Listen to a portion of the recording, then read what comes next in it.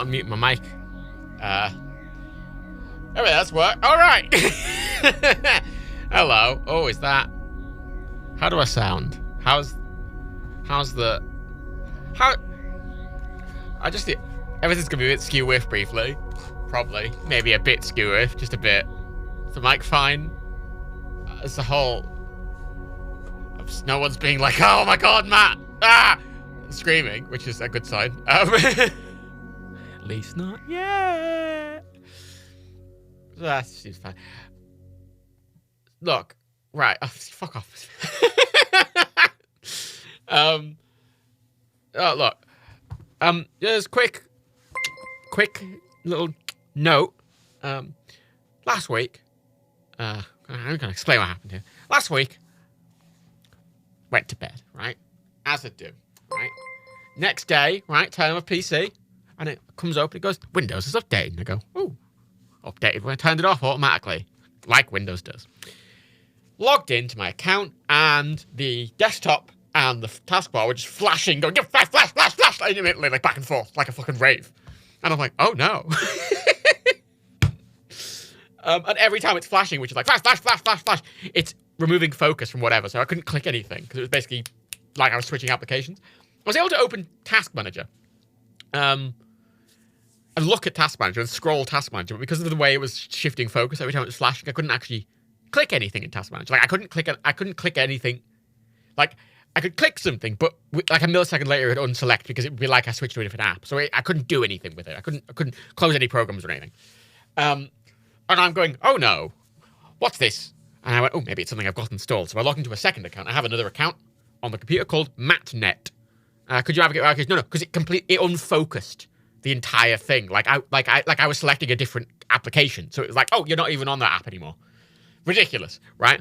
So I have another account called MatNet, which I use for just logging in via networking because Windows 11 changed how networking worked, and then I couldn't. Because the way it makes you use a Windows account now with a PIN, you can't. The logging in now isn't just like logging in with the user account. Because to get video content off the PC, I network in from my Mac and I just log in. But I had to make a second user account. It's fine. Point is, it was literally why I'd never logged into the account. It just existed as a user account that could access my R drive, which is my recording drive. So on my Mac, when I networked into that computer, I just also had it log in as MatNet, which was a local account, and I could access the R drive rather than whatever the fuck Windows does. I'd never logged into it, never set it up. Logged in, it goes, oh, welcome to Windows. And I go, oh, and I set it up. And then I log in, and it's flashing again. And I'm like, oh no. Something is untoward here. Put it on Twitter, right? And everyone's like, what's going on there? And a few people incorrectly get, it's a classic thing. I was like, oh, it must be your graphic. There wasn't a graphic driver. One person got it right. And said, oh, I had this problem as well. It was an Explorer extension. If you have any application that edits Explorer or the taskbar in any way, this happens with this update. And I went, oh. And I went, the only solution is to completely uninstall the extension or revert to the previous installed Windows. And I went, for fuck's sake. So I tried to uninstall the thing, but I couldn't because I couldn't click on anything in the system long enough to actually do anything, right? So I went, oh, for fuck's sake. So I went to the Windows recovery environment, and it went, system restore. You can just revert to the previous update. And I clicked it, and it went, yeah, you can just revert. And I went, cool, clicked it. I went, okay, I'll just revert. Boots back up. Oh, no, Derpy. I installed software from the Windows Store. I installed an application called All Start Back, which specifically just makes the start menu look a bit nicer, makes Explorer look a bit nicer, and changes the taskbar a bit. It's a Windows Store app, an official Windows Store app that you can get on the Windows Store, which worked perfectly for years. But Windows updated, and it completely broke the system because they just did something which just fucked it completely. Windows Store app is not official. No, but this is my point. I've been using it for years. My point is, even if I had all the protections on and everything, even if I had Windows in the strictest thing, that app's fine. It's like, cool, whatever. It's just a thing that, for example, let me have seconds on my taskbar, because, the taskbar clock on Windows 11 doesn't have seconds, because seconds are too complicated now. But point, it broke. but the update broke it because the update changed the taskbar slightly and it just completely broke it. So I couldn't install it. Wait, great. So I reverted the... I blame Windows. Oh, yeah, some of them. All-Star Back's great. I will rate that app heavily. Something Windows did completely fucked with it and whatever. So now that on its own, okay, right, it's just a weird thing. Fine. Windows didn't account for that. All-Star Back clearly didn't know that was going to be an issue. Windows didn't. Fine. So I go into the Windows recovery environment and I just, hit system revert, whatever, the restore that restores it to the previous update. And it goes, yeah, all right. Standard Windows procedure, right? Does this, reboots, goes into the system, blue screen, critical error. I'm like, oh, fuck. Oh, fuck. Right. So, I'm like, oh, what now? Turns out, for some reason, Windows' official reversion thing. Well, here's the thing, right? I also blame the app to some degree, but equally, such a small change to the system on a relative term shouldn't be so catastrophically make the system unusable. Considering all the security features Windows put in, it should, whatever. Regardless, restoring should have fixed it, but then Windows like, oh no, it's quick error. I'm like, oh, fuck, why? Tried all the recovery methods, just didn't work. It kept saying, oh, it's fucked. And I'm like, it's fucked, is it? So then I went, after I tried everything, right? I tried fucking everything to get this fucking system working again. And I could not, nothing would work. Nothing would work. It had just stabbed itself in the fucking neck for some reason. I told it to just revert back to the previous update, and it went, okay, and then it somehow tripped over itself, and then landed face first on a fucking nail, and impaled itself on a nail. Great. So then I get a Windows install drive. Mine wasn't up to date. It was only recovery drive, so I made a new one via an ISO copier, which didn't work because it didn't have drivers installed. And it turns out if you just put the ISO on a USB stick, like is what I've always done, it doesn't work anymore. You have to use using the Windows Installation Assistant thing to make the USB. But to run that, you have to run that on a Windows machine. And as evidenced here, I didn't have a working Windows machine. So I had to go to a friend's house with a USB stick and make it there. Then I came home and I put that in and I went, right, I'm going to reinstall Windows on that drive, right? Because it'll make a windows.old folder and it'll save all my settings and it'll just kind of be like, oh, it's a fresh install of Windows, but we've saved your stuff. And I'm like, okay. Click the drive. It goes, I can't install on that drive. Why? It's like, nah, just can't. I'm like, why not? It's like, nah, it's a problem with it. And I'm like, what's the problem? It's like, nah. I'm like, nah. I'm like, nah. I'm like, oh, you have to delete the entire drive. You have to format if you want to install Windows on that. Because the Windows installation's so fucked. And I'm like, oh, great. It's great. Wonderful. So because Windows updated overnight, quietly, and broke itself for various reasons, and then subsequently when I told it to revert, then it killed itself, and then it's like, no, you can't even fix it using the official method. And I'm like, oh my God. I'm like, how is this devolved into a complete, like, this such a catastrophic issue? Right? Like such a small thing shouldn't have ended up in such a catastrophic, like, oh yeah, you'll lose everything. And I'm like, oh my God. So I bought a new fucking SSD. My motherboard has 3 M.2 slots. I've been wanting to change to a 1 terabyte M.2 drive for a while anyway. So I thought, fuck it, if I have to install Windows on a new drive from scratch anyway, this might as well be the opportunity. I have to use, rather than delete everything. So install the new M.2 drive. Installed Windows to this drive. Can see the old drive. Everything's still there. All the files. Oh, 1 terabyte just for the C drive. It's just C drive. All my other drives are grand. But just the C drive. I had 256 before, and I kept, it's just a bit, whatever. So, I install this fucking thing. And then I come to Windows and I go, right. And then I try and do, like, basic shit. Right? It's not Samsung. Oh, yeah, no, I've always used Samsungs for my SSDs. I like them. They're good drives. They've been very reliable for me. I use Western Digital hard drives and Samsung SSDs. Had great experience with both of them. Anyway, so this all happened, and I got in this new version of Windows, and I'm like, great, fuck me, right? Now let's recover my data. Now, here's something very surprising, right? Because I had a panic. I had a big panic because I went, oh my God, oh no, this OBS setup to do all the shit you're seeing it do, like the visualizer and all the plugins that like making all the fucking transitions work, and how it's automated that when I press a single button on my Stream Deck, the Stream Deck does this like long chain of events and they're very specifically timed to the millisecond. Then I went, oh, fuck me.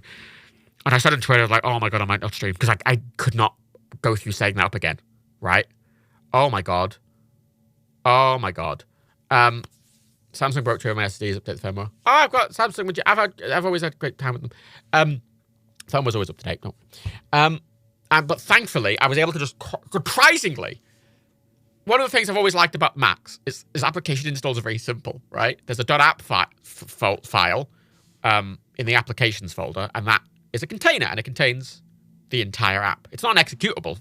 Windows has an executable folder that's usually shortcutted in the start menu, and the executable is in a different, like a program file thing, and that calls to like application support on program files. Like, it calls like 7 different folders on the fucking system, right? And applications like spread across the system, and it's also got some registry, and it's a bit of a mess. Whereas on a Mac, you can usually just copy the app container, and the application support folder for it, and that's usually it. So, whenever I've moved Macs over, I just copy those 2 folders and I open the app and it's like, everything's where it was. I'm like, excellent. Windows has always been a fanny on for that, but I went through the process of copying like all the fucking folders over, and I opened the Stream Deck and I opened OBS and I went, and I looked at it and went, oh my God, it's working fine. And it was working fine. And I haven't touched it. And it's fine. Which is kind of... feels like I should know it's Windows. I don't know. I feel like the most basic thing happens on Windows. And it's like, oh my God, how dare you? How dare you do a thing that's built in? And I'm like, And I do this, which is not... And it's working. And I'm like, all right. Like, I feel like it's gonna break. Like, it must... It surely... I don't trust that it's just worked because it's Windows. It doesn't just work. That's not wild. Wild. But then I had a whole thing because my fucking D drive and my is it G drive? Is it? I've got a D drive and an R drive. D is just my storage drive and R is my recording drive, right? Both of those had set up permissions from the previous drive. And because how Windows works is Windows makes a Windows app folder for like the Windows apps, like Xbox, like Game Pass games, blah, blah, installs them into Windows app folder. Windows encrypts them. Windows encrypts that folder. And I'm like in this new fucking thing because I'm not on the old user account. It's like, no, it's not yours. And I'm like, can I access it? It's like, no. Can I delete it? No, you're not allowed to delete it. I'm not allowed to delete it. No. You know what the solution, because I couldn't set the Xbox app to be like, hey, install to the D drive. I was like, no, I can't install it on the D drive. There's already a Windows apps folder there. And I was like, can I delete the Windows app folder? It's like, no, you can't delete the Windows app folder. And I'm like, can I make a new Windows app folder? It's like, no, it has to have the same name. I'm like, what the fuck is this? Can't delete it. Go through all the rigmarole, figuring out how the fuck to delete it. You cannot delete it in Windows. You know what the fucking solution was? You know what the actual fucking solution is that several people gave me and worked perfectly. I had to install fucking Linux! I had to install Linux on a USB, boot into Linux, access the drive from Linux, press delete, and Linux went, it's gone. Okay, I've deleted it now. And I went, cool. And then I went back into Windows and it was gone. Absolute fucking farce. Every problem, like the initial problem was a stupid problem, right? The whole flashing thing, which I blame the developers for, but I also in some ways blame Windows for. But whatever, right? Every single bit after that was something Windows is like a base Windows feature that it's supposed to do really simply, and it absolutely shat itself at every fucking possible moment. And I just, why the fuck? What's the point in all the encryption in Windows? If in Windows I can't fix the problem of a Windows folder, but in Linux I can. Ridiculous. Absolutely fucking ridiculous. Then I go back into Windows, and the Xbox app's like, oh, what's a drive? And I'm like, what do you mean, what's a drive? It's like, no, I don't know what a drive is. I can't see any. And I'm like, what do you mean you can't see any? It's like, drives don't exist. And I'm like, drives don't exist? It's like, you can't install anything. There's no drives. How can there be no drives? And it's like, no, there's no drives. There's no drives don't exist. I'm like, how the fuck? What the and then I'm like, I look at the drive, and there's like one encrypted folder still there, and I go into it. And it's like a trash folder that Linux had generated. And in there, in a few, down a few routes was one folder, and it was fucking Halo. And in the Halo folder was a bunch of files, like corrupted files. Like all Halo installs. Being like, it's Halo. It's like, Linux couldn't delete Halo. That was the one folder it couldn't delete. And I'm like, what the fucking shit? And I'm like trying to get Windows to delete Halo. It's like, no, I can't delete it. I'm like, what the fuck is this? Oh my god. Oh my god. Ludicrous. So then I had to go back into Linux and I had to delete each file one by fucking one. Because there's a command line thing which is supposed to do that, but it did not work. It only worked if I actually did it one by one. From the root up. One by one. And that worked. It's fine. At this point, why not move to Linux? Because Linux can't fucking run PC. Like, it's enough of a faff getting PC games to run on a PC. Honest to fucking God, I've messed with wine wrappers enough on fucking Mac. I don't want to. I don't fucking want to. Windows is a piece of shit, but I have it for streaming and playing video games. That's all it's for. And the reason is, to try to do those two things in any other fucking system is more of a fanny on. Ludicrous. Absolutely fucking ludicrous. And it's a great thing on one of my external drives, right? Because for some reason, there's just some folders that are encrypted. The Windows apps folder is encrypted, but there's just some other random folders on my drive that are encrypted. And I don't know why. I don't know why. It's like there's some just stuff in my documents that was encrypted. Just random files. And I don't want to delete them. I just want to fix them. So then I've been trying to get the fucking private key of my old Windows install, which is still fully there. But I can't access it, and I can't reinstall it, and I can't do anything. I just cannot access it. And every fucking... I Google it, and everyone's like, well, you shouldn't have died. I shouldn't have died then. I'm like, well, I didn't. Windows killed itself. It's not my fault, was it? Windows just shot itself in the head, and then I asked it to pick itself up the floor, and it went, no, I'm disintegrating slowly. And I'm like, what's happening? Ludicrous. Absolutely fucking farcical. Farcical. So then, I spent the past several days setting up Windows from fresh. While my applications worked to some degree, there was a bit of everything was a bit touch and go because, like, the app was installed and all the settings were there, but, like, Windows was like, what's that app? It doesn't exist. And because it hadn't installed properly, like, via the installer, which sticks it in the registry and does loads of other shit, I just copied over the exe and, like, the files so it could run. But Windows was like, it doesn't exist. Ludicrous. Ludicrous. Just, oh my god. Ludicrous. Absolutely fucking ludicrous. And then, every day since then, right, I get up in the morning and I come up to my office and my PC has turned itself on. I don't know how. Every day, I take different steps to try and mitigate it. I'm like, oh, is it USB device that I tend to be able to wake the system? Is it fucking network waking the system? Is it like a task schedule that's turning the system on somehow? And I go through all of these, and you go through that fucking rigmarole of going into device manager and right-clicking on every fucking USB device and going into power management and unticking this device to wake the computer. Because you have to do that one by fucking one for some fucking reason. Oh, wonderful. So I do all that, and the next day I get up and turn stuff on again. I'm like, what the fuck's happening? You know, and I look at the task schedule, it's like, that's not doing it. I look at the fucking asset. I don't know what's doing it. Every day I turn more things off in the hope it won't do it the next day. So let's see if it does it tonight. Who the fuck knows? God almighty. It's been a while since we went to Windows Router stream, but this deserves it because honest to fucking God. Oh my God. Oh my God. A small utility app, right? Made Windows catastrophically break, and then Windows' attempts to fix Windows broke it unrecoverably. Like, Windows' own solution broke it more to such an unrecoverable state that it couldn't even install Windows again. And I'm like, what the shit? You have one job, Windows recovery software. That's all you're meant to do. And they went, no, I broke it. And I'm like, what? What do you mean you broke it? Because the system was fine, right? It updated. And yeah, that fucking app was running. Like when you logged into Windows, but Windows was fine.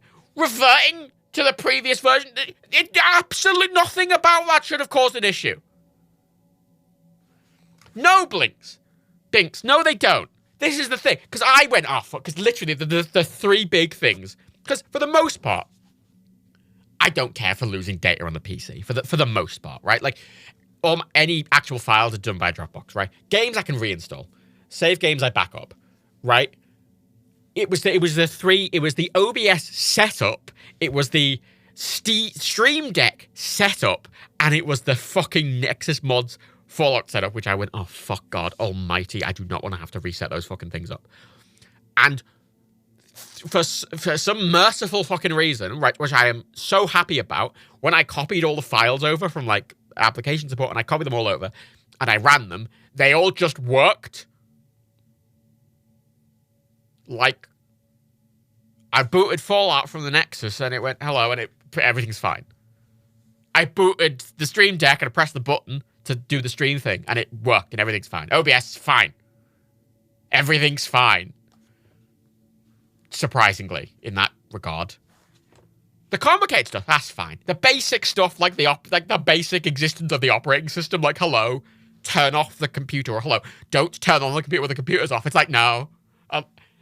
That's what always bothers me about Windows. It's never something bullshit that breaks it. When it is bullshit that breaks it. It's never like, people are like, oh, what are you doing? Nothing! I haven't, it's not like I'm going into Windows and I'm fucking like, oh, I'm gonna fucking do a custom modification to the entire operating system, and oh no, it's broken. I'm not doing anything weird.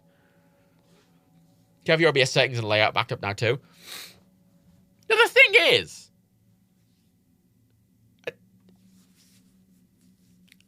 I have them, because I've still got the old drive. The old drive is still on in the computer with all of the data still there.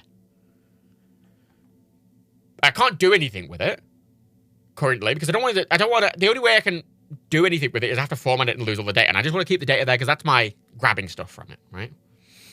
And I just, Windows explicitly, I don't do really weird stuff with it. Like, there's some registry edits I always have to make, like, fucking, I've got to get rid of fucking OneDrive, which admittedly, a lot of the stuff I used to have to make registry edits for, you no longer have to. You know. I mean, there's one thing, like, fucking Dropbox, right? It adds fucking my 2 Dropboxes to my sidebar, but I already have them on it, so it's got them twice, and I just want the fucking one the system adds to be removed, but it fucking re-adds it every goddamn time. You know, I want seconds. Because I can't install my fucking extension thing, I don't have seconds in my clock now. And I Google, like, how to add seconds to clock in Windows 11, and there's, like, loads of fucking articles where, like, you can't. And then there's one article from, like, very recently, a bunch of them being like, oh, Windows is finally adding a setting so you can turn seconds on the clock in the next big Windows update. And I'm like, what the fuck? What the fuck is that? Why the fuck? And some people are like, oh, you can do it now if you make a registry edit. And I do the registry edit, it doesn't fucking work. And I'm like, what the? What? Oh, I'm looking at my screen, Derpy. When I'm looking at the chat, you know what I can see? The clock. And what the fucking, it's every cunt in the world is like, I like Windows, it's really customizable. And I like to fucking get Windows, and you know what's at the bottom of my screen currently? A microphone icon I can't disable, a network icon I can't disable, a sound icon I can't disable, which is duplicate to my other sound icon because Windows got rid of the, you know in Windows when you used to click the sound mixer and it'd come up with all the applications and you can mix them separately? The new sound mixer doesn't do that. You have to install a separate sound mixer to do that, but you can't disable the default sound mixer. So there's like 2 sound buttons in the taskbar because you can't, the stuff that's in the system tray, you can't actually remove properly. And then I've got a clock, which I can't add seconds to. Disgusting. And then the one where you can make those using those little thingy edits has now completely broken. Which is great. Which are wonderful.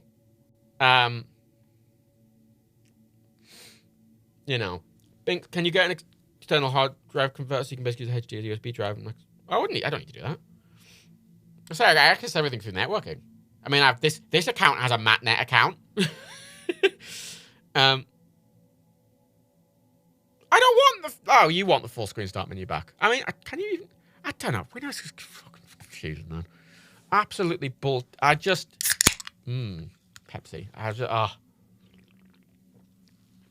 I've had a few problems because, like, I tried to run, like some games. It's like, you don't have, like, basic system things installed. And some games had, like, a bit of a, because some games, because the way I copied everything over, some things assumed thought they were already installed and kind of got a bit confused because all of their files were indicating, like, oh, this system has run and everything's fine and nothing's changed. And they were running and going, and they were counting an error, but I did fix it for the most part. So it's, for the most part, fine. Here's another problem. Coincidentally, in the, 3-day period my computer had broken, GOG Galaxy's Steam integration completely broke. GOG Galaxy, the reason I started doing the backlog slog, because it adds every other every other store into it, right? Every one of those other stores relies on a plugin, right? Like, most of them are community-made. Plugin that it pulls from GitHub. A lot of them are made by GOG, and they have not maintained them at all. Like, progressively over the past, couple of years, they've just been one by one breaking. PSN's integration broke, and then fucking Uplay's broke, and then fucking Rockstar's broke, and then fucking Battle.net's broken. At this point, Steam is now broken.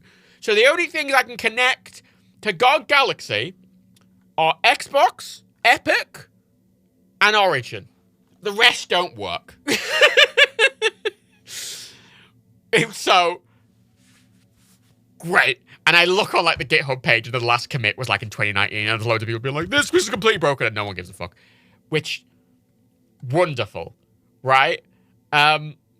Excellent. Great. GOG, I like GOG Galaxy a lot, but fuck me, you have to maintain the integrations. Because if you don't maintain them, when, Steam updates its API to do something a bit different, it's gonna break. Because that's what happened with all of them. They upgraded their API slightly, or they upgraded the authentication method, and something had to be changed in the plugin. And they just didn't update it, and now it's broken. Almost all of it is to do with authentication. On almost all of them, I get to the login screen, and I do the login, and I put the two-factor in. But the way it's clearly getting the key and the authorization, it hasn't updated to, a new auth method. And reading the GitHub, it seems to be it. They're just not. It just needs to be updated. And no one has. Oh, my God. Ridiculous. Oh, yeah, everything fucking... I remembered how annoying playing it on PC was, because I understand, Daniel got his PS5 and went, oh my God, I don't want to play PC games anymore, because he could just put a game on the PS5 and it'd run at 60. Because that was always my thing. And, I got this PC and I was like, right, okay, let me just make sure that fucking Origin and Ubisoft Connect exists, but Origin exists, but also the EA app exists, and they're both the same. So, make sure EA app exists, Origin, Uplay exists, make sure GOG's on there, make sure Steam is working properly, make sure the Xbox Store app is working properly, but only some of them can find currently installed games, so for some of them you have to completely just delete all the games you had and then reinstall them, which is what I had to do for the Xbox app. And then, Humble Games and Epic Games and fucking, Rockstar has a launcher, which is what fucking Red Dead and GTA 5 use.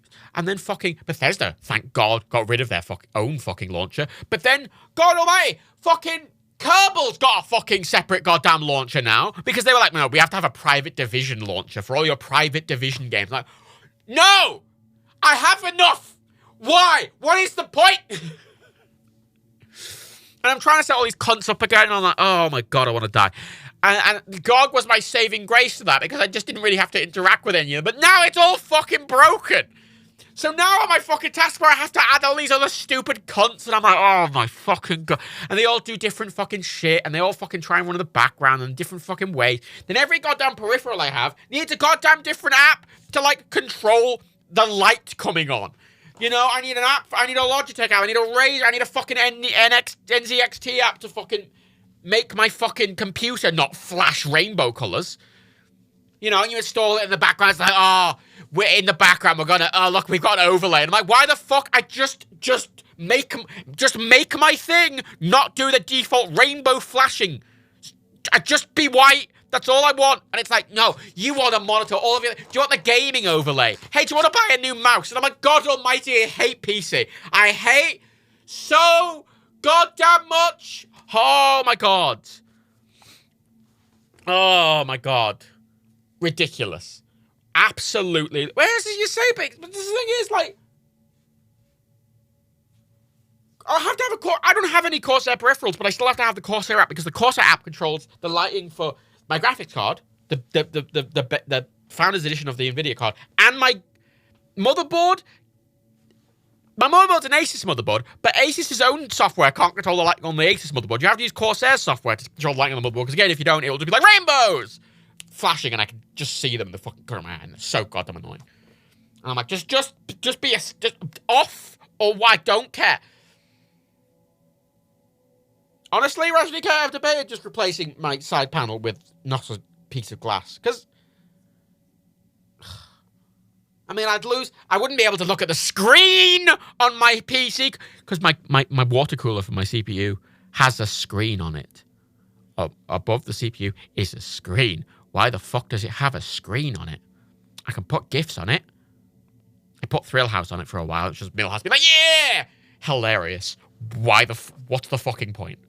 It's currently set that if I look at it, it'll tell me the temperature of the CPU, which is pointless. Absolutely pointless. Neat. Pointless. Absolutely pointless. And then I'm like trying to get games set up again, and I'm like, there's games that release on the PS5 now, which I'm like, oh, I'd rather wait till they come out on the PC because I've got an ultra-wide monitor now and I'd like to play them in ultra-wide. But then I launch a game in ultra-wide now and it's like, oh yeah, we don't support it properly. And we don't have, and a lot of games don't have field of view sliders. And if you launch them in ultra-wide, that problem is amplified even more by the fact that it's like you're looking through a fucking Coke can. But on an ultra-wide, it's, ludicrous. So, oh yeah, 2K is, I have an app called Flawless Widescreen, which uses a memory hack to like add ultra wide support to loads of games. But if any of the games update, the plugin no longer works, and the plugin has to be updated. But most of the plugins don't get updated, so then I have to install. Oh fuck me. Well, actually, Resident Evil 8. I wanted to, because I played Resident Evil 7 on stream ages ago, and I'm like, you know what? I want to play Resident Evil 8. Resident Evil 4 is getting a re-release. It made me think about it again. So I installed Resi 8. Resi 7 has a field of view slider, right? Resi 8, which is the same engine and the same style of game and a direct continuation, right, does not have a field of view slider for some reason. And it's not... people always go on about the FOV slider, and some people make a mockery of it because it's like, what? For me, it's an accessibility thing, right? Because even on not on ultra-wide, even on my normal screen, the default field of view in games makes me feel physically sick. I cannot play games with a low FOV. It's not like it's not. No, I physically can't. It makes me vomit. It makes me motion sick. So I never used to play the Call of Duty games because they didn't have field of view sliders, even though I wanted to. Because I thought the campaigns were silly. And I wanted to, and they didn't have fucking field of view sliders. We didn't render outside the field of view. It's like, I don't give a fuck.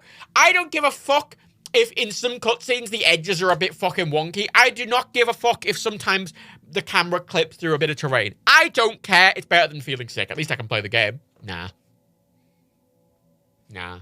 Far Cry does it in a weird way in that they let you change the field of view, but then all the set animations, they contract the field of view back in to not do the weird shit, but then it just feels like I'm fucking...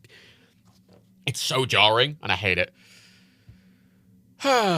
Origin has been replaced by the EA app, which is, well, no, Origin still exists and works. And the Origin plugin still works for GOG. Like, I've got the Origin plugin, and it works. And if I launch it, it does launch the EA Play app. I'm not sure how it's doing that, but it is. But EA Play is required to use it through the Xbox app, because the Xbox app is trying to be an all-in-one thing, and that in the Xbox app, it shows Uplay installs now. But it doesn't show EA installed, even though it does have EA Play support. But, like, if you... Oh, my fucking God, it's a mess. Oh, my God. Like, PC gaming, right. There's a reason I didn't want a Steam Deck. Because a Steam Deck, right, is like, we tried to make PC gaming more simple. And I'm like, no, you've restricted it more. Like, it barely works as it is. If you restrict it down, it's going to work. Daniel's been in the situation where, like, he's wanted to play games on the Steam Deck, but they're on a different fucking launcher and he can't.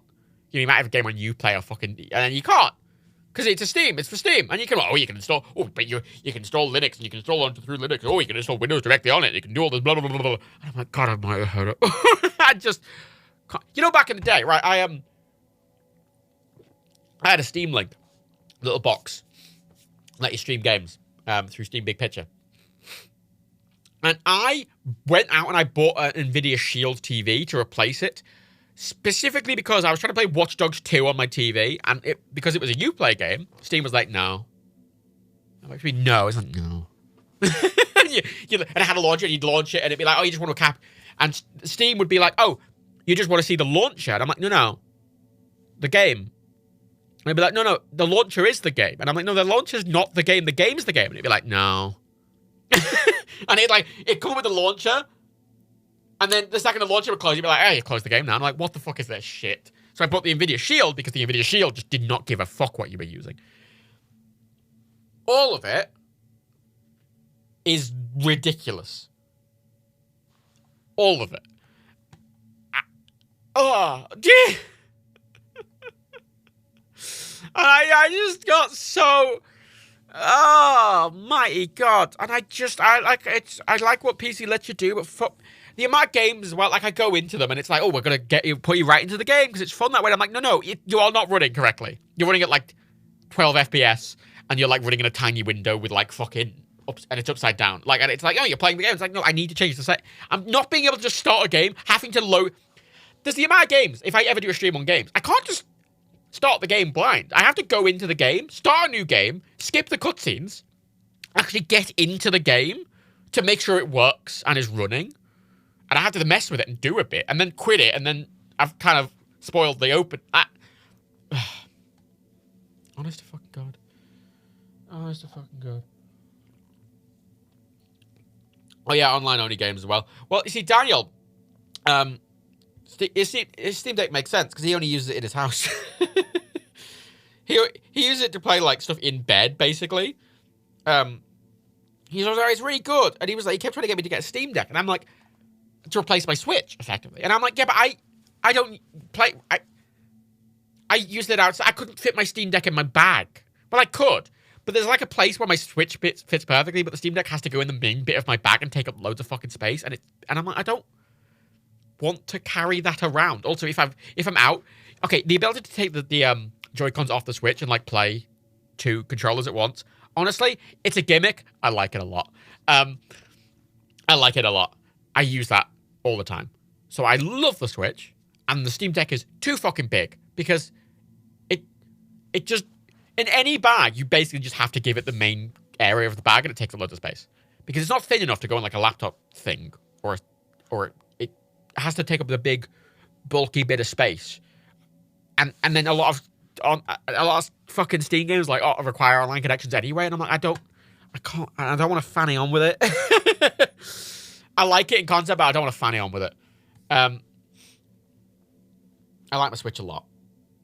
And honestly, right, there's something about the Switch. Right, I just like it. I open the Switch and it's like, here's a list of games. And I'm like, what else? And it's like, no, we don't do anything else. Do you have apps? No, just games. I'm like, can I do anything with this? No. Here is the games. Is there any achievement? No. There's nothing. Is there an overlay? No, there's no overlay.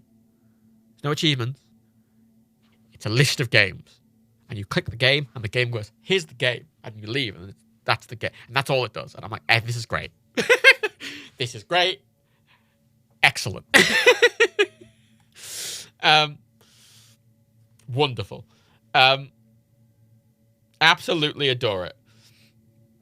Oh, I fanny on with everything, Omega. I hate fannying on with everything because I'm very particular, and I end up having to faff with everything, right? So the fact that I've never had to faff with the Switch, not one time have I had to faff with the Switch. It is always just work and be grand. It's one of the reasons I like Macs, right? Yeah, I know the moniker of it just works because it was a bit of a fucking dumb cunt. I still have problems with Macs, but like when I install macOS on the odd occasion or I move to a new system, and I open and it's fine, it's grand, and it goes, you know. And Windows, even just like I install Windows fresh. And even when I haven't done anything to it, it's not working. And I have to go into Device Manager. I have to mess with the registry. I have to right-click like 700 different fucking peripherals and go into an advanced power setting menu and change this and that and fuck around. And oh my God. Well, yeah, I did get an obscure Final Cut bug. But this is the thing, right? Say what you will, and I was fucked off about that. Very fucked off about that Final Cut bug. But I was talking to someone in Cupertino on the phone every day who was sat with an identical Mac trying to replicate the issue. And then When they finally figured out what the issue was, they put out a software update for Final Cut and Compressor, basically just for me. And it did take too long, and it shouldn't have been there in the first place, but I cannot really fault that. Like, because I had the problem, and they fixed it. Took too long, and it shouldn't have been a problem, but they fixed it. And they put a lot of effort into fixing it, and they gave me a lot of attention. I will say, by the way, if that specific iMac Pro, if any of you live in Liverpool, and any of you go through Liverpool Central Station, when you walk out Liverpool Central Station, there's a CEX to your right there. If you look to your right when you walk out Liverpool Central Station, at the bottom right of the display of the big glass display, you will see this iMac Pro, and that is my old iMac Pro. It has been in that window for like months. I sold it, like we sold it to them ages ago. They've clearly not been able to shift it, and it's just been in the window in Liverpool Central Station for months. So if you want specifically that iMac, it's there for like $2,000. Oh yeah, Dappy. Yeah, the external display support on macOS is weird because of the way they do scaling. It's on my little ultra tall monitor. It's a pain in the arse. No, nothing's perfect. I'm going to be clear. Nothing is perfect. The Switch isn't perfect. The mouse, everything has problems. Mac has problems. Windows has fucking loads of problems. I get fucked off, I think, with Windows mainly just because out of all of them, Windows is the kind of one that, like, I have to prod the most to do, like, the most basic thing. Like, I have to prod everything else for basic stuff, but I have to prod Windows the most for basic stuff, you know? I have to prod Mac OS for basic stuff on the odd occasion. You know? I have to prod fucking the Switch to, you know, exist sometimes. I have to... You know, I've got an Apple TV, and for some reason now, every time I turn it on, it mutes itself after about 60 seconds. I have to press the unmute button, it's fine, but it for some reason just does that. I don't know why, but it does that.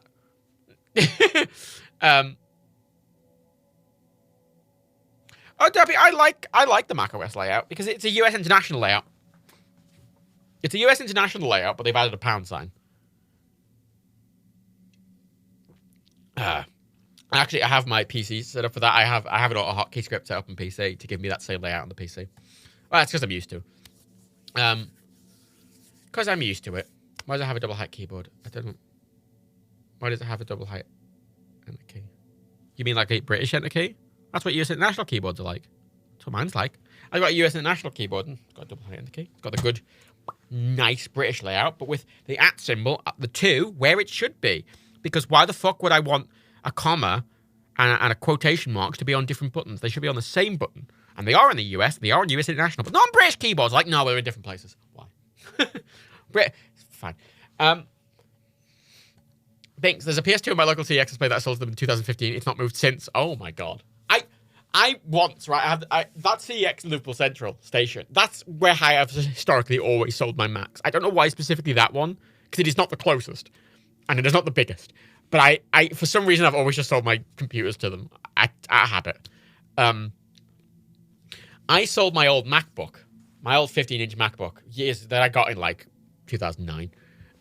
And it's the one I like heavily modded, right? It was a MacBook that I took the disk drive out of it and I replaced it with, I had 2 hard drives in RAID on it, but the hard drives were a bit too thick for the chassis. So the chassis was like not fully screwed in and was like bulging a bit because of the 2 1.5 terabyte hard drives that were bulging out of it, which did not fit in the chassis in like 2010. I had 3 terabytes in this fucking laptop in 2010, which is ludicrous for 2010. And I took the disk drive out and it broke, and I had this whole fucking rigmarole. It like completely broke after like 3.5 years. It was like way out, 4 years. It was way out of warranty. And I like contacted Tim. I emailed Tim Cook, being annoyed, and then Tim goes office, got in contact with the next day, and I remember walking to the Apple store with this weird letter from like Apple corporate, like from Tim Cook's office, like telling them to fix my laptop for free. And and they're like, oh, it's out of warranty. I'm like, I have a letter from Tim Cook, and they're like, sorry, what? I'm like, he says to fix my laptop. Ludicrous. This is the funniest situation. But then the techs in the Apple store took that and went, oh, fuck, we got a free pass. We can just fucking upgrade this. Oh. And they were supposed to just replace the logic board. And they came back and they went, because we had a free pass, we just replaced everything. We replaced the screen and the logic board, and we upgraded the logic board to a more modern CPU. And we also replaced the chassis and the keyboard. And I'm like, excellent, right? But what that resulted in was a MacBook which didn't exist. Because it was a 2009 MacBook with internals from a later model MacBook. Like a 2004, like a 2013 MacBook. 2014 MacBook. But it was a 2009 MacBook. It did not exist. It was the only Mac in the world that was like that. So when I took it into CEX years later to sell it, and they have to do the thing where they put all the stats in, they're going, this isn't coming up on, this laptop doesn't come up on our systems. I put the disk drive, I'd obviously put the disk drive back in at that point, and the original hard drive. But they're like, this is not coming up on our systems. So they contact the pricing team. And the pricing team were pricing it based on its actual stats. And then they priced it like a brand new MacBook, and they offered me like $3,000 for this MacBook, and I went, oh fucking hell, yeah. they gave me the CEX gave me what I paid for that laptop originally. 5 years down the road, and it was battered to shit. And I went, oh god, that's not worth that much. And the guy went, I know, but fucking take it, fuck him. And I'm like, yeah, fuck him. And that laptop sat in that CEX's window in Liverpool Central Station for I think about 5 years, and every time I walked past it, they'd lowered the price because they were trying to sell it for like $5,000. It was really bad. It was like C grade, but because of its weird stats, it had been priced so high. So like every time I walked past, I looked at it go lower and lower, and it eventually was half the price they gave me for it. Like they were losing loads, and I debated buying it back. So I would have still made a lot of money on it. I didn't, sadly. I wish I had done. I didn't have any money at the time. I didn't have any money at the time to buy it back, but I kind of wish I had, because I love that laptop. So you have, I had a completely unique MacBook. It wasn't good. Did new MacBook Pros even get close to $5,000? I mean, the MacBook Pro I currently have, which is the bought by NerdQ, the one I edit on, is a top spec one, and I think that is like $8,000. Buy and sell to a different shop. Our CEX do the pricing for all the CEXs. Like they're all the same pricing, because they don't. That iMac I sold to them, they'd also never bought one of those, and they had to go through the pricing team for that as well, because if they've never bought a specific thing before, they have to contact a pricing team, which is like centralized to CEX. They're not, the store themselves doesn't value them. The store themselves like finds out what the condition is. Like they just determine if it works and what the condition is, if it's an A grade or a B grade or a C grade, but that's all they do. They don't actually set the price. Actually, if I take the current MacBook Pro and I max it out, it's $7,000. $7,000. Oh yeah, the M2 Max. Oh, the M2 Max has got 96 gigs of unified memory and that's hot. That's hot. That's the one problem I have with mine, is the memory. I hit memory limits occasionally. It's not worth as a grade. We also don't have the money for that, because I just spent £4,500 in envelopes last month. Oh, NerdQ Limited doesn't have very much money at the moment. Where I remember when I was young, I used to go on like the Apple website, and I'd always spec out the like highest cost Mac, and the highest cost one when I was like in school was their server rack. What was it called? Apple. You get a standalone one. What was it called? 4.5K just in envelopes. Yeah, it's a year's worth. It was a pallet. There's an entire pallet of envelopes, custom printed, lovely mailers, delightful. But yeah, they were expensive. What were they called?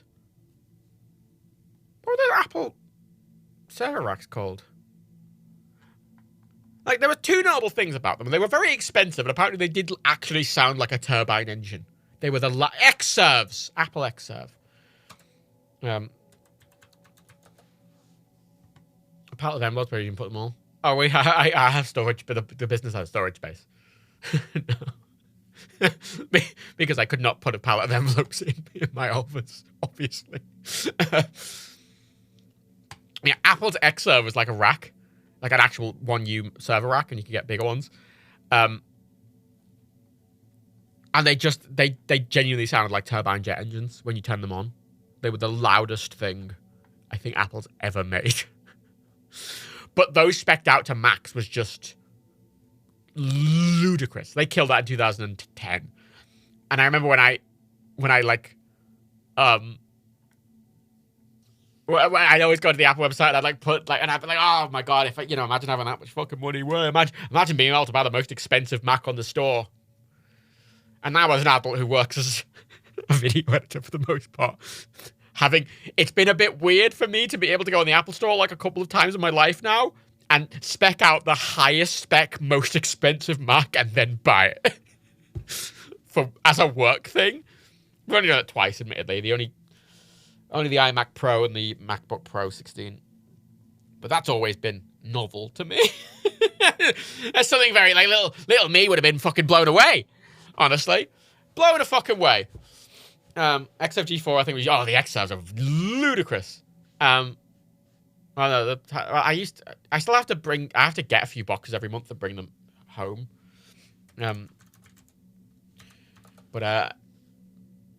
Yeah. It's a nice system. I like the new prints. If you get the Patreon prints, if you got them for January or February, the January ones were the first ones that shipped out with the new mailers, and they're the same mailers we've actually been using from the same manufacturer, but they're custom printed. They have this lovely design on the front, which Rebecca did. Oddly, I realized, but I got them. I hadn't, because Rebecca did the design, and I kind of tweaked it just to make stuff fit a bit better, and I stretched it, and I just moved some things around slightly, but I didn't actually properly just look at it, weirdly. So when I got it, I looked at it, I went, oh, well, I want it twice. Like, it's a kind of repeating pattern to some degrees. So, like, Soup and Simon are on it twice, and there's obviously, there's a bunch of patterns that are on it twice, but Dan and Rebecca are only on it once, and I'm on it twice. I'm like, yeah, fuck. Yeah, I'm on the fucking. Thanks, Cookie. My PC only started working. I had to reinstall Flight Simulator yesterday. That's literally one of the things I did yesterday was reinstall Flight Simulator, and then the AN225, I haven't opened it. Also, it's paid DLC, which is fine. It's 15 quid, and all the money. By the way, if people listening.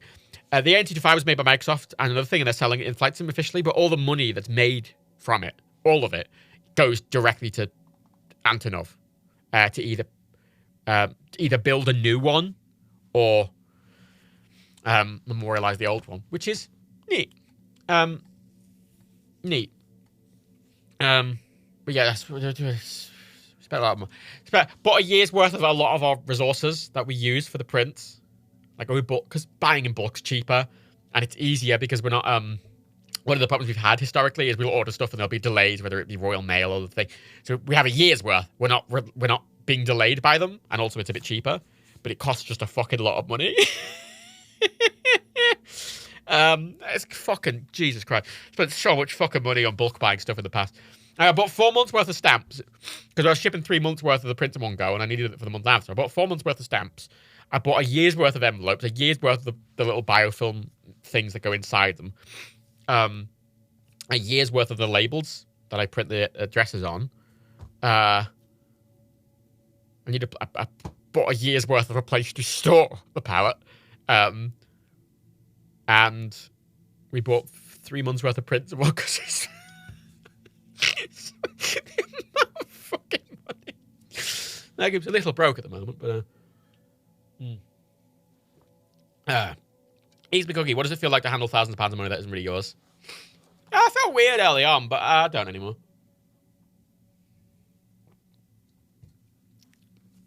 It's a bit weird, because early on, I'm like, oh, I felt very like, oh, I just, I got approval from Daniel for like every tiny goddamn purchase. But the dynamic has changed a lot over the past few years to the point of, it's not. No. It used to be I asked permission to buy stuff from Daniel, but now Daniel asks permission to me if he wants to buy something. So, Yeah, the dynamics, I mean, it's weird, because it's not really... It's not my money, but it's not really Daniel's money either. His company, but it's not his money, if that makes sense.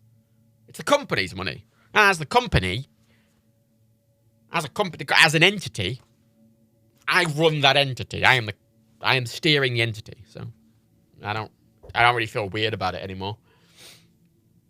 It's nice to be trusted with it. It's a bit intimidating, but it's well, yeah. In a way, it is. Honestly, like, I mean, a lot of it. I was trying to explain this to Dan and Rebecca because they were. I had a bit of an argument. Well, not an argument. I had a bit of a go at them because they kept buying things which they should have been buying on the company, like pure 100% work expenses, like not even stuff that's a bit like on the line that some people like actual just pure like we bought this for work, right? Like, yeah, like cables, like like computing stuff, right? Or like a microphone. Or just like art supply. I got on Rebecca was spending so much on art supplies. I'm like, Rebecca, you're buying them for what? You're an artist. The business buys them. That's what the business. And I was like, no, it's at the end of the day, it's like the money. If we get a set amount of money, it's distributed between us. Like that £1 is going to end up somewhere, right? like at the end of the day, it's going to end up in one of our bank accounts at the end of the day anyway.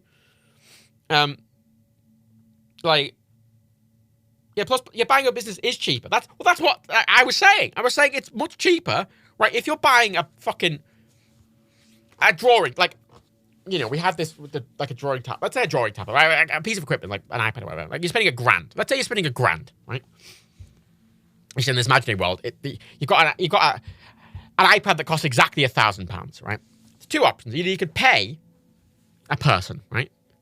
Let's say Rebecca wants an iPad that's £1,000, right? Rebecca could either be paid that, but you can't give Rebecca £1,000 to then spend £1,000 on a thing because it's taxed, right? 20% tax usually.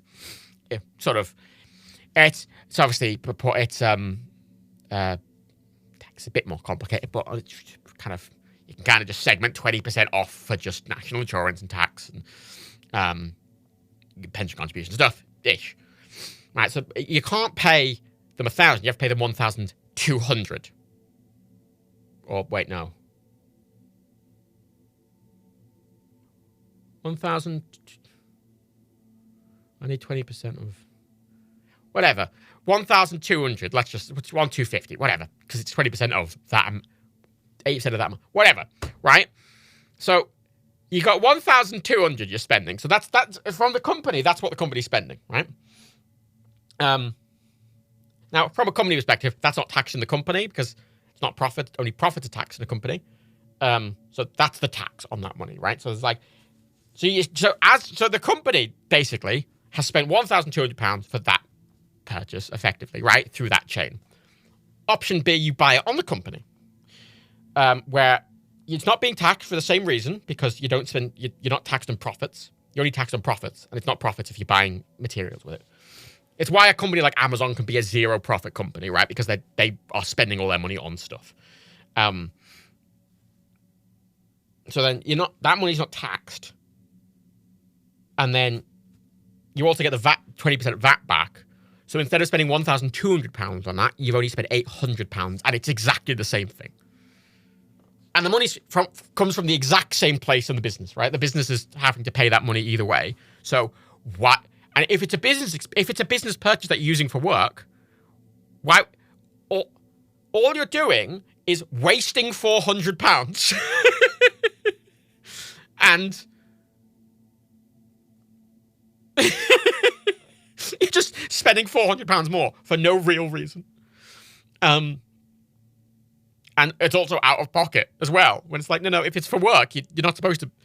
Like, if you have a normal job, you don't really have. Like, for the most part, you're not supposed to be out of pocket for, like, stuff you use for work. Like, it's a very normal thing that you don't go into work and, it'd be weird if you went into a job and they expected you to buy the cash register to use the cash register. I mean, I know some jobs make you do bullshit stuff, but, like, that'd be silly, wouldn't it? I've had to have that conversation several times because I'm like, why?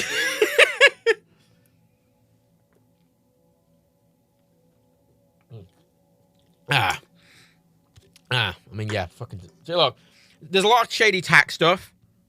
As my accountant explained, there's like so many not loopholes, but there's so many gray areas tax-wise that you can just do bullshit. And it's why loads of people are able to just dodge tax. We don't do that, to be clear. Like, you know, the whole taxing on profits and getting the VAT back and stuff, that's built in. That's intended because that's how a business works, right? Like, that's an intended function. It's not like this little... That's the base level of how it's supposed to work. Yeah.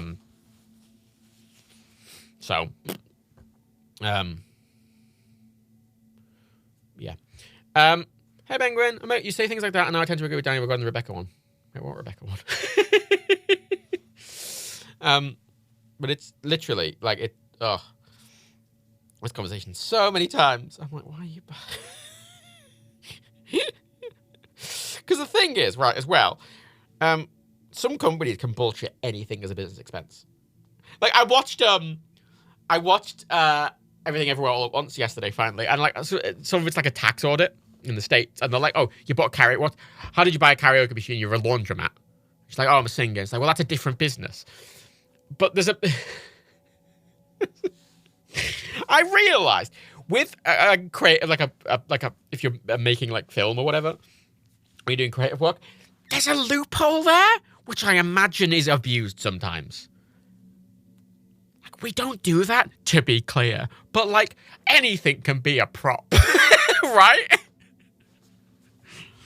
Like, oh, why did you need to buy this? You know, oh, why did you need to buy all these diamonds? Ah, they're a prop for a bit. You know, like, you could bullshit anything like that if you were making film. You know? For the Patreon podcast.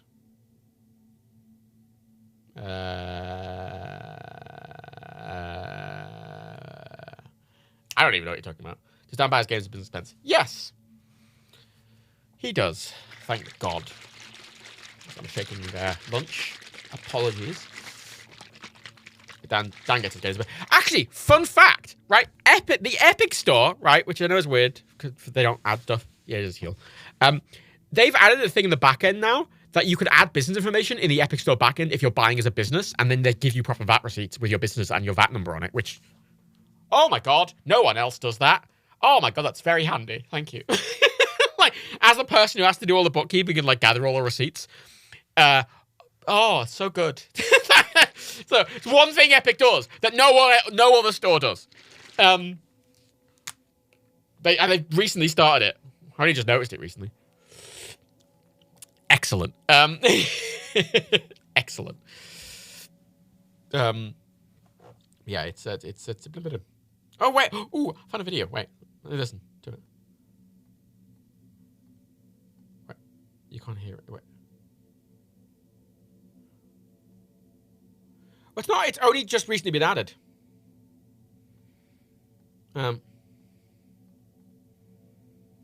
It's only a thing that's recently been added. Also, I found a video of Xserve starting up. 4 Xserves. Like, they're off, and then these are the Apple server racks that I remember seeing in like 2009.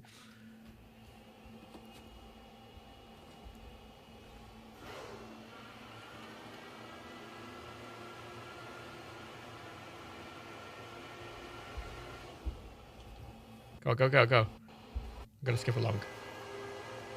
They sound like a jet engine! They sound like a turbine! You can use that as a flight simulator sound effect. I think that's only a couple of them being on as well. That's full whack. Is that full whack? Well, that's a full whack. Oh. That's a full whack. X-Surfs. Fucking loud cunts. Oh, honestly, no. People, you joke with the PS4, but before the PS4, there was a thing. Fucking X-Serves starting off. Admittedly, X-Serves are a bit more niche of a product, but it was a joke in the Apple community for just about X-Serves. She's like, oh, you need a fucking runway for them. Does they need the space, you know? Thinks it's feeling good. I like it. I have some friends who don't. I got into it when I got my wisdom tooth out last year. And they just say, you know, it's hard to chew. And I just went, oh, fuck it. I'll just go with liquid food for a week. It's just easier. It was just way fucking easier than finding on with having to chew weirdly or whatever. I really like it. I get the iced caramel coffee ones. They're vegan. It was honestly only having Huel for like 2 weeks was wonderful because I didn't have anything else. So it's like having 5 a day. And they have all the vitamins you need. There's no like allergens or things that can like interact with your gut in any way, and also they're liquid, so your gut's not even doing anything. So my stomach and like intestines weren't really having to do anything, and everything was already there that I needed, and I felt amazing. I felt wonderful. I felt the healthiest I have ever felt, just because my body was not needing to do anything, and I wasn't having any GI things at all, because I was just having this. It was boring though. It was boring. It's the problem I had. I mean, I've done liquid. I've done liquid only things a lot in my life. Not just Huel. I've done other ones. And they're all. Huel's the one I've liked. I like the most. But I felt amazing. Yeah, that's the thing. It was wonderful, but boring. That's the thing. You know, there's a lot of things that are good for you that you should do all the time. But they're boring, right? That life is about striking the balance, isn't it? It's always about striking a balance. You had 2 wisdom teeth out the day before Xmas Eve. Oof. I went for Slim Fast to try and start weight loss at the same time. Oh, yeah. Well, basically the same. Huel's, I liked it for... It was nice for calorie counting because it was... they're 400 exactly. A bottle is exactly 400 calories. But admittedly, for me to actually lose weight on a diet, I have to eat less than 1,400 calories a day. Generally, even working out. It's like, 3, which does not make you feel full at all. They make your stomach feel full for like a bit, but because I've had a lot of these liquid things where they kind of have stuff in to make you feel full, right? But it's liquid, so it leaves your stomach quite quickly. So you feel full, but then like a couple of hours later, you feel completely empty again and really hungry, which is really odd to go from like, to have that quick of a ramp. And it's a really odd feeling. So you end up having a kind of space. There's a thing to it, I can't necessarily recommend it, but for me, it was fine. But that's me. Me is not you. You is you. You is you. I don't like when people online recommend health shit. I mean, I'm always a bit weird talking about, especially something like Huel, because loads of people do sponsorships for Huel, and I don't like people who do. I don't like the sponsorships for like health stuff. Not health stuff, but like Sneak Energy or these fucking, like, what's the other one? There's loads of these energy like drinks, like powdery things, and Huel did them, and and all of the advertising campaigns always have these like health claims in them, which to a certain degree can be true, but I always just find it a bit, because everyone's body's different and everyone needs different things, and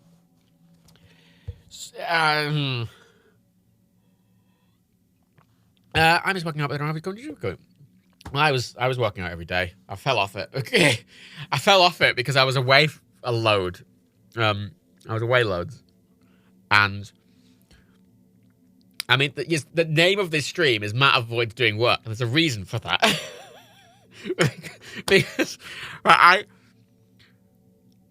did loads of work, and then I went to dance to do the acting for those 3 months of prints, like putting them in little plastic mailers, and that it's really, it takes fucking ages, for a month normally. But not only did I have to do 3 months in one go, for many reasons, I had to hand clean all of them. So I actually had to clean half of all of them. So I packaged 600 prints up per month, just to include spares and blah, blah, blah. So I needed to hand clean 1,800 prints. Like hand clean them with a bit of alcohol to get a bit of Sharpie off. Sharpie smudge. So hand cleaned about, actually I did more than that. I did about 2,000. So I hand cleaned about 2,000 prints, and then I packaged all of them, which is double, so per month, which was about 3,600. It's probably, yeah, package of 36, that's what, 3,600 prints, which took me I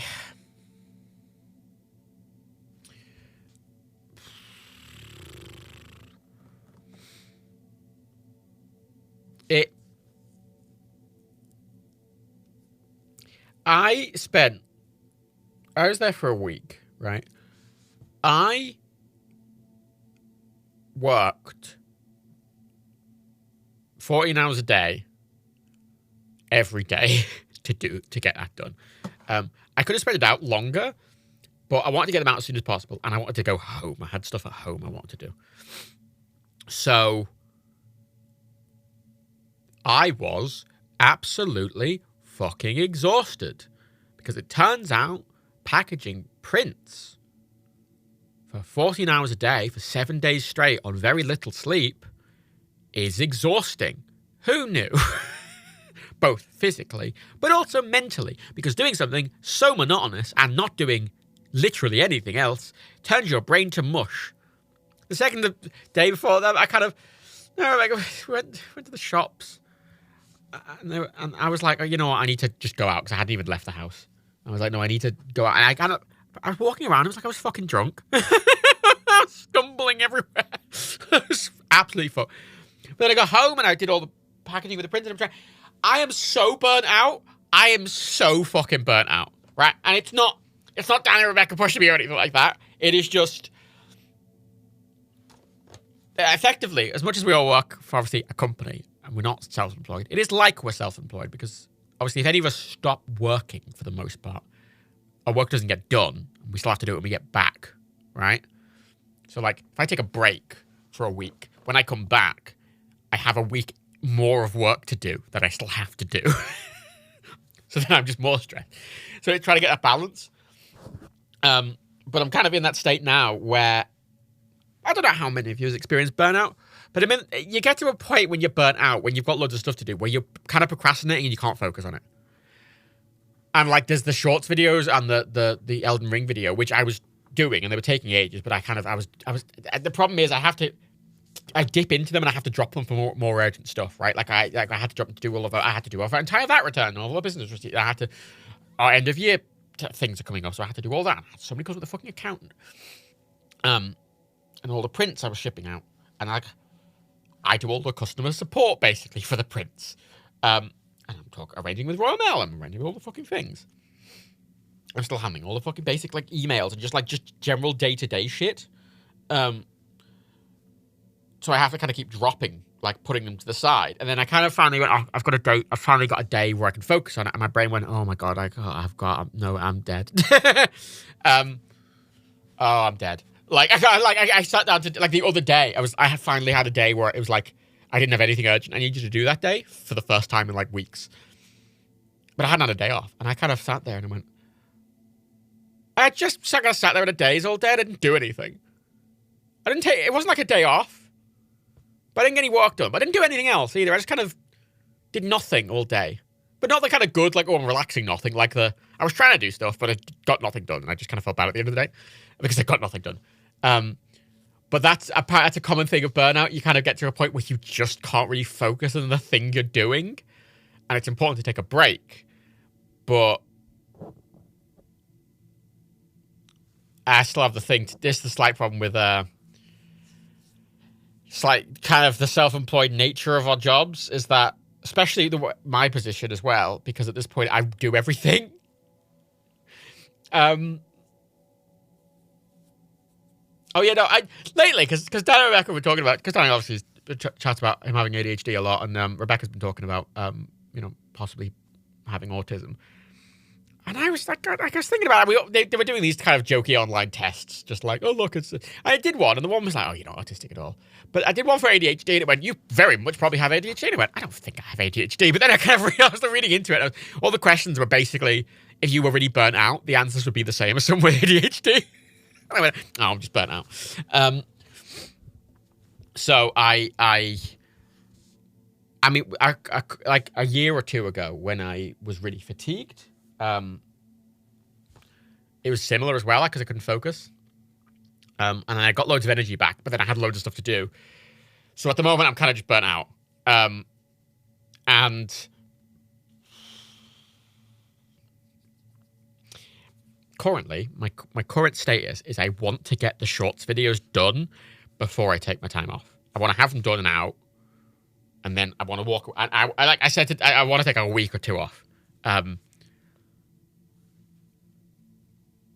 And there's a slight annoyance because of how everything's worked, which is it's been a good thing, but also a bad thing. Over time, I've taken on more and more roles, like cubed, to the point now where I do basically everything. But one of the problems with doing basically everything, you become everything's very reliant on me, for better or worse, which kind of just means that, like, if I take time off, no one else can do my job, or knows how to do my job, or knows what I'm like. So it just doesn't get done. But the stuff needs to get done. And I say at this point as well, like, I upload everything and I edit everything, and like, if you ever see a tweet or a Patreon post from Daniel, I've sent it. Like, the only thing online, the only two things online that Daniel directly does is he streams to Twitch and he can sometimes post on Discord. They're the only two things he does directly. Everything else is through me. Everything else. And it makes it very hard to take time off unless I really plan it. I can't, because honestly, if I was in a normal job, I would just go, I'm taking time off. But I have to very much get myself into a position where I can do that, because if I just walk away, shit will break, right? Like, for example, like if I walked away, if I walked away like a week ago for 2 weeks and I completely just turned my emails off and everything like that, when I would come back, we'd have a fine. Like, we would have been fined by HMRC, right? Because, you know, I need to pay our pay. But I get the details for that from our accountant, like, on the 14th of the month. And I have to pay it by the 20th, 22nd. So, I have to pay it that week. I have to make sure our pensions go through. I have to do that manually. If I don't pay the manually, I don't go through. Payments, I do all the payments. If I'm not here to pay people, we don't get paid. I don't get paid. You know, like, there's lots of little stuff that, like, I can't...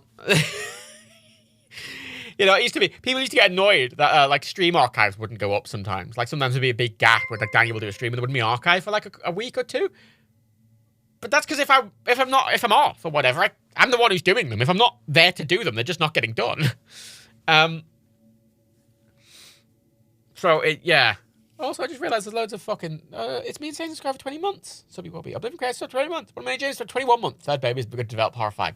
Well, I'm big supporter of choice. So feel free to abort that sub baby if you want. Fuck me. XX is free sub for 7 months. Thank you. Royal Pigs for 2 months. Obeka for 17 months. And Non-Scene for 15 months. Thank you. Thank you, darling. That's my status currently. I'm tired. And I get up every day and I'm like, I want to do the shorts video. And there's something... Okay, I don't know how many of you do monotonous things as part of your job. And when I say monotonous, I mean very repetitive, very uninteractive things.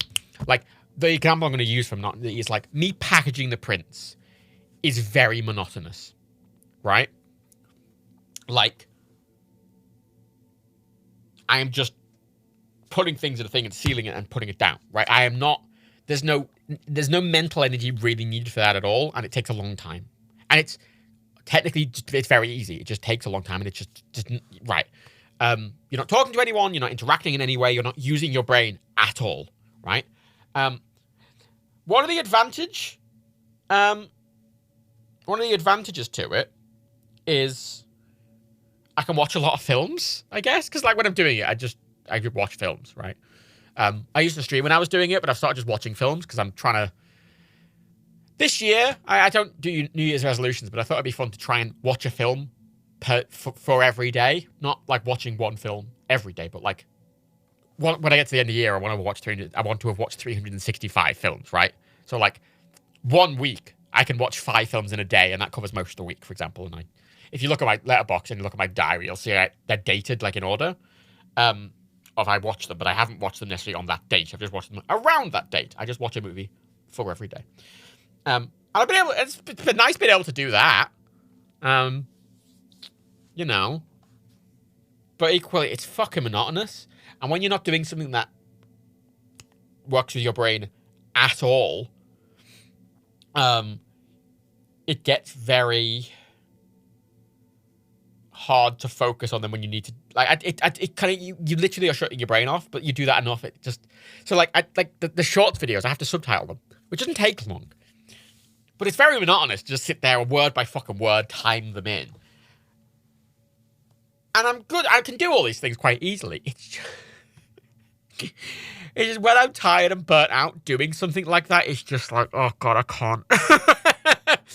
I can't. Farmer Base, my brain would just love packaging prints all day.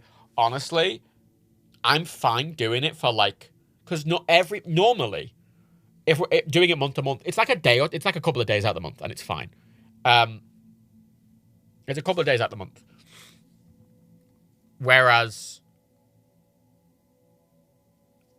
it's when I was doing it for 2 weeks straight.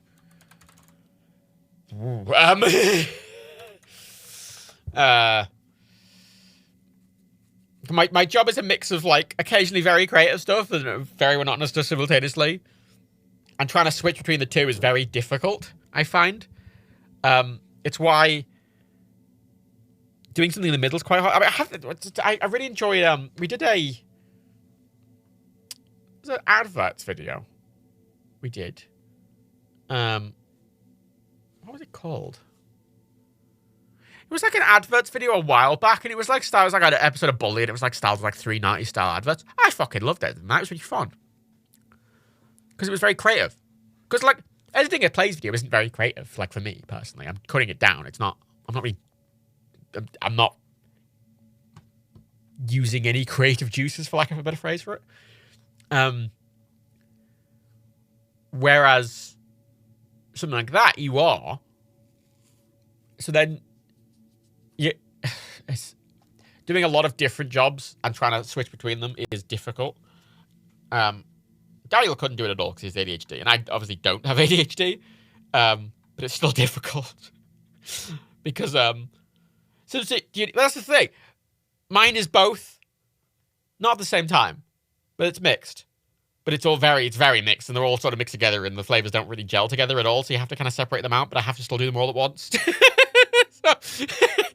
So it's yeah. I can't remember when I started working for Daniel. When did I start working for Daniel? So it's 2017, but I'm pretty sure it was earlier than that. I can't remember.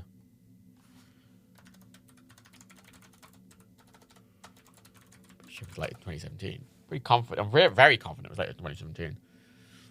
It was earlier than 2017, sorry. Very confident.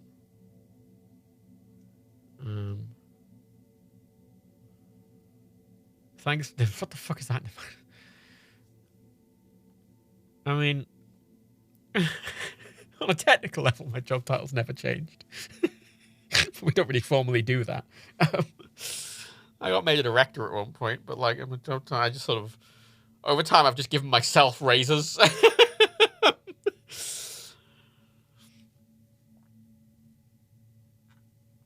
can't remember. It's been a while.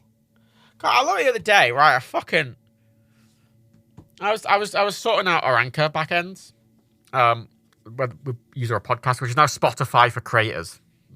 Spotify bought it ages ago, and they fucking renamed it, so it's not called Anchor anymore. But it's where it's what I use to distribute any podcast. And I was updating all the accounts to sign into this new one, and I logged into the podcast season 1 one, and I kind of just looked, and the first episode of that was from 8 fucking years ago, and I went, oh fuck me. You're in a vlog. I was in an EGX vlog, but I wasn't working for Daniel then, and that was in 2012, 3rd of October 2012, and I joined, I think 2014, maybe? God, I don't know. Wait, is it my calendar? I check my calendar. Wait. No, cute. I'm the type of person about everything in a calendar. I've got the exact date here. It was the 1st of April 2014. Specifically, the 1st of April was chosen because then I like the idea that it could be passed off as an April Fool's joke. I like the idea that, like, years later, you're like, oh, April Fools!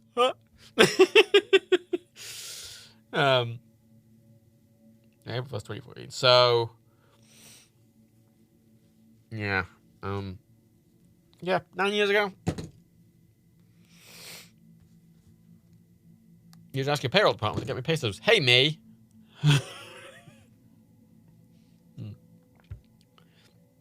My job is to do everything. Now we know Dan will fire you. I mean, it was my joke, admittedly. I chose the date.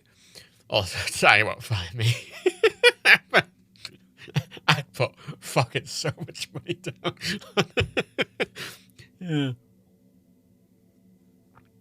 Yeah. You've been doing this in your 20s, what I'm saying.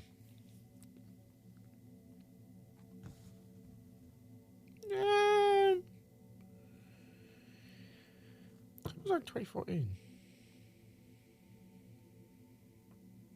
Oh yeah, I would have been 20 in 2014. I think I started when I was 19. By 19, not 2014. I would have, wouldn't I? In 2020, the year did I? About it. Yeah, 10/20 that year. Yeah, so I'm 29 this year. So. This joke a few years ago, or a while ago. Well, I can't remember. So we were looking into, and I was like, "Oh, I don't want to do that. That means you could sort of, you could sell all my stuff from under me." And I'm like, "Daniel, I can already do that. if I want to steal your money, everything, I absolutely just could."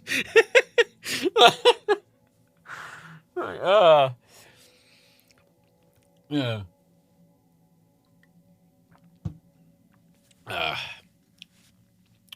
Codependency.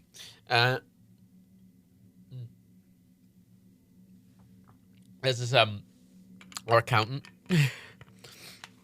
Our accountant knows me. Like, I knew him before I worked for Nike. And he said if he didn't know me, he said he thinks it'd be really suspicious. Because he's never spoken to Dan or Rebecca. Like, he was like, yeah, if you were any other client, I'd be really suspicious because I'd be worried they didn't exist or were dead. And I'm like, yeah. He's like, yeah, no. Well, I worried the other day. I was like, God, what happens if I just die? Like, if I just got hit by a bus, what happened? Because, oh,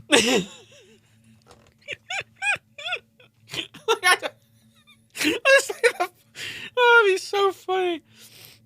I mean, it wouldn't be funny for me. I'd be dead. But, I just look, logistically. Oh. Logistically, it seems a bit awkward. It's like, oh, God, damn. Who's going to do...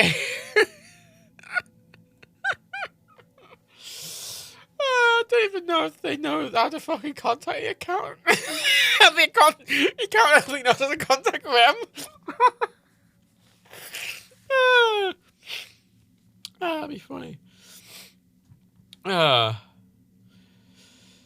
It's fine. I've repeatedly looked at this thing called key person insurance, which is for businesses where like you're very reliant on like a key person. That if like a key person were to get really ill or die, the operations effectively stop, right? And at this point, all three of us are key persons.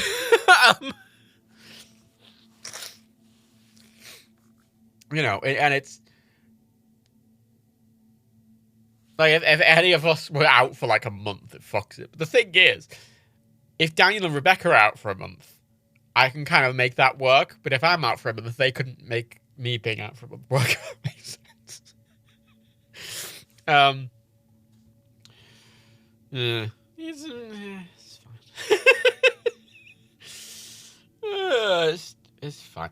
Oh no, oh yeah, you joke. Probably. Rebecca keeps laughing about the idea of my watch just sending them a message, being like, saying them have fallen over, and saying that they'd just laugh if they get a text being like, Matt's fallen over. But I keep explaining that if I fall over really hard, my watch is like, oh my god, are you okay? And if I don't say I'm okay within 90 seconds, so 60 seconds, it plays a big, loud alarm and is like, oh my god, are you okay? And if I don't say I'm okay within 60 seconds, it kind of assumes I'm just like unconscious or like I'm incapacitated, and it will contact the police and also text my emergency contact, with Rebecca as one of them. And like, if it texts them, like, something's seriously wrong, right? Like, something is seriously wrong if that happens. Like, I am being taken to hospital if that happens, or I'm dead. Rebecca keeps thinking it's just gonna, if I just have like a trip on the stairs, it's gonna text them that I've fallen over. Rebecca keeps saying they're just gonna laugh. Like, no, I might be dead. Like, remind us, how's it having that level of job security, Matt? Good and bad. It's good. I used to say it's really good because it gives me an excellent level of job security, but there's two other elements to it. The second element is it means that obviously, if I wanted to leave, which I don't, but let's say I did, it's very hard to untangle myself from that. Like, you know, what do you do? You know, I can't really just get up and leave, sort of thing, like a lot of jobs. And because I'm so reliant upon, it makes it very hard to take time off even. So it's nice. I love working with like two people I'm very close friends with, and like it's lovely. It's a very good level of trust, and it's lovely. It's just, you know, it'd be a lot easier if it was 2014 era, because 2014 era, when, you know, Nike was making a fuck ton of money just off videos and ad rev, right, without having to like really bow to anyone. Not saying we have to bow to patrons, but you know, like there's enough security there, and there's enough kind of backbone there that, you know, if you take a month off, even though you're losing a load of money, you've made a load of money already, right? I mean, like back in 2014, like the highest month for Nerdcubed as a channel, it made 60 grand in a month. In like 2014, in 1 month, it made 60 grand. Now, for context, the Nerdcube channel now makes £900 a month. Which is, it's a bit of a drop from 60 grand, if I'm honest. But it'd be easier if it wasn't, because you know, it was a point, you know, like fucking 7 years ago, where it wasn't month to month, right? We had like a nice kind of safety net to a certain degree, but we don't anymore. Like the company operates month to month.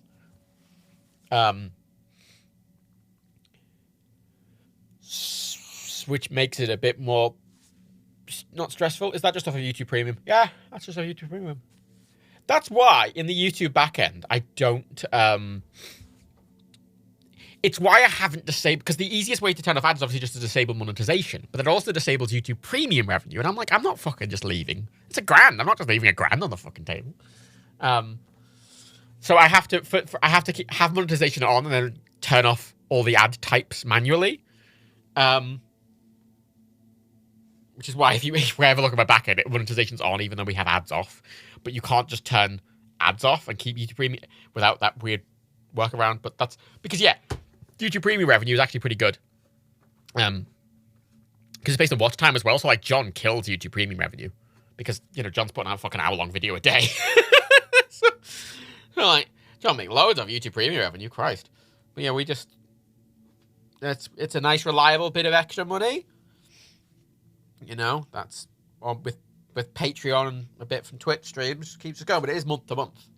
Like, at this point. Like, there is no backbone at this point.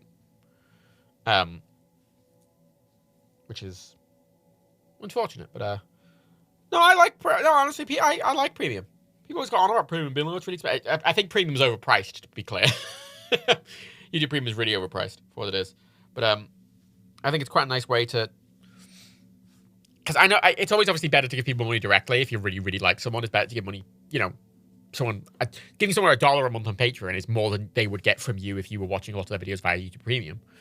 But obviously, if you watch a lot of different people, and you know you're not necessarily, you know, gonna big of a fan enough to support them on Patreon or whatever, I quite like it because it just means they get it. No, I like it. Also, fuck ads, man. I've not had to watch an ad on YouTube in years.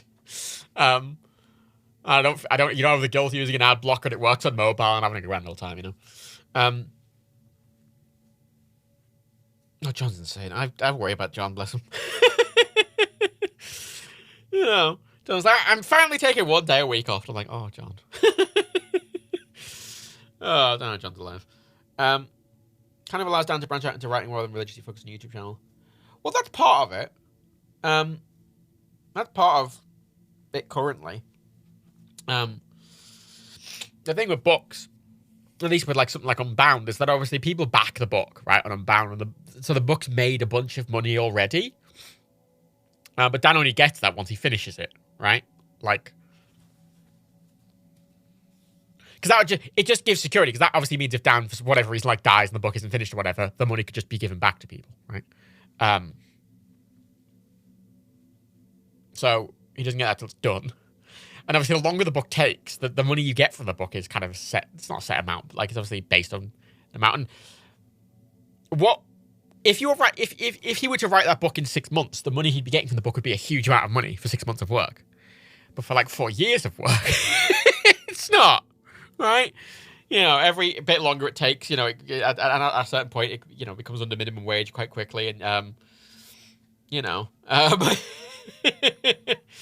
Debbie, I've made a truly incredible £206 from YouTube Premium views. Oh shit! That's what premium revenue is pretty good.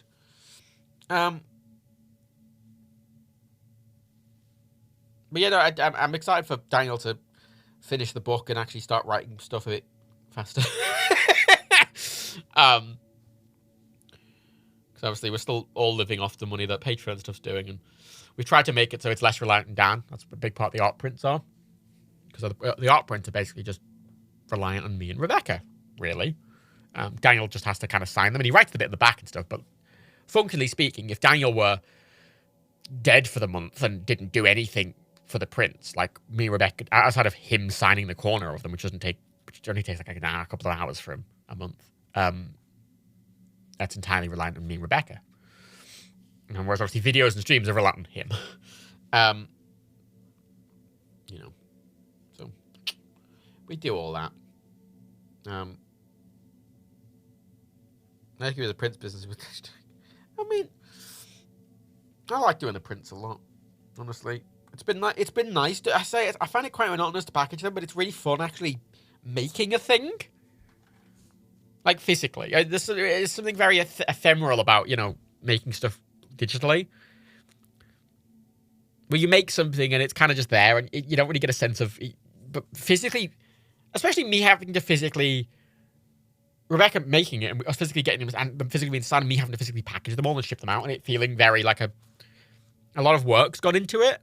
And care, and it's very, I don't know, like per person more work goes into the print than a video does, for example, just by nature of it. A video's watched by, you know, 30,000 people, and the video might have taken, you know, a combined 20 hours to make or whatever, let's say. Yeah, it's, you know, whereas, you know, the prints take, you know, each print, I think, if you know, from step 0 to it actually being shipped, probably takes about 3 minutes each. Like just the package, let alone sign, let alone fucking the actual design of it all.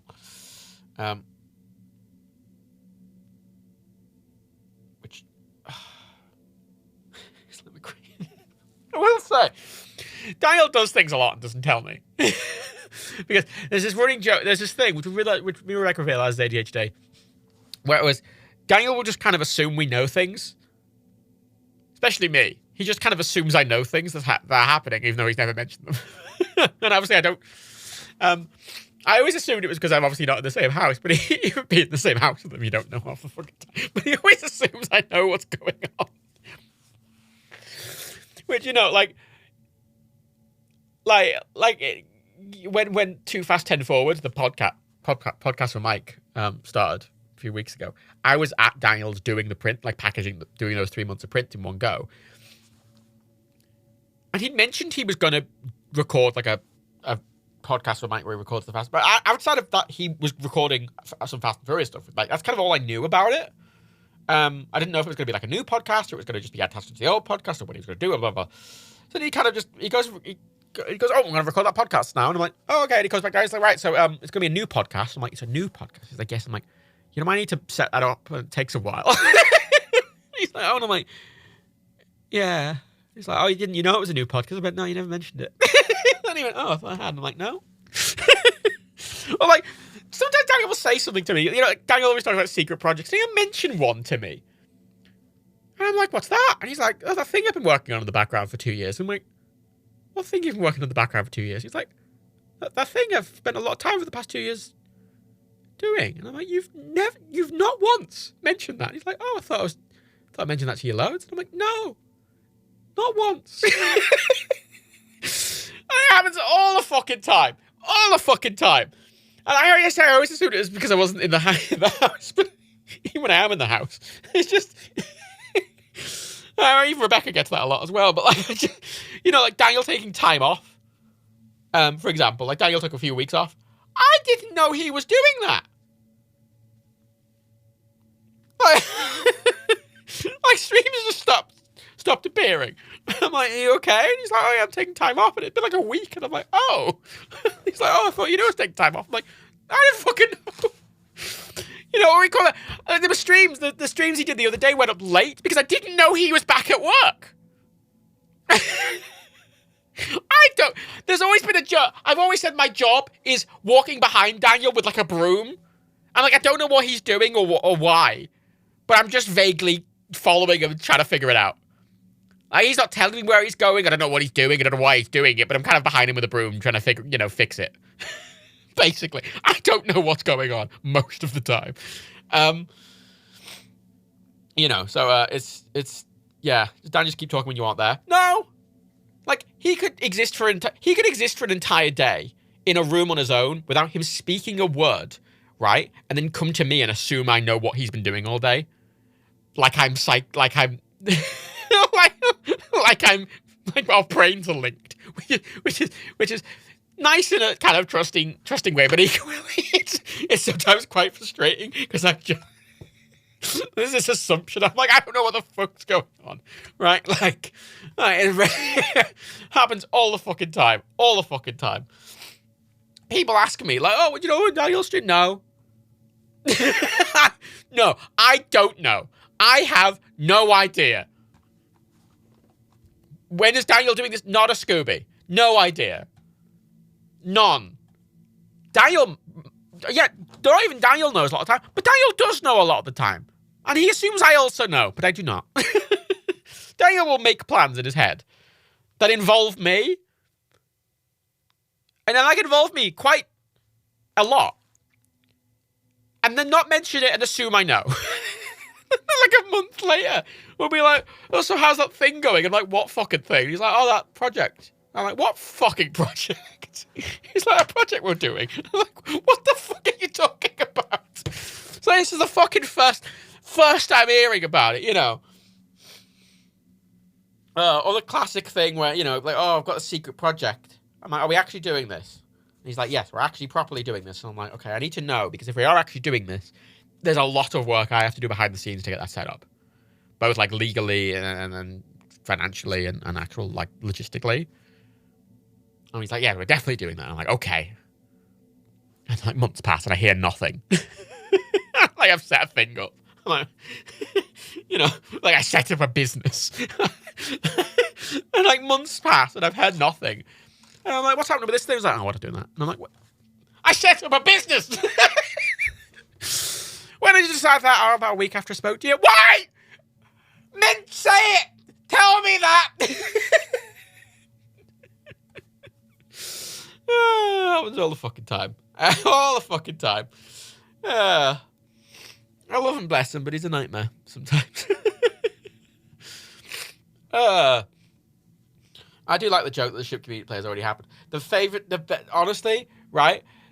That live stream schedule we did like years and years and years ago, where it was like a day late, but like the day before it included that ship community plays, and like it looked like it already happened. The amount of people that believed it, it was so funny. Oh, so fucking funny. Oh, I like that a lot. Oh, I like that a lot. Oh, I don't think anyone cares. It's not a long time thing.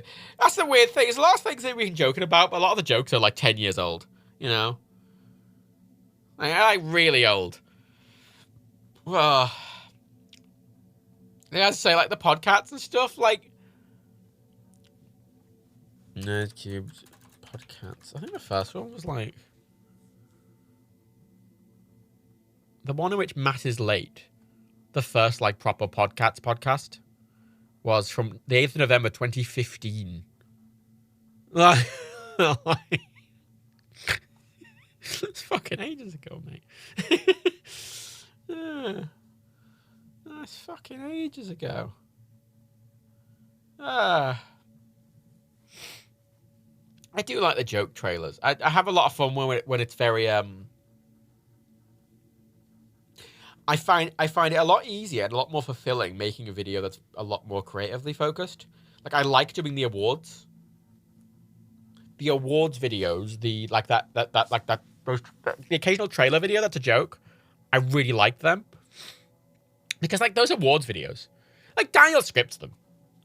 Everything else is my choice. Like, the theming of them and everything is all me. I do not consult Daniel on what I am doing. I choose what to do. Like, I've got a rule in my head that I'm kind of specifically doing a different theme every year for them. Like, the first year, it was like, oh, it's like traditional Oscar style. Next year, I'm like, oh, I want to do something different. And every year, I am entirely making that decision myself, and I'm doing that myself, and Daniel is seeing the theme. When you'll see the... But making them is really fun. Like, because that's a really fun thing. I mean, I did it sort of like... What was it I did, like, this year? Like, last year. It was kind of 80s... not cyberpunk, but kind of 80s, like, cybery themed. Was for 22, and it, like, the fucking Nerdcube sun rising over the big fucking, like, all the stuff. That takes me ages. Right, I make that from fucking scratch for the most part. All that sound work is done by me. Like, I find it so fun doing that. So fun. But it's really creative, because I kind of get... That's me, right? That's me doing that. And that's really creative. I'm having to make a thing. Like, I mean, actually, what's the Game Awards? There was the... so the awards I did the traditional Oscar-style one, which was just one video, and then I did the kind of Drag Race style one, which was also just a video. And then we started moving it to the awards, like, as an Advent series, and so the year after that was, like, Christmas-themed, because it was supposed to be, like, Advent-y. So it was all Christmas-themed. It was like presents, and it was all Christmassy. And then the year after that was space themed, and I went in Space Engine, and I recorded so many, like, backgrounds and stuff, and I did a load of sound effects work to make it kind of look like the black hole thing, and the awards were coming out the black hole, and I got all these nice backgrounds in Space Engine. I did all this nice, like, lighting. I always try to make the Nerdcube logos in 3D, and I texture it and make it look like it's trying to fit in the environment. Like, when I was doing the space one, I was trying to make it look like satellite, kind of crinkly, sort of almost aluminum foil sort of satellite look. And when it was the Christmas one, they were like wrapped gifts. And then I think this is the first year they've done them in 3D. Yeah, this year they went 3D because I went for like cybery theme, which was a rarity. Wow, not 3D. Actually, no, they were partially 3D. They were just like big. I like that. I think they look really nice. I found them really fun to do, and doing them different every year is fun. And it's more work to do it that way, but it's really creatively fulfilling, and it's really fun. Whereas, frankly, editing like a plays video is absolute. I mean, me and Daniel have discussed this a lot. Both of us find them boring to do, right? Daniel finds them boring to make because he's done them for so fucking long, and there's something quite dull for him just doing them. And I find them very dull to edit because for the most part, I'm just cutting them up. Like those normal style plays videos, which is why we don't really like doing them anymore. And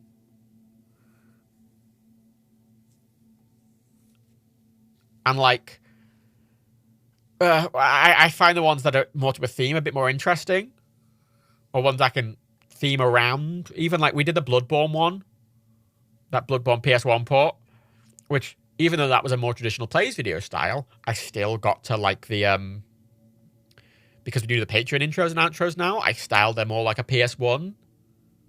Like that video, it opens with a PS1 menu screen with memory card slots on, and I've animated it all, and I've made all the names come up, and I've bit crushed everything, and I've made all the sound effects correct, and the outro is styled to look like a PS1, and the frame rate's correct, and I did it all accurately, and that's fun.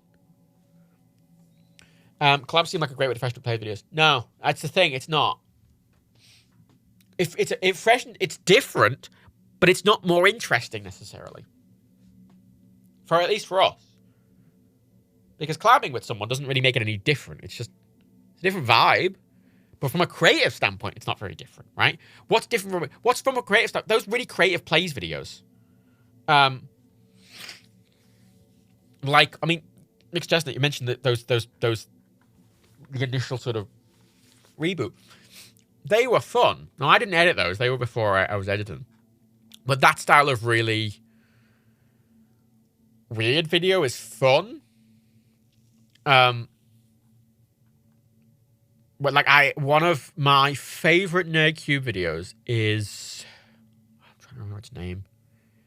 It's one of the ones he did after. It was Tiny Towns. Is it Tiny Towns? Yeah, Tiny Town VR. It was one of the first ones that came out after that thing. I adore that video. Because it was him building a tiny town. The setup was like it was a straight plays.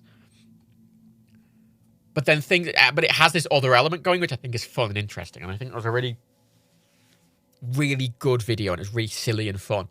And then there's that, there's a more one recently. There was the, what was it fucking called? Loop. What was it called?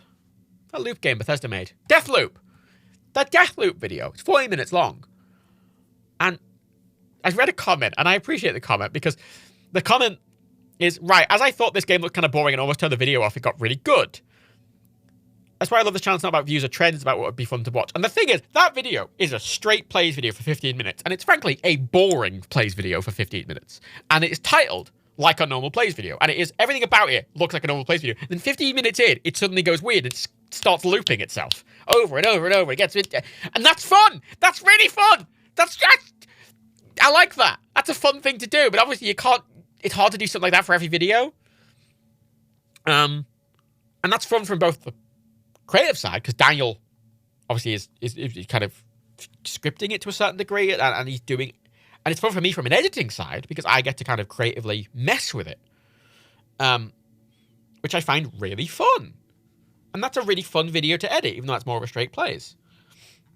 You know, the thing we're kind of trying now is Daniel's kind of do challengey stuff. There's that Elden Ring one that's still on the back burner that I'm editing slowly. Which I think is a lot more interesting for him on the recording side, but for me on the editing side, I actually find it worse. Because I'm still editing it like a normal plays video, but instead of it being an hour recording, it's 7 hours of recording. and I'm having to. The problem is when you're cutting something down like that, you still have to make it coherent, and it has to make sense. Like, it can't be just this.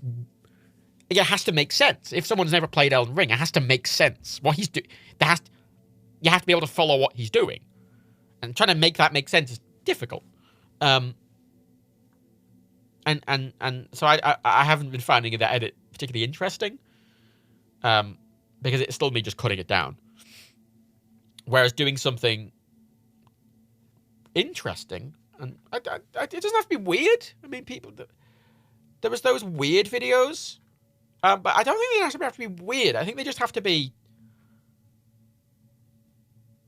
interesting. Just use a mini show note, don't cut it, upload 7 hours. John doesn't John will upload and fucking read a 7-hour video, which will be cut. That he's cut down from like 20 hours. And oh my god. I've edited John videos. Oh my fucking god. Jesus Christ. How's the man not dead? Yeah, create them different. But it's quite difficult to do. It's why we're trying the shorts. Because some people were saying we were trying the shorts to like chase the trends or get views. I mean, honestly, that's not why we're doing it. People are like, oh, it might bring more people to the channel. We're not trying to bring more people to the channel. That is not the goal of the shorts videos. The shorts videos are something different. And it's a different creative challenge.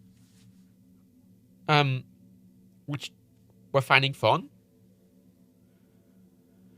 We're going to be doing shorts. Well, sort of. I mentioned on the Patreon. It's not really a secret, but the structure's going to be, basically, there was a Nerdcubed quick video. Well, that's the thing with Magnus. So there was a Nerdcube quick video from a few years ago when we were doing the quicks. So I liked doing the quicks. Actually, I really liked doing the quicks, and Dino really liked doing the quick. We both really enjoyed it. The problem with the quick videos is that they were too much work. They were so time-consuming, and neither of us have enough time to do them. I mean, there's a fucking Assassin's Creed Odyssey one, which I really like. It's 2 minutes long, right? I think that's a really good video. That took so fucking long because I want the edits to be obvious and snappy, and I want every edit to match. I want the footage to match what he's talking about. But obviously, Daniel scripts the video. He just scripts it and he records it. All the footage in that, I went and got, and that took me fucking days. But it's fun because it gets Daniel's sort of scriptiness and it's fun. But there's 3 indie games Nerdcube quick. And I bring that one up specifically because that is 3 video game recommendations that are about a minute long each. And basically, if you watch that video, the shorts we're planning to do is that. And it's going to be structured in 2 different ways. There's going to be a video that goes out on the main channel, a standard normal video. That's basically that video, where it's going to be about 3 minutes long, and it's going to be 3 game things.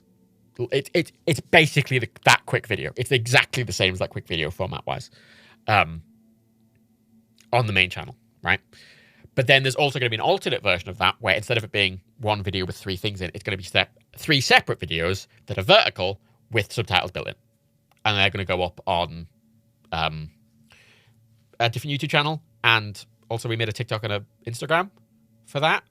So it's kind of the best of both worlds, we think, because that way people who don't like the shorts still get the quick videos, which we quite like, and we get to try the shorts, which we think are a bit different and interesting because it's just something fucking different to try. It's not even to chase any trends. It's just something fucking. That's just something different. God, it's so fuck. I know people really like the plays videos, and I get why, but fuck me. We've been doing them so fucking long.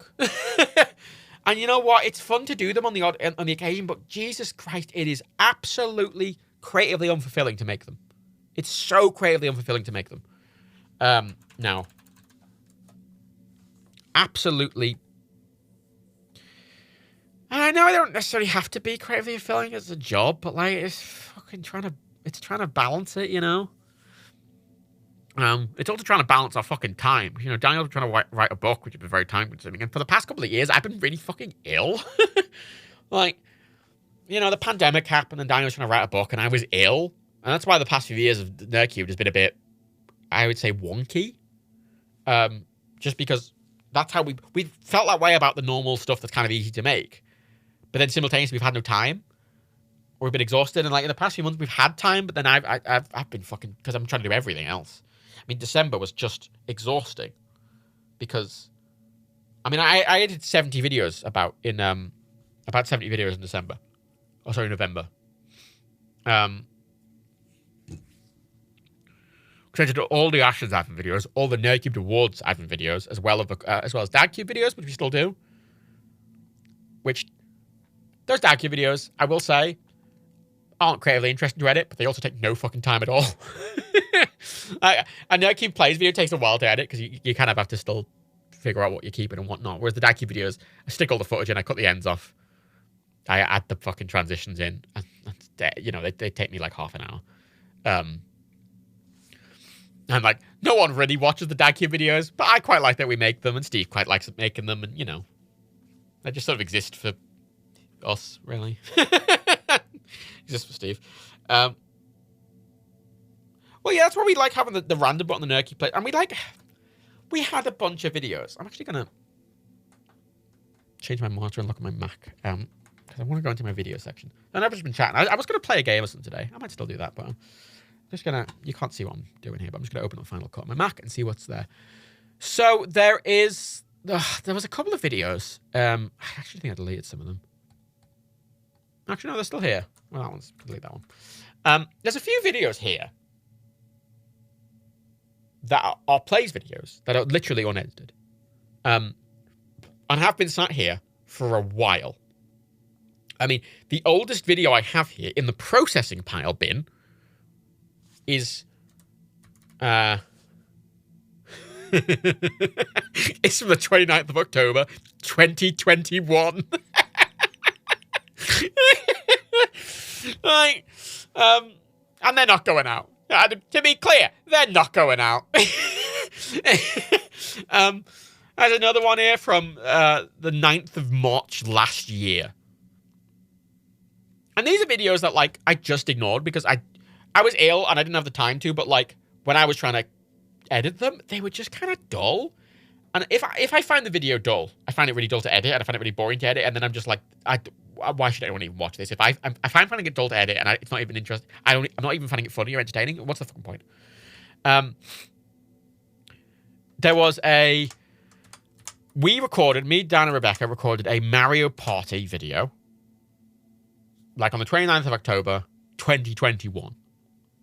And the reason it never got edited is because it was, for some reason, Daniel selected the longest possible game, which was 2 hours, 20 minutes. It was a 2 hour, 20-minute recording. And the problem is in ones where we're all talking like that, in a plays video, there's natural lulls where just Daniel isn't really talking, and it's easy to cut it down. It's easy to actually cut it down, and you're kind of trimming little bits and pieces out, and you're making it tight. Whereas a video like that, there's nothing obvious to cut, and it's a lot harder to edit, I find. And then I was like, I don't want to upload the full 2.5 hours. And then for the longest time, I was like, maybe I should just sit and watch through the whole 2.5 hours and see if it can go up unedited. Because when we recorded it with the idea that it would be edited. So I'm not sure if we'd... I wasn't sure what we'd said, and I wasn't sure what we'd... Because if we're recording something to be edited, there might be just something in the background, right? You know, something... privacy and stuff like that. So I needed to watch through it, and I was like, oh god, I don't know if I can be... And I never got around to watching through it, and then we kind of had a discussion where I was like, I don't even think it's a good video or whatever. Because that's the thing, it wasn't even a case of wasn't good enough. It was I didn't even edit them. It's the thing. They need to be processed in some way. And I found there was another video. It was a Gran Turismo 7 video with Daniel and his sister, which I think would have made potentially an all right, like, super short video. But I don't think it was very visually fun to, because the way they do the split screen in that game was a bit messy, and I don't know, it's a bit...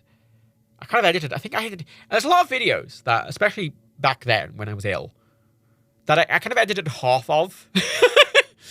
And you can kind of tell with a lot of videos, the energy falls off halfway through, right? Both from a recording side and an editing side. And I'm like, if that happens, I kind of just walk off and try and come back to it later. But then there was a trolley problem video, which was... It's an hour-long recording, and it was based around the idea of Daniel trying to play a really specific asshole. But from an editing perspective, it was really hard to edit it in a way that was cohesive without it being really long and dull.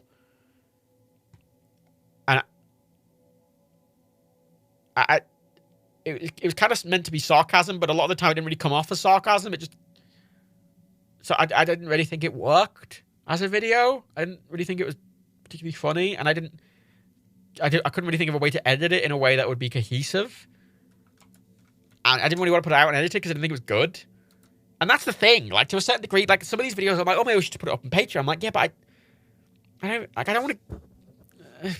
There's a limit, right? There's another video here, which there's two videos. There's a couple of videos at the back burner that are actually potentially usable still, which I am going to go through at some point when I have the time, because it has literally been I haven't had the time.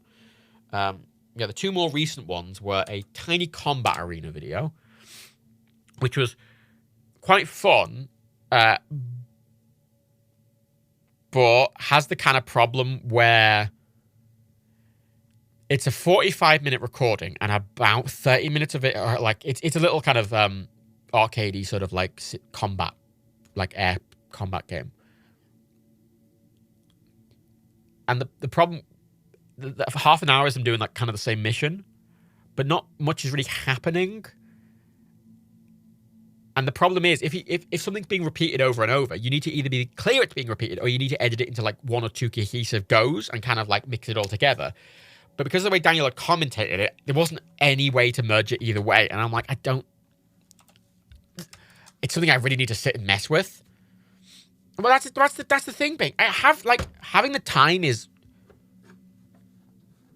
a specific kind of phrase, because I've had the, like, time, like, on a technical level, but I don't know, being sarcastic, but some people do say that genuinely, and it's having the mental capacity and obviously the work time to do it. Because like, and then there's another one. There's a blade and sorcery video. Blade and sorcery videos are always fun. Yeah, it's another blade and sorcery video, which is, you know, just like all the other blade and sorcery videos, which I think is a fun, good VR video, but it's not interesting, if that makes sense. Like, I think it'll be a good video. Like, it's in my actual editor. When did have I actually cut this down at all? No, I haven't actually cut it down at all. Can't remember when I even got this. Ah, yeah, September. Yeah, which would be, I think, a decent video. And it is. There's some of these videos where I feel like I might edit them down. I probably will edit them down when I've, you know, got more time. And they'll go up as, like, possibly just Patreon exclusives, maybe. But, like, edited Patreon exclusives. Potentially. It depends on how I feel about them. Because I don't like the idea of just being like, hello, Patreon, here's something shit that we didn't think was good enough. You know, I don't really think that. I don't know. I'll see. But they're just like, there in the background. They just aren't. Is that interesting? Well, that's the thing. The Mario Party video. That's the thing. As an unedited thing, I'm kind of fine with that being on it. But obviously, to put it out, I need to watch through it. I need to sit and watch through the fucking thing to make sure we haven't, halfway through the video, we didn't fucking take a break and go on, be like, oh, and mention all of our fucking addresses, or whatever. I'm pretty sure actually I might have started going through it, and then I realized I might have started going through it and realized it did need some editing, like some bits needed to be cut out at the bare minimum. So it's 2.5 hour fucking recording. And videos like that, I have to sit and watch through it, and I can watch through it at 2x. And how I would do it is I'd watch through it at 2x, and I have a button, I make a marker, and I make markers. That's how the Elden Ring video I'm editing. That's how I did the first pass through. Basically, I went through it, and watched the whole thing at 2x speed, and I put markers at points that I thought were important. And I went back through, and I cut everything out that wasn't marked. And it still left me like 2 hours of footage, but that's then what I cut down. And that was my kind of plan for the Mario Party video. But then the longer it's been left, obviously, the more and more it goes onto the back burner. Because at this point, I mean, that video was recorded a year and a half ago. So, like, there's always something a bit more important than editing this fucking, like, than me sitting there for like several hours going through this thing. Like if I have several hours I can dedicate to it, I have something else I could be dedicating that time to that is usually more important. And it's why that kind of thing always gets kind of kicked out. The can keeps getting kicked. Cause oh my god, so busy. I was really ill, and then I was really busy, and now I'm burnt out from being really busy. So it's like I'm ill, but I'm not. Yeah, back and forth, man. It's fuck me. Has the company ever considered hiring a specific editor? Well, I'm a specific fucking editor. It's my fucking job. Yeah, but you gotta remember, like, we don't have the money to hire another person, even if we wanted to. So like, no. And that's the thing. The fact is, like, the amount of money we'd have to spend doing something like that, we wouldn't be able to make it back. That's the thing. If it was years ago, I probably would have. If it was years ago, I would have hired a few people, actually, probably. But alas, we couldn't afford it, even if we wanted to. Which I wouldn't want to. I mean, the reason it took so long for me, even for Daniel to hand the editing off to someone else, was it's important to get... I understand the style. Like, I get emails all the fucking time. Like, we can edit your YouTube video. And it's like, honest to God, I wouldn't just give a Nerky video to some random editor. Even if they were a fan, I wouldn't just give it to them to edit. It's a specific vibe we want. Then,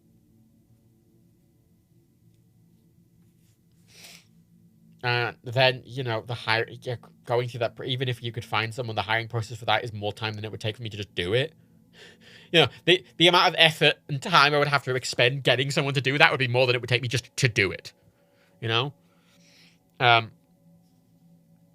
Which is just this thing. It's just... Because even if it was a thing that, you know, we could find several people who could do it to format, you still have to fucking... It's just a lot of work even finding someone to do that. And checking their work. Maybe make it a goal on Patreon. I mean, you can make it a goal on Patreon all you fucking want. It's not going to be hit, frankly. Has anyone ever asked for old footage they could either... No, and the thing is, we wouldn't give unedited footage, for the most part. Because you got to remember, a lot of footage is... The unedited footage isn't just the video cut down. The unedited footage is flubs and mistakes and just things happening in the background. You know, Daniel talks to me in the videos, in the edits, like, and there's privacy issues for that's why I wouldn't just upload that fucking thing, because it's gonna be private information in that video I need to edit out.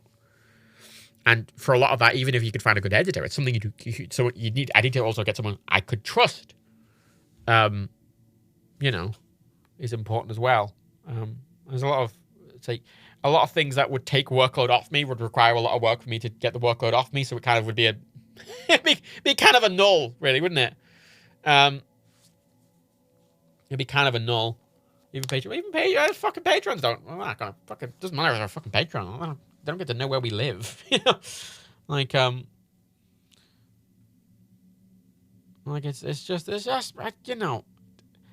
The thing is, like, there's always like little bits of people that you want to edit out as well. You know, like if some people have tics, and some people, like, not just Daniel, but just generally people. You know, there's a lot of stuff.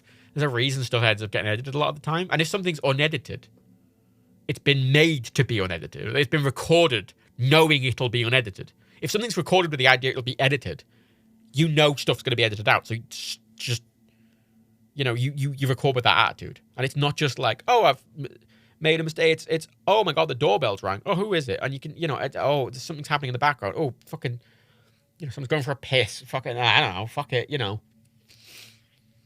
Some, you know, just little bits and pieces happen. And stuff needs to be recorded with that. Stuff needs to be recorded with that idea. It's why I've never just put out footage, really, unless I've either looked through the whole thing and made sure, or it's been recorded specifically for that.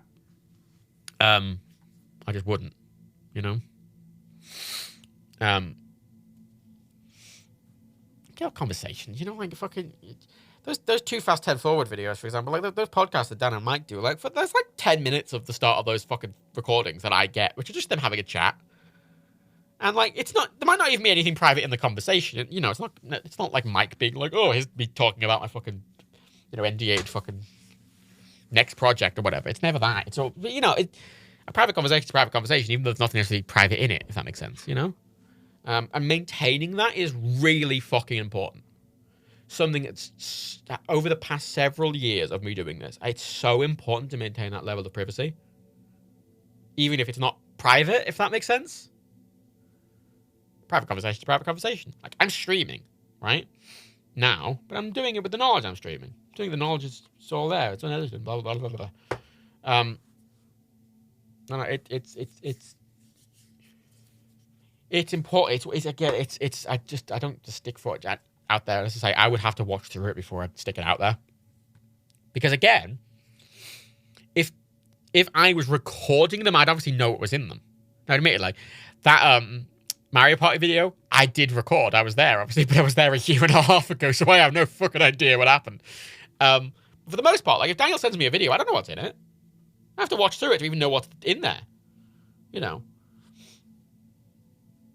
I'll get videos where sometimes a part of the video is just them telling me about their day or what's going on or updating me on their lives. Like, there'll just be a bit for me. It's like, oh, man, we did this. And,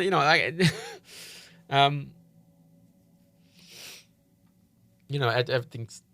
There's a boundary there, which is important to keep. Is it Daniel ever pranked you with a word video? No. We don't really do that. We don't really... We don't prank each other. It's not a thing we do. I remember most stuff as well, like you hear in podcasts or whatever, is more put on, If you see anything, there's always the thing. It's never like...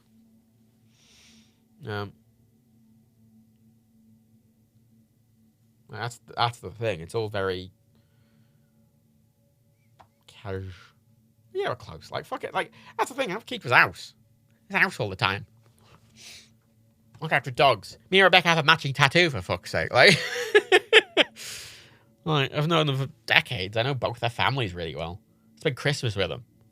I'm a weird third wheel. So it's that sort of format. It's different. Like, you can't... Yeah.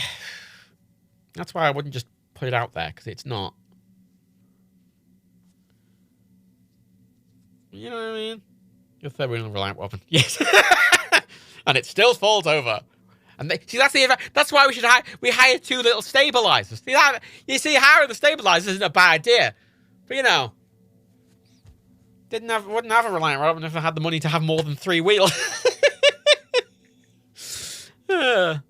Wait, that's the nice thing. It's why I really like the job, because as much as I'm stressed and it's a bit annoying being so relied upon.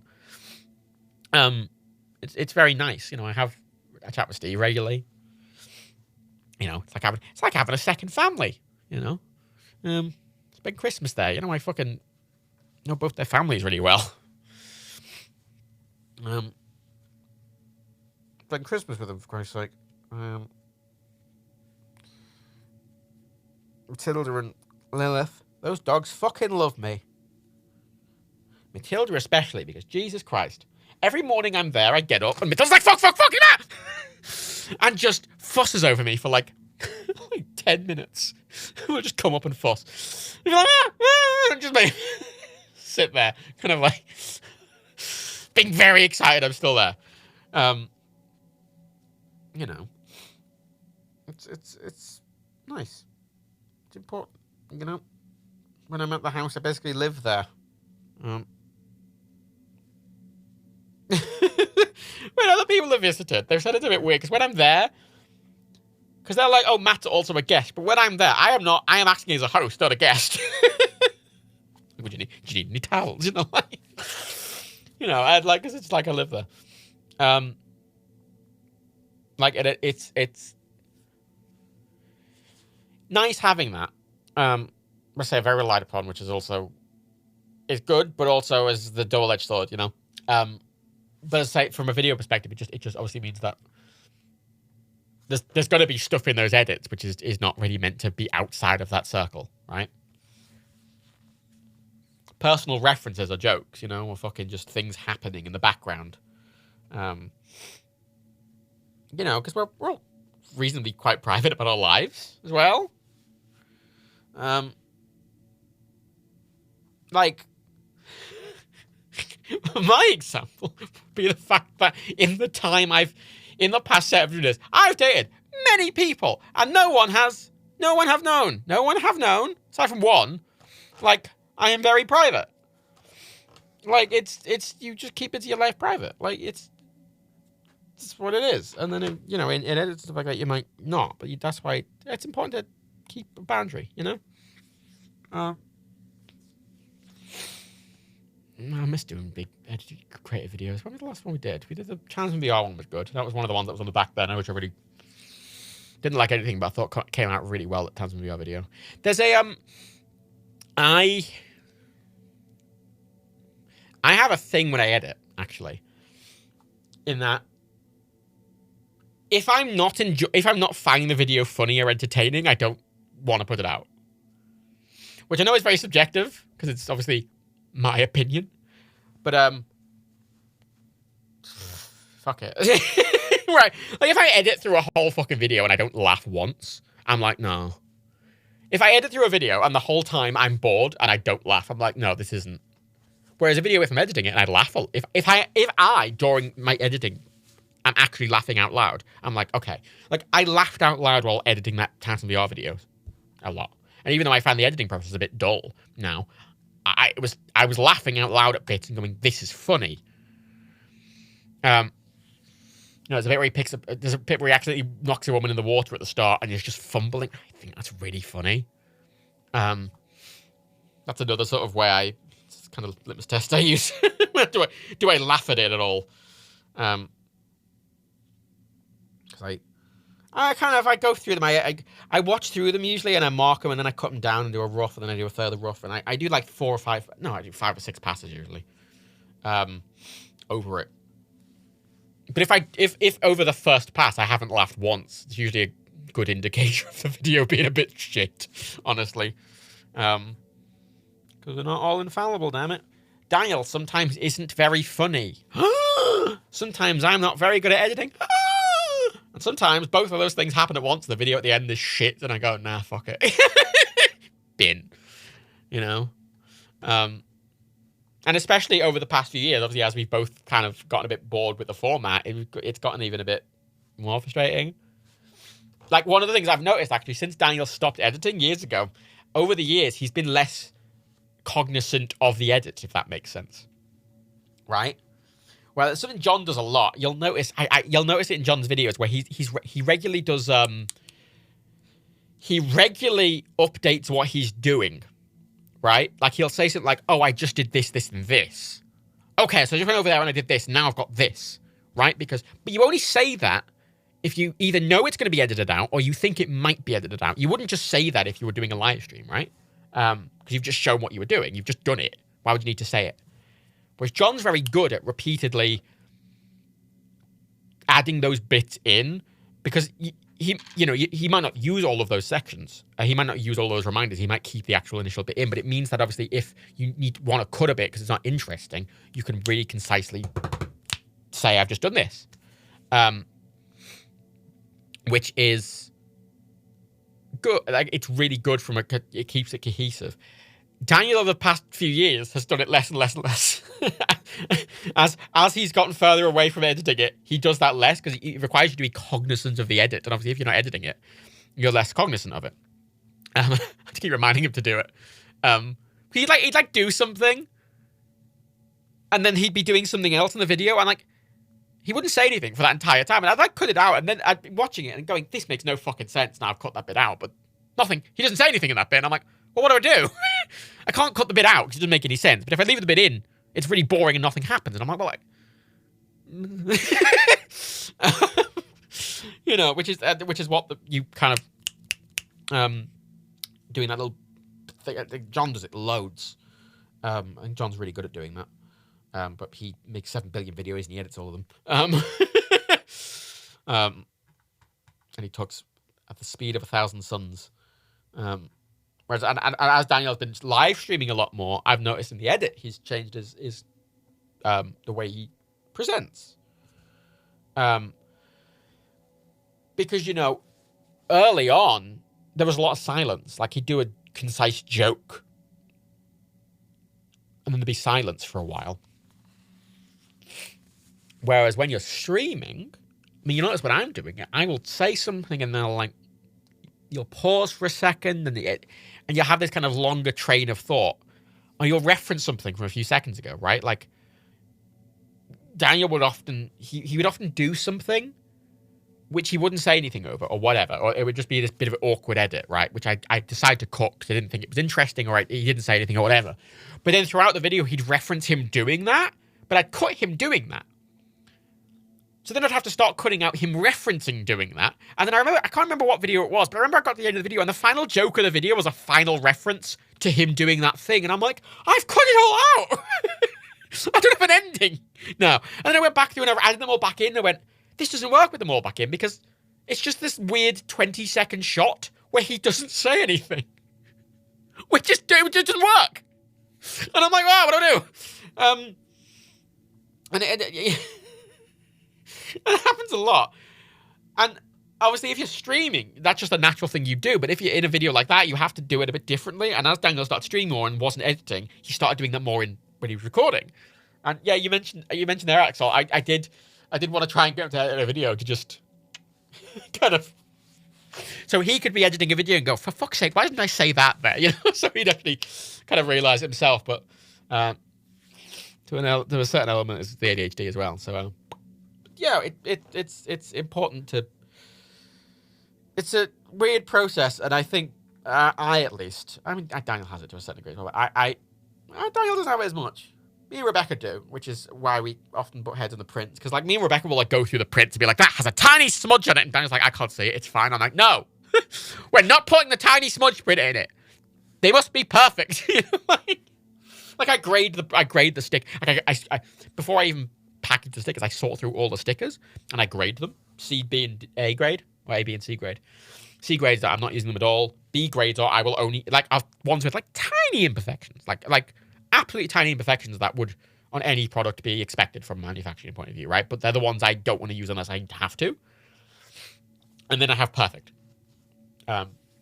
because I like to try and be a perfectionist for the most part. And I'm like, no, if it's not right, I don't want to put it out there, sort of thing. I want it to be right.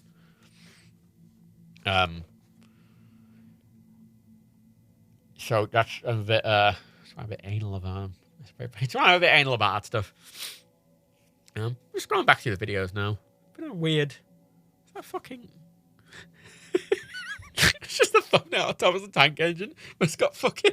It's got Bobby Kotick as Thomas's face, and I do not remember making that thumbnail. No, the Epic Games that was last of them.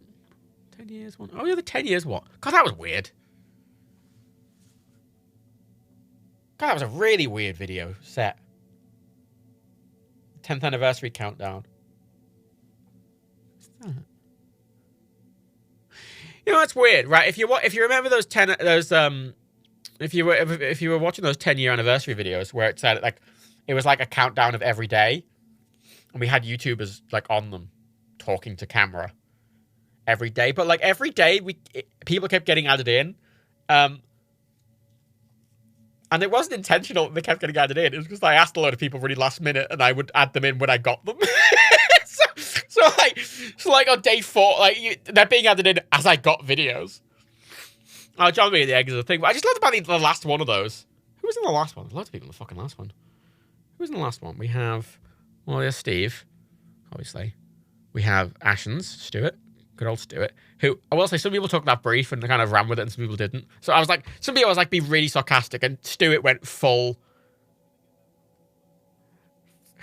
hog into the bit, and like Steve was like really genuine, and like John was like he did the bit and then he was really genuine, and then like Wheezy Waiter went full into the bit.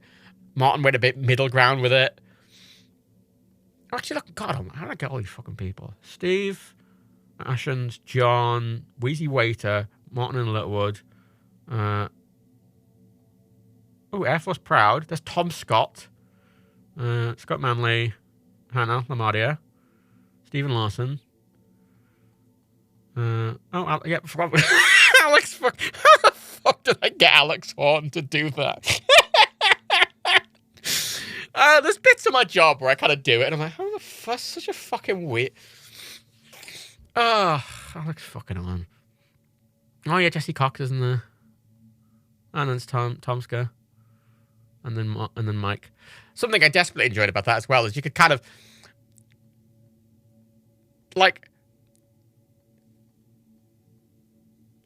Martin used the stream he's got set up to record it, so it's like nice quality, right? Air Force Proud used like the webcam or something like that. Tom used his normal camera setup, just on a white background. Hannah used her normal stream setup. Stephen Larson used their podcasting setup. Alex Horn just recorded it vertical on his phone, which is like the worst possible way he could have recorded it, but it's fucking Alex Horn. Jesse used like this kind of like webcam setup, which is a bit kind of shit looking. And then at the very end of the fucking video, Tom Scott gives me this beautifully, really high quality, like he'd recorded on his really expensive production camera, and it was like, it needed color grading. And I'm editing these together, and I'm like, Jesus Christ, there is such a fucking whiplash of quality in this video. Like, it goes from like really shitty front-facing phone camera video to like really professional. Like crazy. And then Mike's on a fucker. You'll note, by the way, if you've listened to Too Fast 10 Forward, Mike's fucking audio quality is absolutely fucking atrocious. I do not know why his mic quality is so... I do not know what the fuck he's recording it on. Because if he was recording it on like, you know, like an iPhone headset, it would sound better. If he was recording it directly on an iPhone, it'd sound better. If he was recording directly on a modern MacBook, it would sound better. Or any standalone microphone. I do not know how it sounds so bad. And several times, every week, I'm tempted to just message him and be like, Mike, can I just buy your microphone? If I send you a microphone, will you use it? If I send you the same Zoom H2Air that Daniel has, if I send him an £100 microphone, will he please God use it? But at the same time, it feels like a waste of money because they don't record podcasts very often, and the podcast doesn't make any money. No, it's his microphone. Daniel's using his nice mic. And here's the thing. I have processed his mic to sound much better than it does by default. And that's the best I could get. When you listen to those podcasts, that's after I processed it, and that is the best I could get it to sound. But by default, it sounds even worse. Which is incredible. Like, by default, it's like this... And there's like a computer noise in the background and fucking... And it's really tinny. I had to make an EQ set for it. I had to put a noise gate on it. I had to use Apple's fancy fucking voice isolation AI. And it still sounds shit, but not as shit. But it's impressive it sounds as shit as it is, because he makes a lot of podcasts. He makes a lot of podcasts. I don't know how why does he have a better mic? His name's Mike! Why? Mike! I love Mike, but fuck me. Oh my God. I'm so tempted to buy a microphone. So every week I get that footage and I'm like, oh God. Every week. Ugh. Yeah, I agree, Axel. I think even a cheap mic would be better. Like, as I say, even a mic, like an iPhone headset, like a normal, you know, those ones people on TikTok use where they hold it up to the mouth for some reason, even though it's a fucking lav mic. Like, that would sound better. Alas, here we are. I'm convinced that the only reason he doesn't use a nice mic is because he just doesn't want to. Like, I could ask. I should ask, really. I should be like, Mike, can I please, for the fucking love of God, buy a mic? Oh, yeah. But I love that, like, it goes from that final 10th anniversary video goes from Tomska's absolutely beautiful high-end camera, right? Which he gave, it was raw and uncolor graded, right? Beautiful camera with a lovely lens and a really good audio setup, right? Like a really professional film quality camera and audio setup to just Mike's shitty webcam and his awful mic. And it cuts from one direction to the other. And I was really aware when I was editing that it just was really jarring and I didn't know how to make it work. So I just said, fuck it, and left it, which was so funny to me. It was so funny. Because I did say to people, oh, just record it on your phone. Because I figured it'd just be easier to get people to just record it on the phone and just be like, hey, you don't bother with a fancy setup or anything. Just record it on your phone. It'd be way easier. And I thought that way, at least the quality will be consistent, but the quality is just all over the fucking place. Which I think's funnier in some ways. That's such a weird little video. There is the odd time. I don't think I can really do it anymore. Because I feel like we sort of. But all those kind of collab videos where a load of people are in the video, I got all of them. Daniel has, I think, only spoken to Hannah once. And it was when she was on the Red Nose Day stream we did, which I arranged. I literally just, for that video, I just DM'd everyone who followed Daniel who was, like, remotely interesting or a creator. Just on the off fucking chance. And you know what? My wild card was fucking Alex Horn, who I just was not expecting to even reply, who not only replied, but gave me all the video. Like, I was like, oh, if nothing else, just the last one, right? Which is what Tom Scott did. Like, Tom Scott just gave me, like, the final day video, which was wonderful. I love Tom. But Alex Horn, like, gave me a bit for every, like, a normal, like, straight bit for every random question. I'm like, what the fuck? Oh, yeah, I like those Red Nose Day streams. We talked about doing one this year, but me and Daniel are already overworked as it is, and adding a Red Nose Day stream into I don't think they're a lot of work. They're a lot of work. Oh, Alex Horn's wonderful. I mean, Alex Horn's got a coffee at Dan's book. I sent him a coffee. Actually, pretty sure everyone in that video has a copy of Dan's book. Yeah, actually, that's it. That's about everyone in that video who, I think all of them except, Tomska did, but it's because Tom was busy and didn't see the message for ages. I mean, you know Scott Manley's got it because Scott Manley has it in the background of every fucking video, which is so funny to me now. That in every Scott Manley video, there's a big fuck in the background. There's a big fuck. In the left bottom of frame, there's a big fuck. And I take responsibility for the big fuck in the bottom of every Scott Manley video. I'm really happy with that video. We did a PS5 review as well.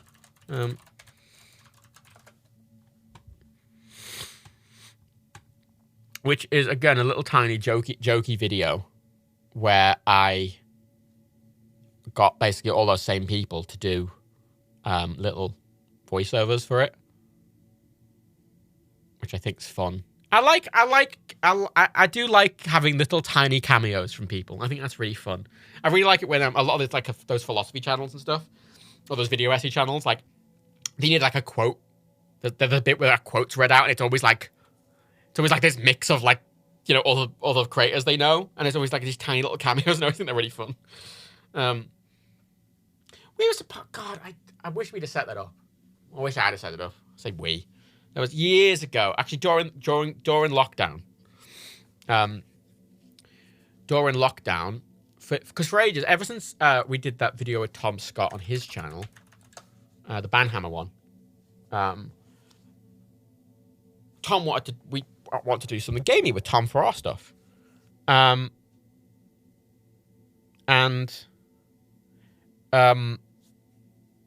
we were going to do a Bridge Crew video, like, because Star Trek Bridge Crew had a TNG like update, and we were like, we should do a VR Bridge Crew video with me, Dan, and John, and Tom Scott. That we thought that'd be fun, because Tom likes Star Trek. It's not a game, but he likes Star Trek, and we figured that'd be like a natural just thing. And he's always busy, but during lockdown, he wasn't traveling, obviously. He wasn't able to make those normal videos he did, so he was suddenly not very busy. And we were like, oh, God, it'd be really good. We should do this. But he didn't have access to VR. And I'm like, how do I... He's like, oh, I can get access to a Quest. And I'm like... And I knew Bridge Crew was on the Quest, but I'm like, is if you buy Bridge Crew on the Quest, can you play multiplayer with someone on Steam? But I didn't know, and I looked online. I couldn't find any information on it. I'm like, well, I don't want to go through all the rigmarole of getting a quest and buying him the game on that platform, and it's all set it up, and then it not fucking work. And then, you know, pandemic over, and he's off going around the world doing videos. Bless him. I really like Tom Scott. He's lovely. Lovely man. There's a lot of stuff we were going to do before the pandemic that it sort of broke. I was going to go to Canada. I was going to go to Canada. I was going to stay with Evan in Radfield and go to the big show his dad did. Alas, pandemic. Fuck it. There's been a whole thing with the Nerky channel as well. That we're very aware it's in the sort of like, you know, it's definitely it's way past its prime. You know, not that's necessarily a bad thing. Everything does that to a certain degree. And we're very aware of why it's done that, obviously. It's very much our fault. You know, there's put a video out now and it, you know, gets... It used to... My benchmark used to be, if a video gets 100k views, that's doing okay. And, like, a video getting 50k views now, is it doing well? You know, which is fine. I mean, the Epic Battle Simulator... Ultimate Epic Battle Simulator 2 video did really well. That got almost 200,000 views, which is a lot for these days. Huge amount for these days. Most videos don't break 50, usually. Oh, that's fine. But I think as well, that sort of also is a bit less motivating. Not that you need the numbers to be motivating, but obviously it's... if you're making videos and the videos are like, okay, we're not finding them interesting to make, and I'm not finding them interesting to edit, and clearly most people aren't finding them interesting to watch. It's a bit like... which is why we're trying to do different stuff now. Our goal. So we're going to do there's going to be an update video coming out on the channel soon about some structural changes. It's another reboot fucking video. Who knew? Didn't the Saints Row get over 300k? There's videos like that which I don't really count. Let me find it. I'm just scrolling through the channel actually. It probably got a lot, but it's like videos like that I tend to not count because those kind of views come from when was it? I mean, it was the same with the Just Cause 4 video. The fact it was like an early look gives it like SEO value more than anything. Like they're being viewed because it's obviously a big release and it's one of the first looks. That's why it's being viewed so much. Also, I think it's a good video, but you know what I mean. Like, am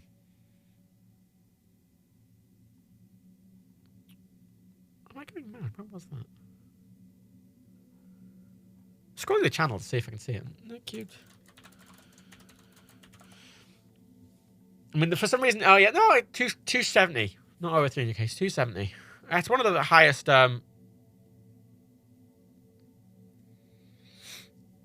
it's one of the highest view videos in the past, I think it's the highest view video in the past year.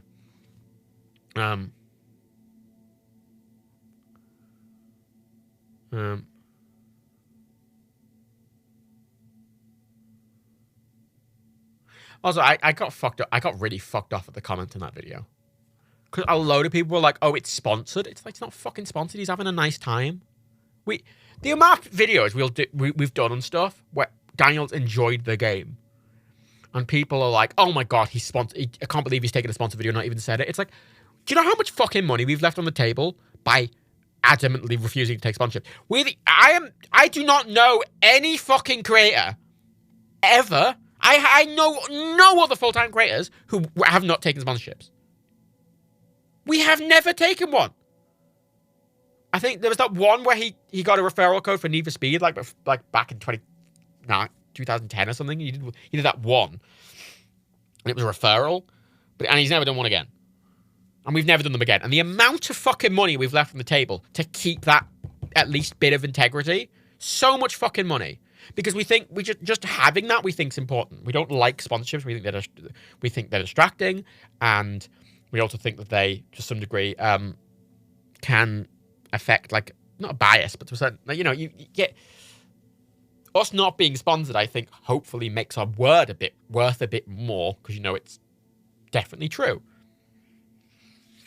And I found it so fucking insulting, the amount of people being like, oh, it's just like, fuck off. Sorry. We put ourselves in a really fucking bad financial position by not taking sponsorships to avoid this kind of shit, and people are doing it anyway, and it really fucked me off. Really fucked me off. Really don't. The thing is, the fact it doesn't say it's sponsored means it's not sponsored. Legally, if it was sponsored, we would have to legally say, if it doesn't say it's sponsored, then it's not sponsored. We'd have been fined. Oh, that was I think it was a Dark Souls one, Ewan.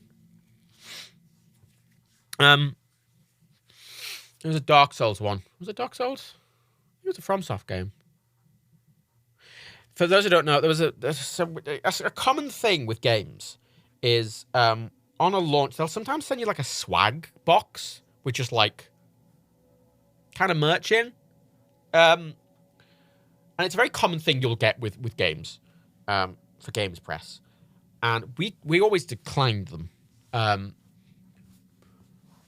And we don't always decline them, like now. Like sometimes we have had them. Like GE, we got one sent for GTA 5. However, any of the ones we've ever accepted have always been, they've asked us after we've done a video if we would just, they're sending like, oh, we're sending these things out to creators, would you like one? And we're like, we've already done a video, we've already made our things clear, we're not making any other, like, fuck it, yeah, fuck it, we'll take a fucking hoodie, like, you know, I have a GTA 5 hoodie, like, you know, a Rockstar fucking sent after the fact, you know, like, and I think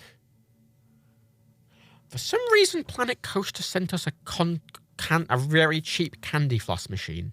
I don't know why. But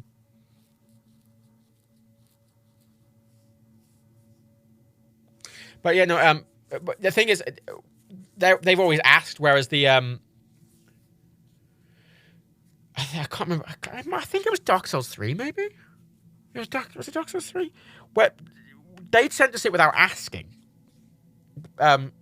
Any we get now, we're basically asked, do you want this?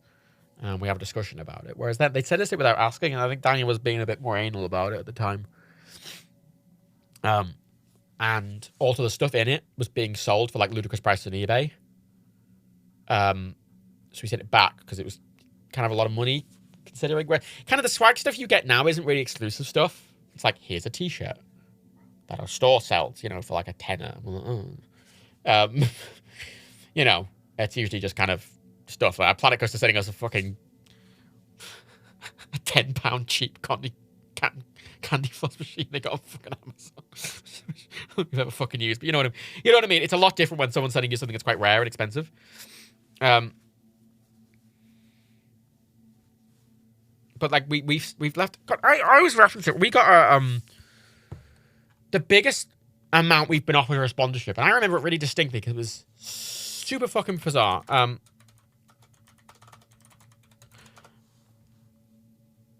It was the most bizarre sponsorship.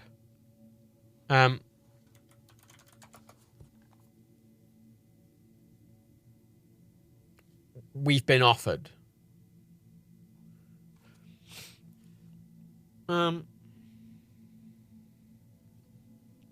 Is it Chex Mix? I think it was Chex Mix.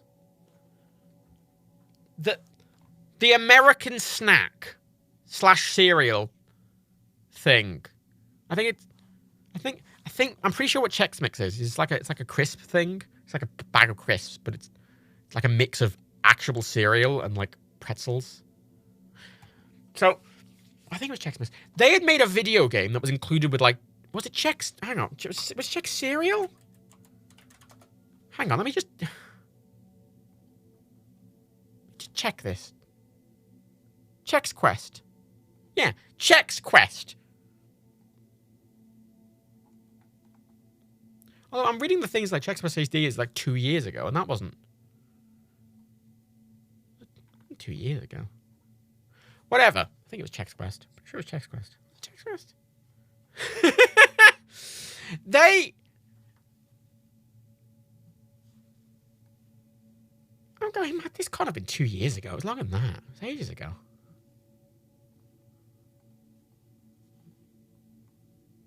A few years ago. I think it was. So Chex Quest was a video game from the 90s that was a free disc in boxes of Chex Mix in the States, right? And they were making a HD remake. They were making a HD remake of this promotional cereal box video game a few years ago. And I'm pretty sure it was Chex Quest. 90% sure it's Chex Quest. So I got contacted by the company, by General Mills directly, not a PR firm, by someone at General Mills. Who's like, hey, we'd like to sponsor you to promote this game. And when we've had sponsor offers, a lot of them are like, oh, we'll pay you $2-3 grand and plus a commission based on how many signups or whatever. That's how they usually work, right? We get a lot less offers than that now, but it's a few grand usually is the offer. Chex Mix comes out, and they go, oh, we'd like to offer you a I'm actually gonna. It was the most ludicrous sponsorship we ever get, and I kind of, in some ways, slightly regret we didn't take it because it was actually. Let me just hang on. Let me open my mail and say Chex. Ah, there it is.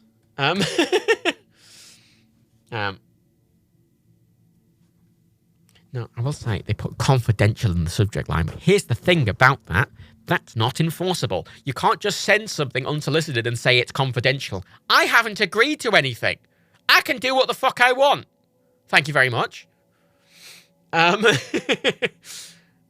Yes, they Chex Quest. They wanted us to promote this free remake of this Chex Mix game, right? Which is wild. Such a weird thing to try and promote, right? Because they're promoting they wanted us to promote a promotional product for a different product. Because the game is an advert for the Chex Mix. It's free. It's a free game. It was free in cereal boxes, and the remake is free on Steam. It's free. It was free. It's completely free. It wasn't you didn't pay anything. It wasn't microtransaction. It was completely free. It was just a promotional thing for Chex Mix. That's all it was. They wanted 2 Twitch streams, 2 YouTube videos. They wanted 10 Twitter posts, but that includes promoting those original. It was quite a lot to ask. They wanted 2 YouTube videos, 2 Twitch streams, 10 Twitter posts, and that includes, as I say, promoting the Twitch stream and the YouTube videos. They wanted some Instagram posts, but they kind of said that was up to if you had Instagram or not. And then they wanted 3 months exclusivity before and after the program in the snack category of sponsorships, right? Do you know how fucking much they offered? I really get. Remember I said fucking. The offers are normally a few grand, right? When we get when we've been offered fucking HelloFresh and all that nonsense, it's been a couple of grand, right? I said this isn't 2020. It's start 2020, so this is already the channel's fucking already, pretty at that point. How much do you think they offered for that? Us doing 2 videos and 2 streams. Normally, as I say, it's a few grand. Okay, there's 2 guesses there, which are both ludicrous. One is too high and one is far too low. How about 10 grand, 25k, 10 grand. So they offered 50 grand. 50 fucking grand. $50,000. Not pounds, dollars. Yeah, 50 grand. And we got that, and I fucking said this to Danny, went, that's insane. Right? And I'm sat there thinking, of all the sponsorships we could do, because a lot of sponsorships, right, I don't think are unethical, but a lot of them are hey, sign up for this service where you spend a bunch of money, right? Or sign up for this thing that we're claiming will help your life, or whatever. There's only, the only real sponsorship I actually find feels completely morally neutral to me is Skillshare, purely because it's very upfront as to what it is, right? I feel like all the VPNs are kind of claiming it does shit that it doesn't. Oh, we're protecting you online from being hacked. It's like, that's not what a VPN does. It's misleading. Sneak and fucking Huel and all these fucking food boxes are claiming to really help your health, and I think that's a false claim. Whereas Skillshare as a thing is just like, hey, it has video classes, and you can watch them, and it costs this much a month. And I'm like, you know what? That's very upfront about what it is, and I don't think there's any bullshit in that. And I'm kind of looking at this and going, that feels relatively neutral, because obviously most things you're advertising with, like free-to-play games, there's something. Whereas that is, you're advertising a completely free game. Now, it's a promotional tool for like fucking Chex Mix. But Chex Mix is an American snack. You can't even get it in the UK. And you're not actually promoting the snack, you're just promoting this fucking free video game. It's not even free to play, it's just free. And I'm like, well, this feels weirdly fine, all things considered. Feels relatively tame. And for 50 grand. We're sat there looking at it going, 50 fucking grand. We debated it. In the end, I said, we didn't do it for the same reason we haven't done any other sponsorships. Because this is what I mean, right? It's why it fucks me off when people are like, oh, why is doing a sponsorship? It's not even said. Like, even for something like that, we've declined it for the same reason we've declined all of the sponsorships. Right? And people have the fucking gall to say we're fucking doing a non-disclosed sponsorship. Fuck off. We've left hundreds of thousands of dollars on the table by not taking sponsorships because we want to maintain our sense of integrity in inverted commas. And it's so fucking insulting when people are like, how dare, it's like, oh, Daniel's enjoying the game very legitimately, and fuck off. Fuck off. It's so insulting. Well, that's the thing, it did seem like they were disconnected from reality, right? Like, it's General Mills, they're a huge company, right? It's not like an advertising firm working for it. Like, it was wild. And what I found so funny is I didn't see anyone do that sponsorship. I only saw one person clearly do that sponsorship, and it was Conan O'Brien. And I went, God, if we got offered 50 grand, how much did fucking Conan O'Brien get offered? Jesus Christ, he must have been offered a fuck ton to do that. That's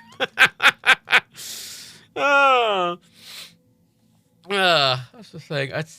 We thought about it. We're like, maybe we could do it as like, we kind of spoke. We were like, maybe we should do it as like a, we could give some, half to charity and take half or something like that. But, we just, we're just uncomfortable taking any sponsorships, honestly. Did LWT not? I don't know what LWT is. Well, honestly, we're just kind of uncomfortable doing any sponsorships. We've kind of we put a blanket ban on it. Is the thing we put a very blanket like do not cross this line ban on it internally, like in our heads. And even if the thing we were crossing that line for would have been reasonable like that, we're still crossing the line. You can't uncross the line. And it's not a criticism to people who do the sponsorships. It's just having that very clear line we find quite valuable in and of itself. Like in this context where we're like, we don't take sponsorships, it's insulting that people thought we did, right? Like, it's a very clear line. Like, we don't take any sponsorships. And that's, I like to think, makes it quite clear as to where our sort of opinions lie when we're talking about something.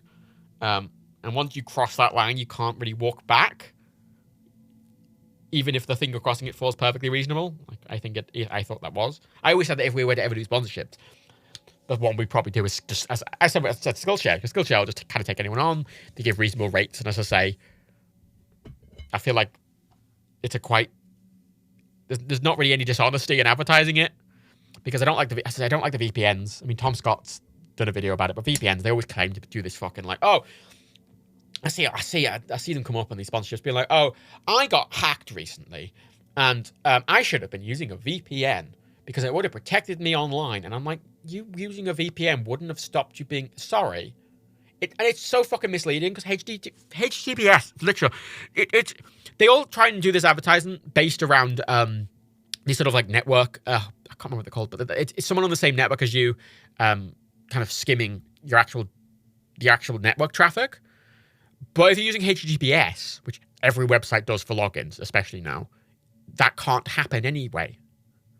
Like, all of these hacks, they take place because you've used a password on a website and the password's been compromised. If anything, that's an advert for a password manager, not a VPN. But the VPN's trying to conflate it as a security measure, even though it's not a security measure. Like, it does hide what you're doing from your ISP, and it does help you get around geo blocks, and it does potentially let you access, like, other location some streaming services. But that's kind of what it's for.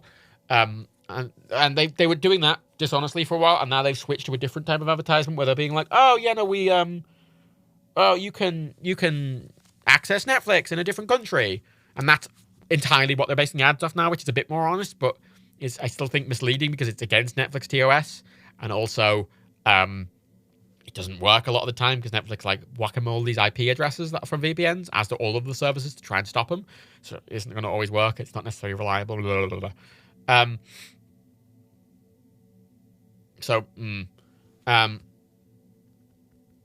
don't know, Axel.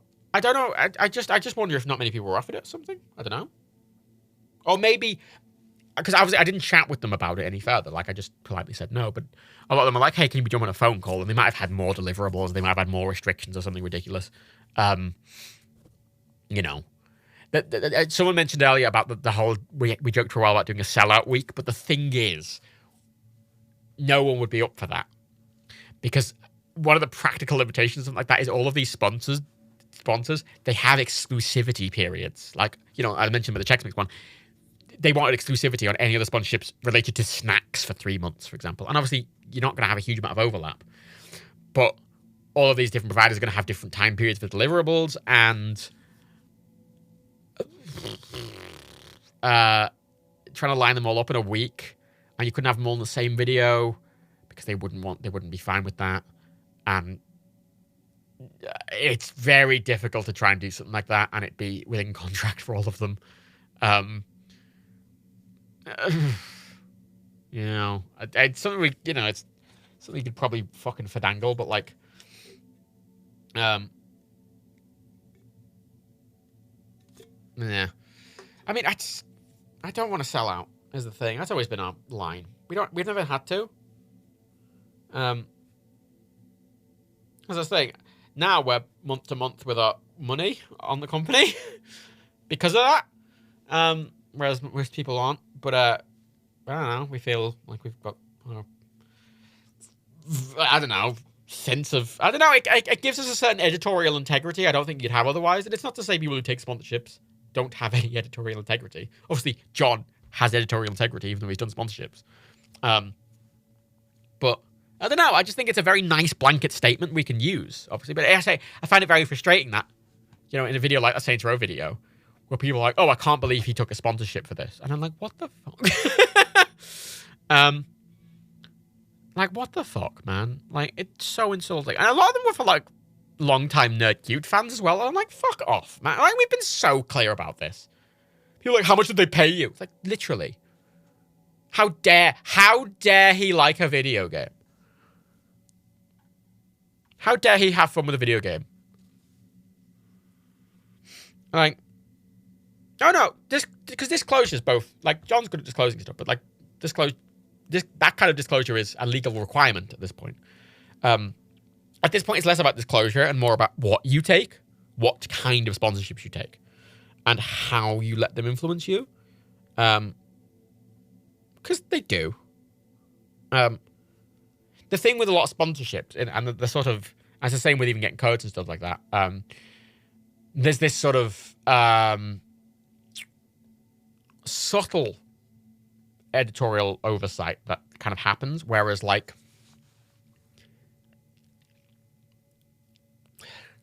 the example is always, let's say, the video game example that used to always get used is, let's say, company sends you code for game, right? And that's all they do. They send you a code for the game. That gives you early release, which is just something that's kind of important, maybe when you're doing reviews and stuff like that.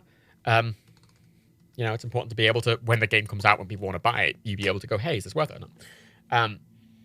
But an argument, obviously, with that is that if you come out and you say, oh, this game's a piece of shit, there's a risk that you might not get another code from that publisher. And how that can, even though that's not an implicitly stated thing, and it's not necessarily true either. Like, a lot of publishers, you can say the game's crap and they'll still give you codes, but like, that is a consideration, right? In a lot of people, in the back of a lot of people's heads, they want to keep the relationship up, right? There will be, even some people who might say if a game's bad, they might not be as hard as they would otherwise be. They might be softer to try and maintain the relationship with the publisher, right? There's all these subtle ways it influences you, and we've been very clear about how we didn't want that. And yeah, we've been blacklisted by a lot of companies for that. Hilariously, Ubisoft have blacklisted us, which I find so funny. So fucking funny. Like, I was convinced, right, when we did that Watch Dogs Legion video, because it was a pre-release one and everything, where it had we don't do many videos with an NDA, but Watch Dogs Legion had an NDA because it was pretty early access, and it's so funny to me that we did that video, which was a strict time limit and everything, which they had to approve, because they had to approve the video in the sense of they just said you can't use over 20 minutes of in-game footage, and they didn't have they didn't have editorial oversight. They made a request. I think Daniel mentioned they made a request. No, that was Saints Row. They made a request. Sorry, they made 2 requests, and we declined one of them, and we actually said yes to another, because they said, hey, could you actually say the name of the location? Like, they politely asked if it was possible for him to say the name of the location, where it's set. And Daniel went, okay. And the other one was, hey, can you not mention GTA? And we went, no, we're going to mention GTA, fuck off. But Watch Dogs Legion, like, it's the fact that the opening is, I think Yves Guillemot should resign for this. Which I thought was the best way to handle that. Because we debated not doing a video at all, and we went, okay, you know what, we think the game's fun. And we think the whole scandal going on at Ubisoft, it actually might be a good way to signal boost the scandal to people who might not know about it. And I was convinced they wouldn't send us anything else after that. We still fucking get them. We still fucking get it. There's 2 companies. There's 2 big publishers we still get emails off, and we still get the code sent to us without us asking, actually. And that's Sony and Ubisoft, weirdly. I mean, we don't even cover Ubisoft stuff anymore, but they still send us stuff. If Dan was given a large sponsorship, would he generally maintain his ability to be critical about the product? It's a very thin line. Well, that's the thing. In all these sponsorships, the language is never like, oh, you can't criticize the product. It's never that, but it's obviously there's a subtle social sort of dynamic there. Where even if you're not getting a sponsorship, there's influence, right? There's like in terms of getting free code, you don't want to sour your relationship with the publisher by being really hard on their game. So you might not do that. And that's a really common thing. But we've always taken a lot of pride in not doing that. We've been so fucking strict with not doing that. And what that has resulted in is us never taking a sponsorship and being blacklisted by almost every big developer. And to a certain degree, I kind of wear that as a badge of pride. Because if that's not proof of impartiality, I don't know what is. Which is, I get why it's so frustrating for like us to come out and be like, hey, we like this Saints Row game. And everyone be like, oh, I can't believe they paid you and you're lying about it. It's like, fuck, we like the game.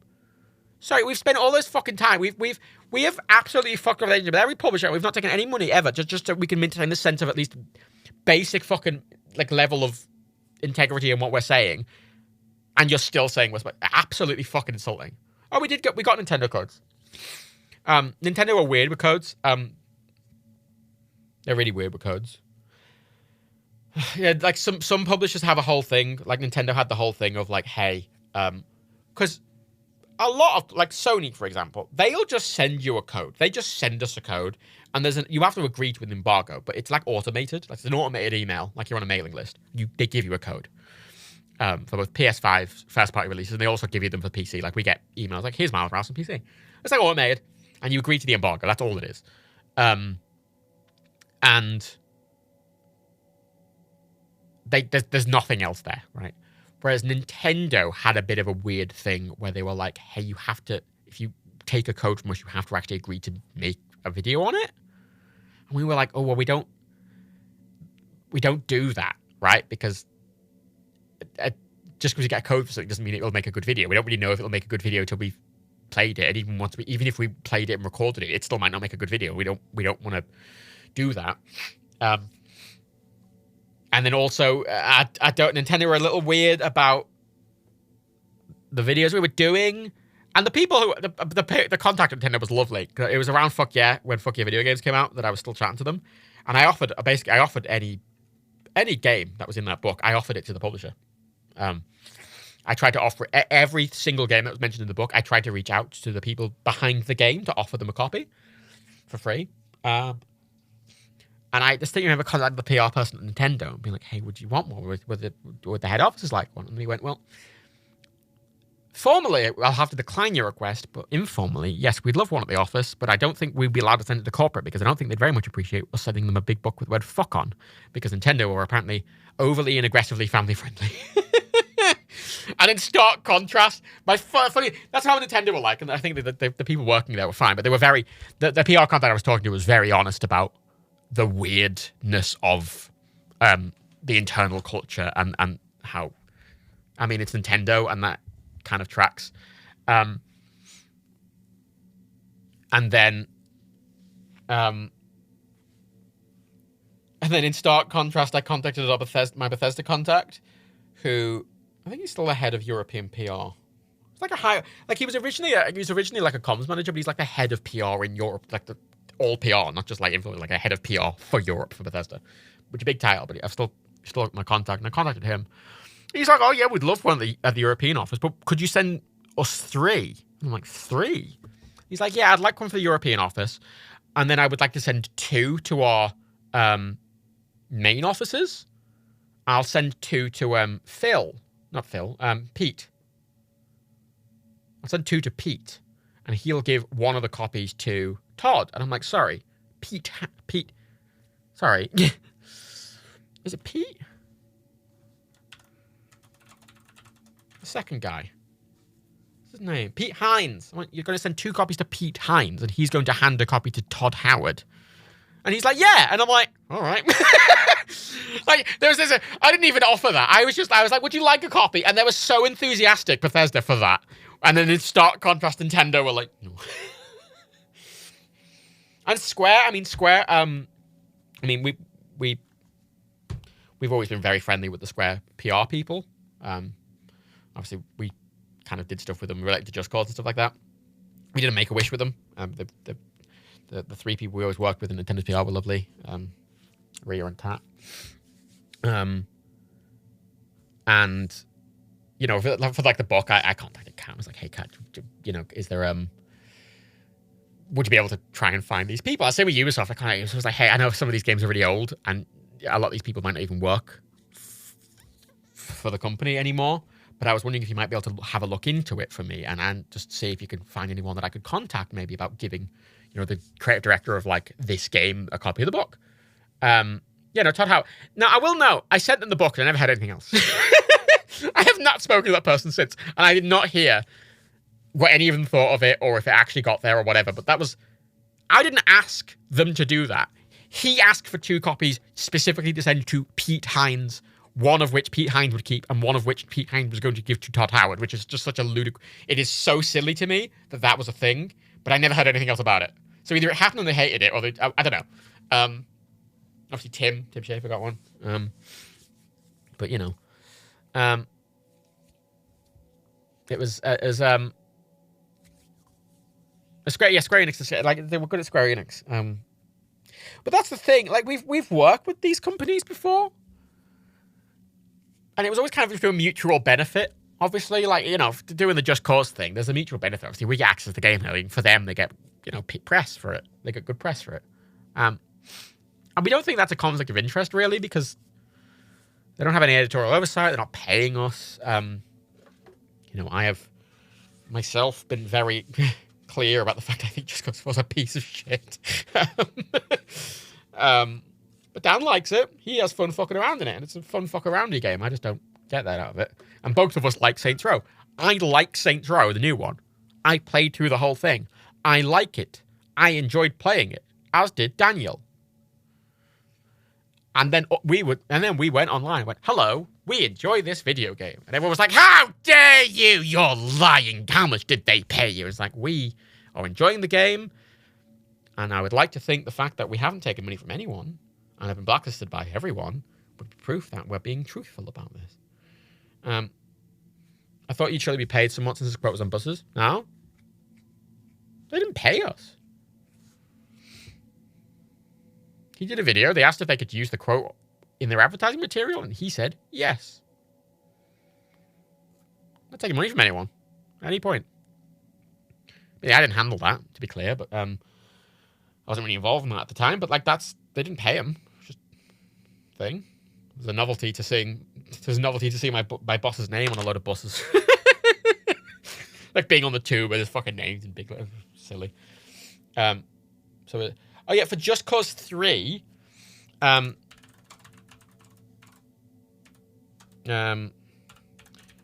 Just Cause 3, the Daniel's quote, I think it was just the quote, best game ever, or something. I think it was just best game ever.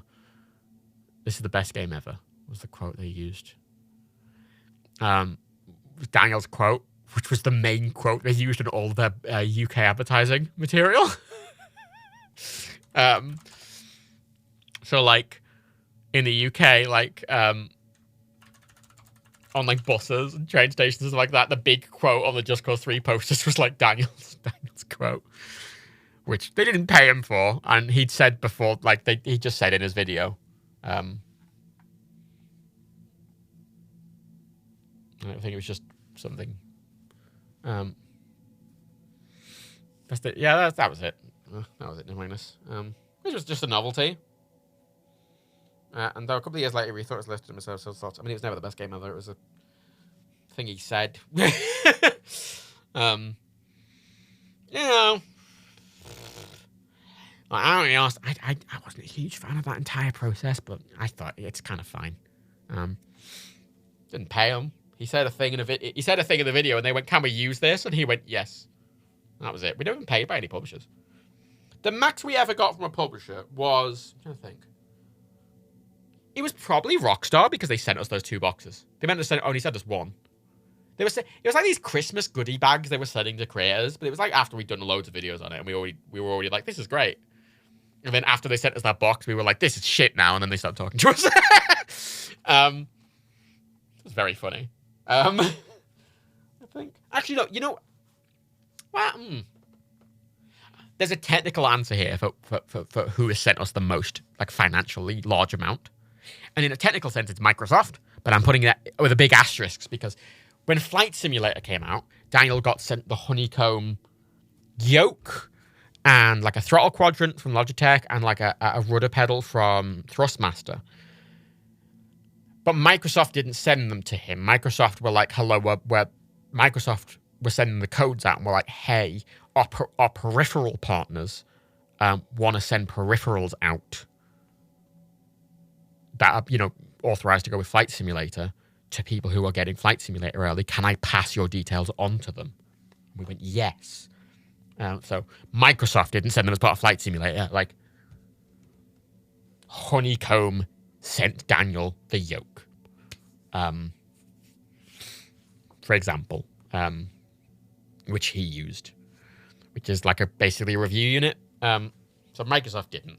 I think that's technically the most like amount of like expensive been sent. The PS5 actually, we got sent the PS5. Didn't get sent a PSVR annoyingly. We're going to try that. We didn't get sent one of those. We got sent the PS5. That was obviously quite high value as well. But in both those instances, it's a review unit, which I think is a little different. Review units are a bit more, because reviewing a game is, I think, a bit different, because its software is very ethereal, whereas you're getting a physical thing that you could sell on. Like, you get a Steam key, you can't really sell on the Steam key. You know, what's getting a Steam key and redeeming it and playing the game? You can't really sell the game on. But obviously, you know, you could sell a PS5 on. Like, we could have resold that PS5 for more money than it cost, you know, if we wanted to. So on a technical level, that is a financial thing. But it's equally a review unit at the same time. You couldn't review it without the thing. So, wasn't there a Master Collector's Edition? Oh no, that was Dark Souls 3 sent like a lot of games would have like a press collector's edition. Basically, it was like a collector's edition they made just for press. I'm trying to see if there was. It's like a big box. I mean, you can search. Actually, you can literally search Dark Souls 3 press kit. People love Dark Souls 3 press kit. It was a big like case. It was like a big wooden case with a clasp on it. It had a load of stuff inside. It had some scrolls, some nice printed scrolls, and some like unique stuff from the game. But it was like a collector's edition, but it was just for press. It was a press kit, and press kits they aren't doing them anymore to that degree, and we never accept them like that. We've gotten press kits for some games, but it's after we've already spoken about them, and they've been offered to us after we've already spoken about them. And at that point, we're like, well, fuck it. You know, if we like the game, and we've already said we like the game, well, fucking sure, fuck it. Fuck it, we'll take the goddamn hat, you know, like, fuck it. Which I think is reasonable. I don't feel like that's a conflict of interest, especially if we've already made the video, you know. Did Saints Row send us anything? Saints Row sent us a mask after we did the video. They sent they had this press kit thing. They sent, you know, I can't remember, one of the gangs wears these like neon masks. It's one of those masks, which was fun and silly, but it was again after we'd done the thing. Like we won't take them before we do a thing on them. We won't take them as part of the thing. Like there are some other ones that we've been sent which have been a bit weird. Like Sony just sends stuff. Well, they used to. They don't anymore. I think over the years, because the channels got smaller and smaller, basically they don't care anymore. But it used to be like my address gets used for like shipments and stuff like that. We don't give Daniel's address out ever. Everything goes through me, so I'll just get stuff. Well, no, Sony sent us a PS5, yeah, but they obviously asked us if we wanted a PS5. But they've sent us other stuff. They've just sent us some other random shit. Like, one day a parcel turned up at mine, and it was just 2 PS5 controllers. You know when they brought out the black and the purple one, or the blue one. They brought out a blue controller, a purple controller, no, a pink controller. You know when they brought out those new controller colors? They sent us each one of those controllers. They sent like all of the different new colors of controllers, and they just turned up. I'm like, oh, what the they just turned up. So yeah. And then normally any stuff like that always gets forwarded. There's one thing I kept for myself, which, like, a while after Ghost of Tsushima came out, which is a game we did not like, and we were very clear that we did not like it. And while after it came out, a little package came to me. It was this wooden, this wooden bottle crate, and I opened it, and it was a bottle of sake, Ghost of Tsushima sake, with a little Ghost of Tsushima branded like sake cup, like a little shot glass. I went, fuck, I'm keeping the goddamn sake. I'm keeping the fucking sake. Get the fucking sake. Sake, it's nice. Although that was the first sake I'd ever had, so I like it, but I have no real basis for comparison. It went in my bar like all the other things. It's still there. And my friend's a huge Ghost of Tsushima fan, and I taunted him with it several times. Been like, like we've chilled out on taking stuff like that now, just because it's kind of like, oh, fuck it, I'm gonna fucking drink the sake. Who gives a fuck? Game's a piece of shit. I'm gonna say I don't like the fucking game. We already said we didn't like the fucking game. Fuck it. If they just have fucking sake, go, I'm gonna fucking drink the sake, damn it. You know. You know, and that's kind of it. Was it? Did they send us anything else? I don't know if they sent us anything else. I don't think they did. Pretty sure they didn't. It's like we were kind of, most things we don't want, but like PSVR 2 came out and we were like, oh, we want to try that because we've tried all the VR headsets and Daniel's quite VR oriented. So we're quite hoping, and I actually emailed being like, hello, who would we need to talk to about potentially getting a PSVR 2 press kit? And then we didn't, no one responded. I'm like, oh, okay. Which is fair enough. I wonder if sometimes they send things before the video comes out and the package comes out. No, no, these like months, like a month or two after it comes out, you know, like weeks, you know, like ages, not like a few days, like properly a while.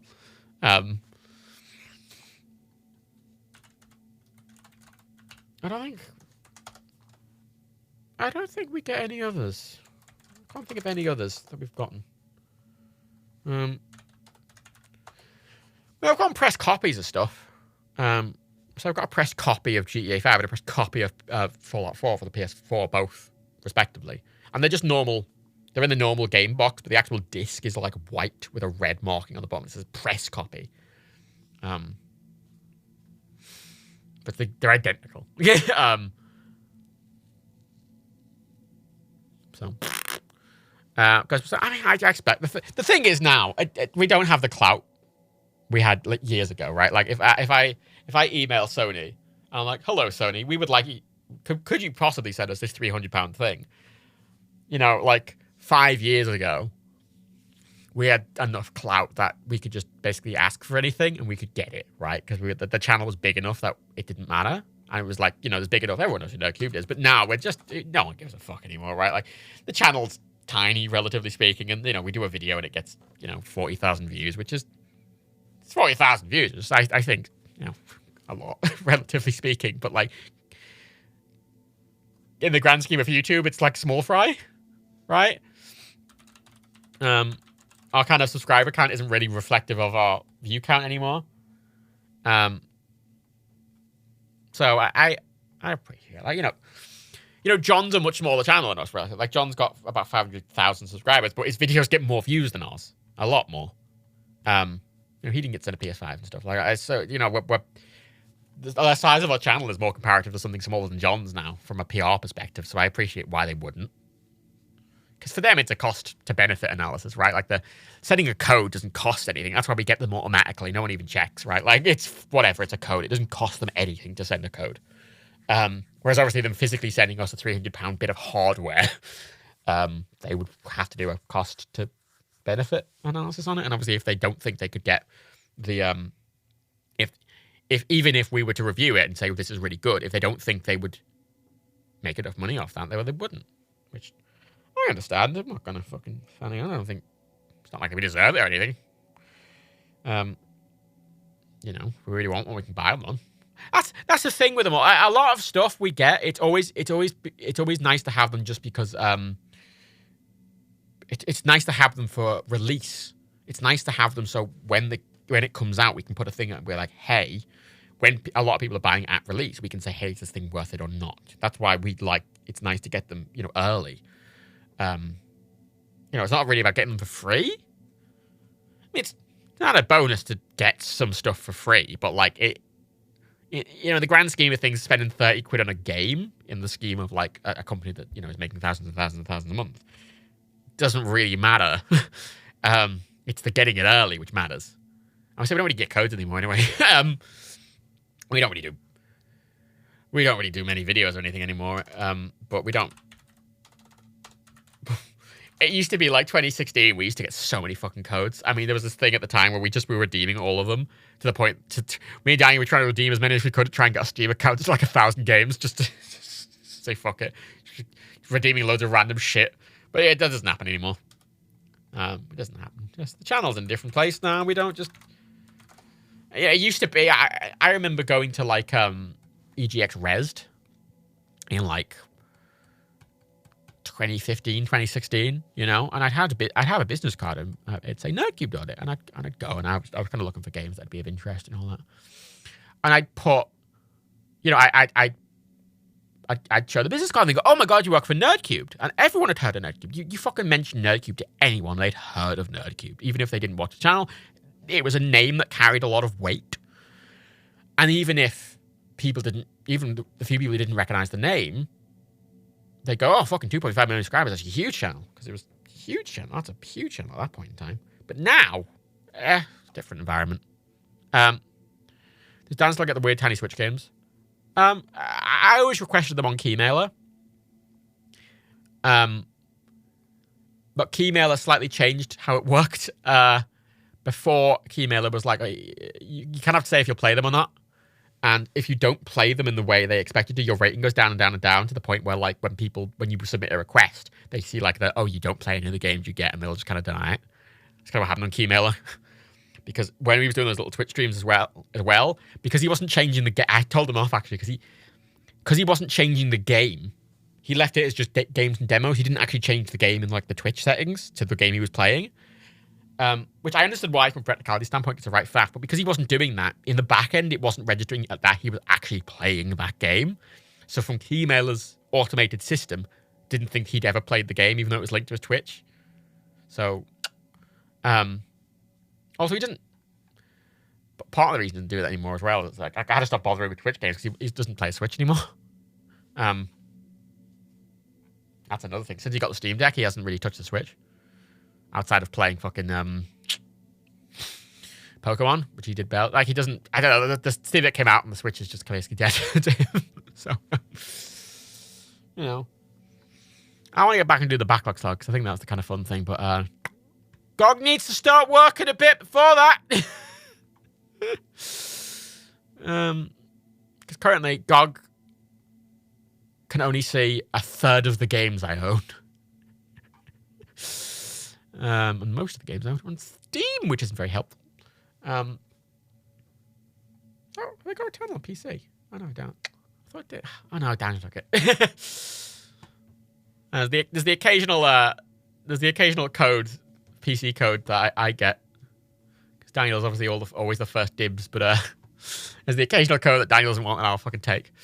PC. Are there any good GOG alternatives? I don't know. I think Derpy might have mentioned one before. The thing with GOG is I like GOG. Like, I buy a lot of stuff on GOG as well. Yeah, because my GOG plugins don't work as well. All of them are fucking broken. Playknight seems... Let's have a look at Playknight. Can I rate stuff? One of the things with GOG I'm a bit annoyed about, so obviously I've rated everything in fucking GOG. Can you rate stuff in Playknight? From the backlog perspective, that was the whole thing. If I go into all games, I mean, I can still add. I mean, I can still technically manually add them in GOG and rate them like that. But it's a bit of a faff, really. Playknight has a Nintendo plugin. Oh, so I wish the GOG. I don't know why the GOG ones don't work. Battle.net, the services. Search add-ons. Ooh, Amazon Games, Battle.net. Yay, Epic Store, Fanatical Library, GOG Library Integration, Humble Keys, Humble Library Integration, HIO Library Integration, xCloud Importer, Nintendo Library Integration, GeForce Now Library Integration, Oculus Library Integration, PlayStation Library Integration, Rockstar, Steam, Ubisoft Connect, Viveport, Xbox. Oh, neat. That's fun. I might have a go at that. What if it has ratings, though? What if it has ratings? Let's install it. I'm going to install it in the background. So I know this has been a chatty stream, but I just... I want to see if Switch worked. This worked all right. Yeah. Like, I wanted to make sure everything was set up correctly, which it is. Thank fucking Christ. Also, I set up a thing as well. Oh, fun fact. You know how whenever I did my little streams with my camera, I always complained because the camera settings would reset every fucking time to start the stream, right? What's it called? There's a group of plugins for the Stream Deck,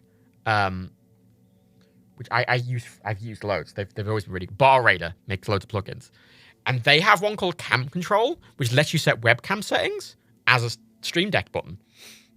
And in that, you can set all of those settings, like focus and exposure and everything for any webcam. So I've got it set up now. So if I press any like either the foot pedals or the Stream Deck button to switch to my camera, it automatically sets the exposure to not be automatic and to be -6, and it sets the focus to not be automatic as well. So I don't have to fanny on with that anymore, which is great. Which is excellent. Let me just add these things. Which is handy. I really like, and they've finally got the Stream Deck XL. The dials finally have support for like the audio mixer in OBS, so I can actually turn stuff up and down the audio mixer. Like I can turn on desktop audio and turn it up and down. And I also have got my mic input, but not the input, like the output. So the output's currently set to 100%, but I can actually turn my volume down if I need to for whatever reason, which is kind of nice. Debbie, PlayNet doesn't have as clean a system for user ratings. By default, it's a number from 0 to 100, although I found a plugin that seems to add some sort of star ratings. How reliable is, like, if, let's say, I don't know, my computer dies. Because the thing with GOG, which I quite like, is obviously if I just install GOG on another computer, everything syncs. I mean, I'm installing it. Let's see what it's like. I really like GOG. They just have not fucking kept up keeping the integrations working, and I don't trust them to as well because Steam is broken. Like Steam broke this week on there, which is the big one, obviously. Like, fucking the PSN one breaking isn't that big of a deal because it's just for like to see them. You can't obviously play PSN games through there, but it's just to see them. But so that's not a huge deal, but it's annoying, right? The Rockstar one breaking. Okay, that's annoying, but there's like 3 games on there, fine, whatever. Steam breaking? Nah. But not all those other plugins that broke, they broke like a year ago, and they have not been fixed. So I just don't trust them to fucking fix it. It's so annoying because I really like the app, and I like GOG a lot, and I like what they do, and I like their service, and I like their store, and I like GOG Galaxy. Like I like it a lot. I wish I had the same rating. I wish I had the same rating system as Letterboxd. Like I wish I had half-star ratings, and I wish there was a little like button. I prefer that style of rating system, but no, let's connect all the things. Oh god, slowly log into all these cunts. Mattophobia. Oh, let's go into my password manager. How many of my password manager? The amount of things that are set up with my fucking like a random nerdcube email. Derpy, the only unofficial integrations I've installed are PlayStation, Rockstar, and Nintendo. Everything else seems to be built in. Well, that's what's confusing. When I was looking at GOG, I was trying to look at like to see if there were any third-party Steam integrations. Because the thing is that they made the integrations like you could have third-party plugins in GOG, and I wondered like maybe someone's made a third-party Steam one, but no. Like there was a lot of third-party integrations that I found that I didn't know existed. Like there's like a third-party Amazon one and a third-party Discord one, for example, like for Discord games. But yeah, there's only one Steam one, and it does not fucking work. Derpy, I don't like the default theme, but there's a theme repo available. I did that. I got a Steam theme.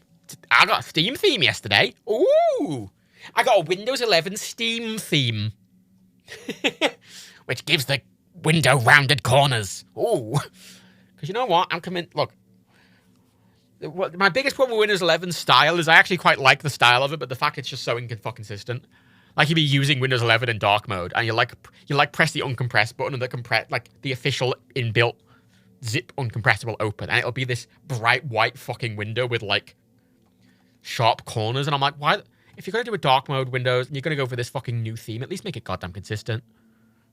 Like the dark mode in Windows 11 is so annoying because half the random bits of Windows you open are just fucking bright white. Just get fucking blinded. Like macOS when they integrated dark mode into macOS, everything was dark. They were like, oh, it's a dark mode. Everything goes dark now, and I was like, cool. Everything goes dark now. Like some third party things didn't, obviously, but like all the first party shit was dark now, and Windows was like, no, we're gonna slowly add dark things. I'm like, what the fuck? I even got a new background for Windows and everything. One of my biggest things that annoyed the fuck out of me every time I have a problem with a computer or whatever, I was like, just reinstall it. Like it's not a massive faff to do that. Everyone says that like it's not a huge faff. And it's such a, because logging into everything, just even logging into everything is so annoying. It takes fucking ages. And resetting everything up is annoying. Like fucking Windows, bro. It was like, oh, I guess a lot of people. Oh, I guess it's time to reinstall Windows again. I'm like, what the fucking? No, I don't want to reinstall Windows. Shouldn't fucking have to. Well, like I had a problem with I had a iPhone problem a couple of years ago, and the guy at Apple was like, why don't you try reinstalling iOS from scratch and not restore from a backup? It went because all my things are there, and like, oh yeah, but some stuff kind of carries on. I'm like, yeah, but I don't want to.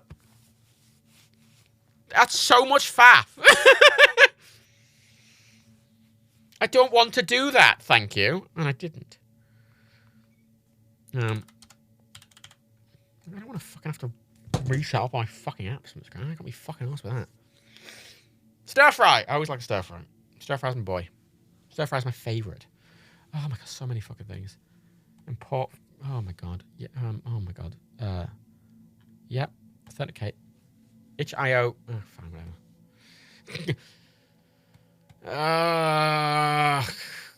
There's a tick. It's like, do you want to import non-installed games? But I don't know what I don't know. I'm ticking it, but I don't know quite what it means. Would it not import? Does it not update? How does it work? It's fine. Oh yeah, but Nine Night exists. And the fact is, downloading the programs isn't the annoying bit. It's resetting everything up. That's what fucks me off. Like, fucking re-downloading Firefox isn't the annoying bit. It's resetting up Firefox. Re-downloading my ad fucking blockers, fine. Resetting up my ad blocker is annoying. Everything's like that. I can download OBS in 2 seconds, but if I had to reset it up, it's going to take me days. With it unticked, it will only list games installed on your PC. Oh, well, fuck. Yeah, good unticking it then. Right. My God, I fucking occasionally have to re-sign in stuff on my Mac. So fucking annoying. Not installing games from other accounts. Okay, Steam's asking for a private key. Oh, bother. Yeah, and the thing is, and I know for a lot of these systems you can back them up, but even if you back up these settings, restoring the settings is still time-consuming, right? Like,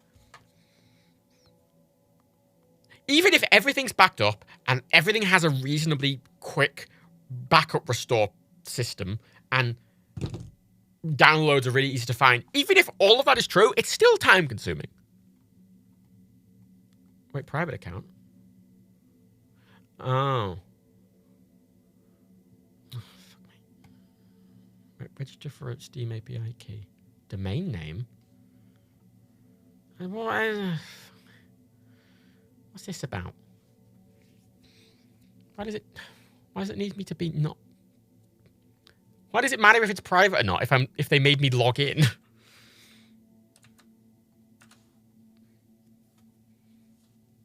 If they made me log in, why the fuck what's the point? What's the point in logging in if they can't? All right. Thanks, Derpy. Okay, that's fuck me. Nah, I fucking screamed at the start of the stream. I mean, everything's basically working now. Surprisingly unannoying to recover everything, but fuck me, it still took me a few. Like, it's still even though I was able to copy everything over. It just setting everything back up still took me a couple of fucking days. And like stuff like, I'll have to reinstall all the Xbox games. And yeah, my internet's fucking fast. It's still annoying. Having to reinstall Flight Simulator is annoying.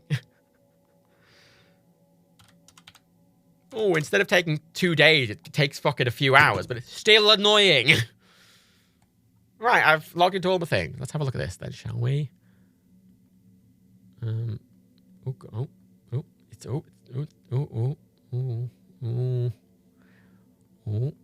having a bad time.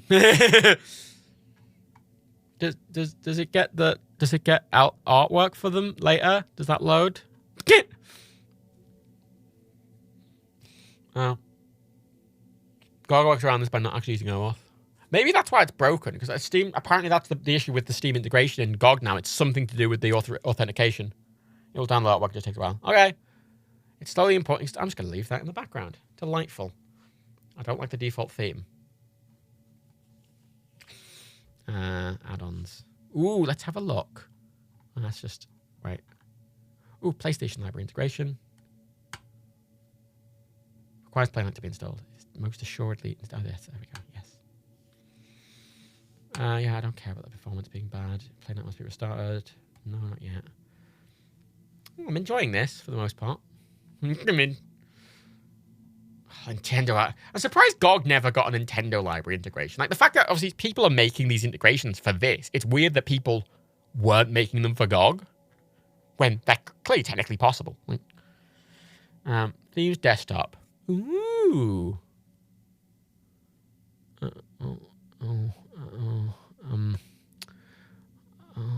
Yeah. I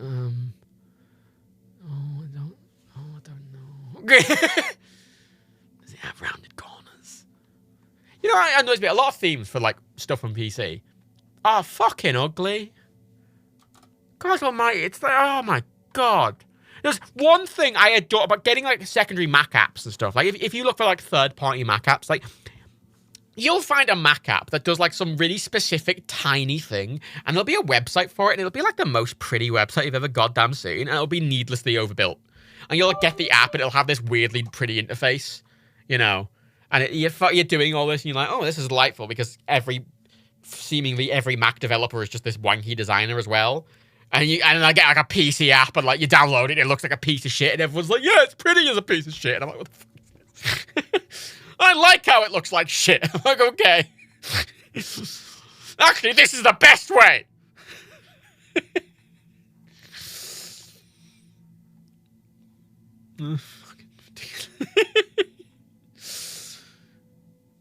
A minimal theme featuring rounded covers. Ooh. I like a minimal theme featuring rounded covers, which don't load. Delightful.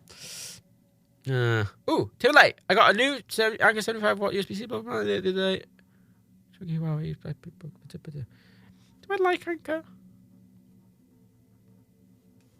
I'm trying to think. I like Anchor. I think I like Anchor. I stopped buying the cables. I get Ugreen cables now. I really like Ugreen stuff.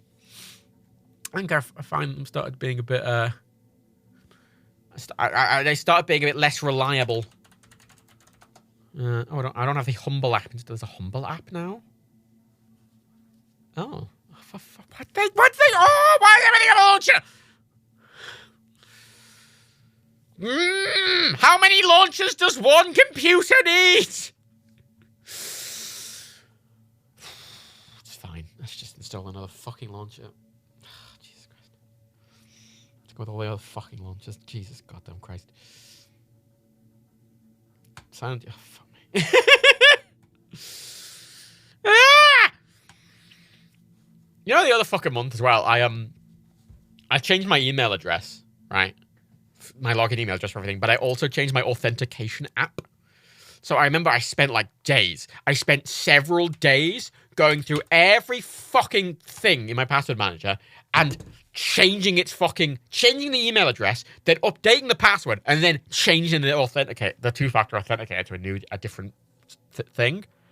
And fuck me, I cannot express to you how fucking long that entire process took. Such a fucking dick. I was such a fucking dick. The Humble app's annoying because it took away Linux versions of the Humble Trove. Oh, I love taking away Linux things. I love taking away things. Honestly, that's my favorite thing. Taking away things from Linux is just, obviously... Oh, God, like, every time... I have used Linux before, but, like... Because I had to install Ubuntu on a little USB stick. Admittedly, I had to launch it in safe mode, because whenever I launched it not in safe mode, it just would not load. I could not handle the resolution or something. But I launched it in safe mode at the weird. But Ubuntu is pretty, man. Like, Linux is just nice. I like it. It's a shame I have absolutely no use for it. But it is nice. I just wish I had literally any purpose for it, because I have no reason to use it ever. Outside of me fucking deleting that one folder, I had absolutely no reason to use Linux. People keep saying, what am I going to use Linux for? Eh? What the fuck would I use Linux for? I can play games, but frankly, my gaming experience on Linux is going to be even worse than Windows. And that's all I do on Windows. And then I like the Mac for everything else. So what the fuck do I need Linux for? Oh, you can code. Oh, fuck me. I can want a Linux VM in Mac OS, damn it. I really enjoyed when they were showing off Apple Silicon in the original keynote. One of the things they showed off that it could definitely do, they were really trying to reassure people that it could. They were like, "Don't worry, you can still run a Linux virtual machine," which is really funny. Let me just. Oh my god, I've got so many double accounts. There's so many apps I have like at least two or three accounts for. Oh no! Oh no! Oh no! Oh no! Oh god! I got the itch.io app. Do you want to know the games I own on itch.io? Because it's not many, and they're all by one developer.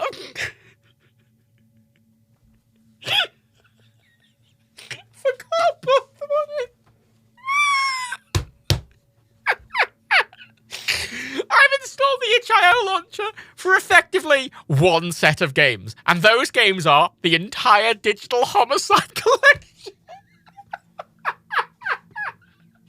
I've got a fucking Digital Homicide launcher. Fuck off. Whoo! There's Coastal Carnage, there's Mini Attack Submarine, Extra Large Testicle, of course. Forsaken Uprising, Deadly Prophets, The Slaughtering Grounds. Devil's Share, Temper Tantrum, good old Krog Wars. I mean, I did a stream on them years ago. Years and years and years ago. I played all of them on stream. I forgot I got on itch. I was trying look at these Steam, and I was like, I swear I got them on Steam, but no, it's got my itch. So that's where they went. I think that there was a bundle of all of them selling for like £3 or something like that, and I just thought it'd be funny to play them all and fucking make fun of them. Oh, okay. It's currently the fucking what's it called? The app Play Night is currently downloading metadata 129 out of 2,621, and I haven't even installed the PlayStation or Nintendo add-on yet, which is unfortunate. I'll do that. Well, I'm gonna wait till I wanted to wait till it finished thinking before I started it. Here's that stream. Oh. That was fucking quick, Jesus. Oh, that was fast. I God, it was ages ago. Great. Fucking 2016. God, that's ages ago! That's so long ago!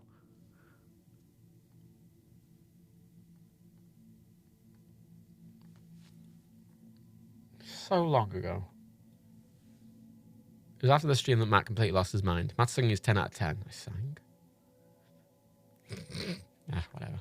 I don't remember most of the things I do. That's what I like. I just kind of figure it out, you know? I just kind of make it up as you go along, really. Hope it works out for the best, you know? Just kind of fanny on with it. See how it goes. See what, you know? Oh.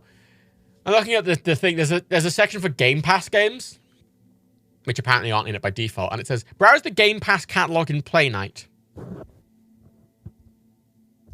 Right? It says browse the Game Pass catalog in Play Night. There's a little addendum to that. Currently, games from EA can only be viewed but not added to the library. Okay. Then it says games not by EA can't be viewed or added. So it's not a Game Pass catalog browser. It's a Game Pass just for EA games catalog browser that also can't add. That can't fucking you can't add to your library to make it absolutely completely fucking pointless. Oh, there's a fucking How Long to Beat plugin and everything.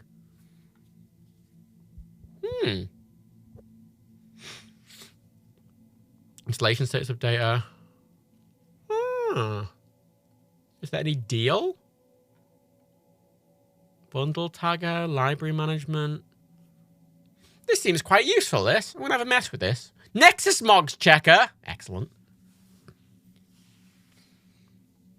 Oh, it adds a little... I can tell you if games like to put NVIDIA Freestyle or fucking... Do they have Nexus mod support by default? That's really nice. Player activities. Sounds. Quick search. There's no quick search. Resolution changer. Save file viewer. Screenshot viewer.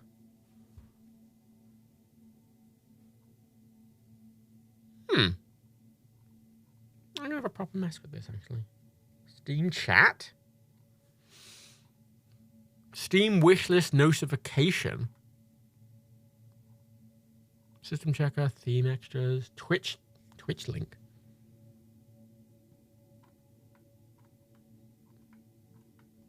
There's loads. God, this app has fucking low. Why has GOG has this open fucking source plugin thing and no one fucking makes anything for it? Although it's slightly, does it actually not show Game Pass stuff by default?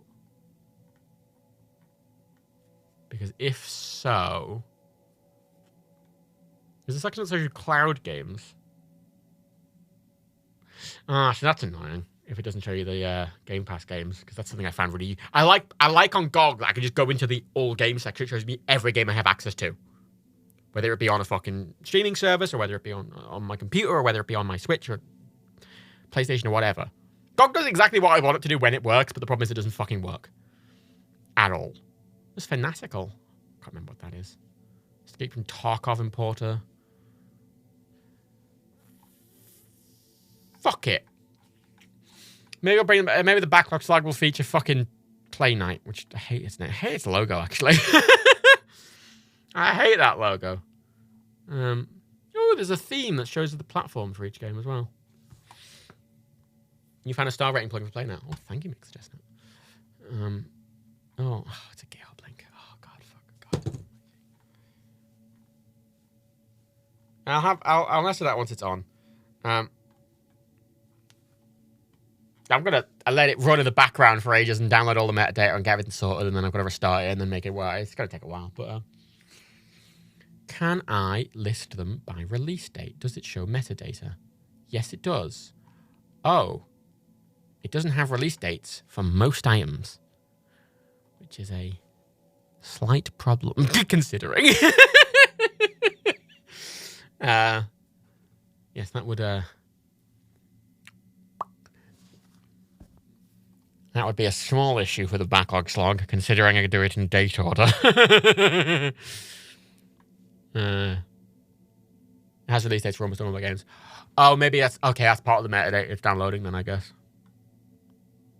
Okay. Well, I'll just let the metadata download, and then I won't judge it until it's done. I'm going to leave that running in the background, and I'll judge it when it's done.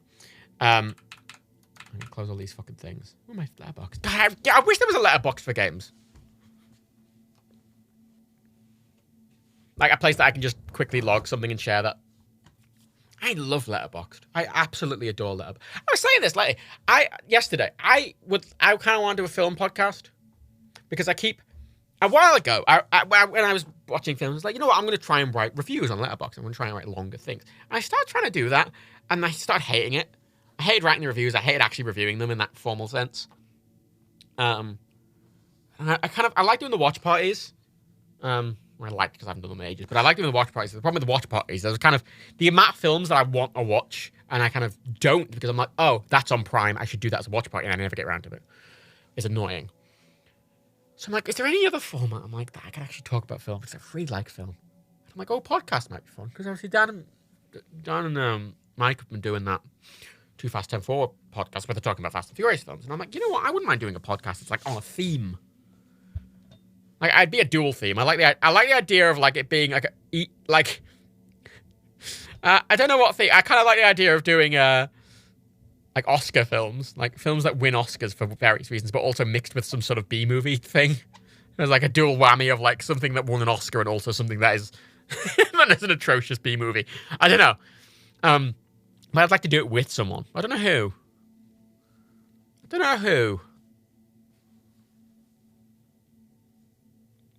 So I'd like to do a podcast with not Dan or John. I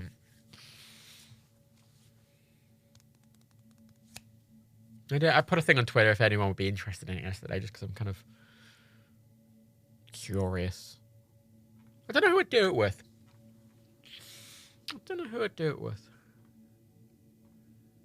Rebecca's really into films, but equally Rebecca hates watching new films simultaneously. Which is explained by being on the autistic spectrum. I don't know if I'd want it to be weekly. Maybe bi-weekly? What's the thing? I don't know if I want it to be a mix. I want it to be both obscure. I like it kind of being video nasties and also like Oscar winners. You know, like I kind of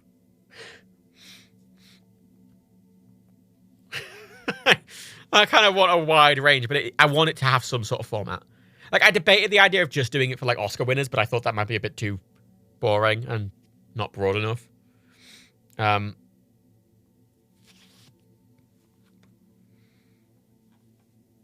do I follow on Letterboxd? Following. I've got to follow 43 people on Letterboxd. Sorry. Any of you watched People Just Do Nothing? So it's like a British mockumentary about Hounslow rap. No, Hounslow house music radio. Steve Weed. I want someone properly into film though. People just don't. It's about Hounslow, so it's this kind of mockumentary. It's very good. They did a movie called Big in Japan. It's very good. Rebecca introduced me to it. It's very good. It's BBC 3 show. There's a guy in it called Buddy G. And he plays this like very like slimy, very slimy kind of salesman guy, but he's so slimy and he's so I love him, right? But the guy who plays him, I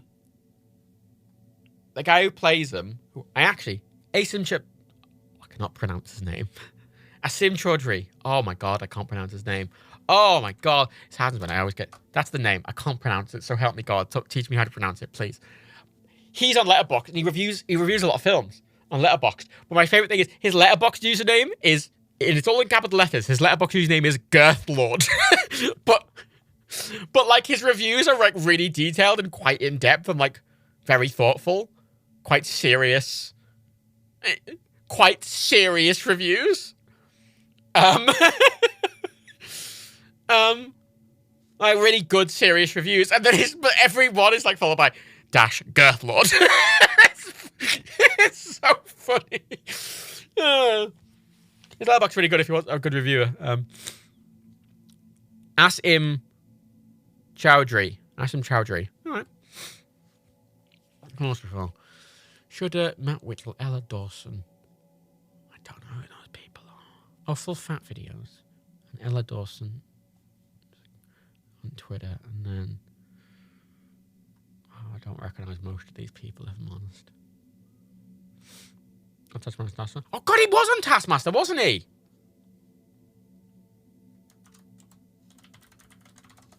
He was on Taskmaster. I haven't seen that series of Taskmaster. But yeah, he was on Taskmaster. He was on Series 6. Series 6 of Taskmaster. Oh, it's a Russell Howard one. Russell Howard and Tim Vine. Okay, I'm pretty sure when I was kind of wanting to rewatch bits of Taskmaster, I'm pretty sure one of the reasons I didn't watch that series because I really fucking don't like Tim Vine. I really fucking don't like Tim Vine. Don't really like Russell Howard either. But you know what? I do really like a sim. So I'm gonna... Yeah, I know, right? I'm in the fucking minority about Tim Vine, right? Fucking Dan and Rebecca go on to me loads about the fact that they're like, Tim Vine's amazing. And I'm like, I fucking cannot stand Tim Vine. I just cannot. Look, I respect that he's probably very good, right? I do not fucking... I cannot tolerate him at all. I just cannot. But equally, there's some people there's some people who've been on Taskmaster who like I normally don't like at all, but I do very much like on Taskmaster. What was her name?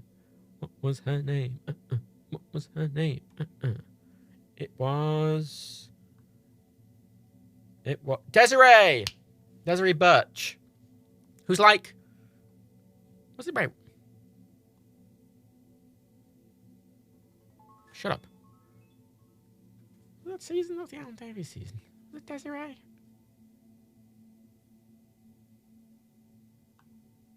No, I'm thinking of Judy Love. Judy Love's Loose Woman. I don't like Judy Love. But she's really good on Taskmaster. But I don't like anything else she does. But I like her on Taskmaster a lot. My friend does not like Sarah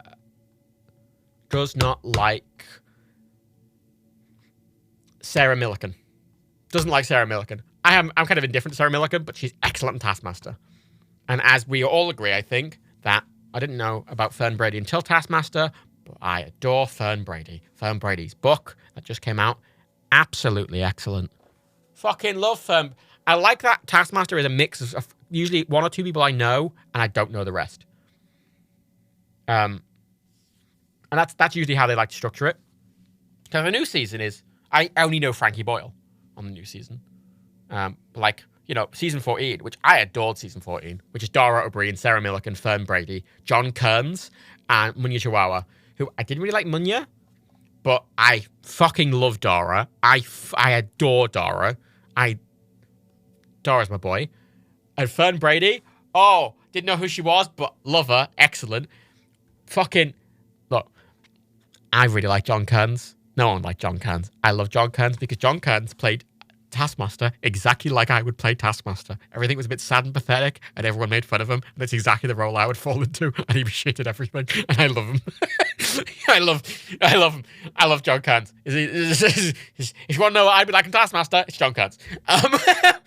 Sarah Millican, I really enjoyed, and Munya, I didn't really like Munya, but I think he worked in that setup. But Series 14 is excellent. She was in my city the other day. You mean Fern? Fuck, on the day of a book launch, she was in fucking Liverpool. And I realised the day she was here, fuck, and I looked and there's no tickets left. I was really annoyed. The first team in Series 4 was perfect. The first team task in Series 4 was perfect. I can't remember the first team task. Oh, create the best picture of a bird on the black square. You may not step on or do anything in the black square. Alex will walk towards you every time you name a different bird. I went to stop when he walked in the fish. If you don't watch Taskmaster, it's very good. What season? Season 13. I really like season 13. Season 13 was very good as well. Ardla Hanlon was great. Bridget Christie was great. Chris Ramsey was good. Sophie Ducker was really good. And Judy Love, I liked her on it. I don't like her normally.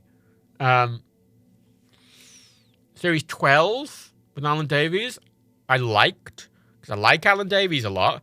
A lot of people didn't like Victoria Coren Mitchell, but I really like Victoria Coren Mitchell. Me and Daniel will defend Victoria Coren Mitchell to the death because she is so unfunny. And I absolutely adore the level of conviction she will do things absolutely unfunnily, but be convinced they are funny. And I love her. I love her. I really like Victoria Coren Mitchell. I find her very entertaining. Gus Kahn was great. Morgana Robinson was great. I really like Desiree. Series 12 is really good. Series 11. Series 11. Oh, Series 11 was Mike Wozniak. Mike Wozniak. Oh, God, he's wonderful. I fucking love Mike Wozniak. Charlotte Ritchie was really good. Jamail Maddox was really good. Sarah Kendall was really good. Lee Mack. Surprised by Lee Mack. Surprised by how much I liked Lee Mack on that. Also, found out from that series, Lee Mack, vegan. Neat. Season 10? Oh, season 10? Season 10 was Daisy May Cooper, Johnny Vegas, Catherine Parkinson, Moran Rizwan, and Richard Herring. And we all love Richard Herring. Richard Herring's wonderful. Johnny Vegas was excellent on it. Moran Rizwan was great. Daisy May Cooper was very funny. And Catherine Parkinson, I actually liked. No one I know liked Catherine Parkinson on that series, but I actually quite liked Catherine Parkinson on that series. There was something kind of shit about her, which I admired. I liked the people who were kind of a bit shit. Season 9, David Baddiel, Ed Gamble, Joe Brand, Katie Wicks, and Rose Matafeo. Excellent season because, David Baddiel's wonderful.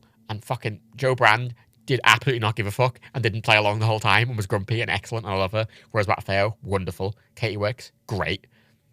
And Ed Gamble, who I normally don't like, was excellent on it. And I think that's where I started watching properly. Because I've not seen Series 8.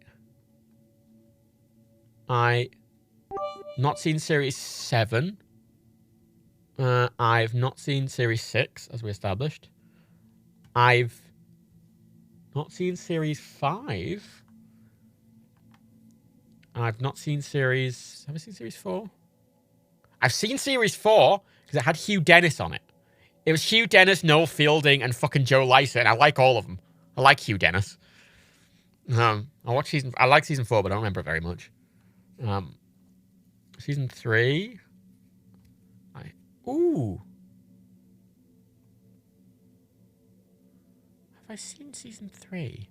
I think I've seen bits of season 3. It's got Al Murray and Dave Gorman on it.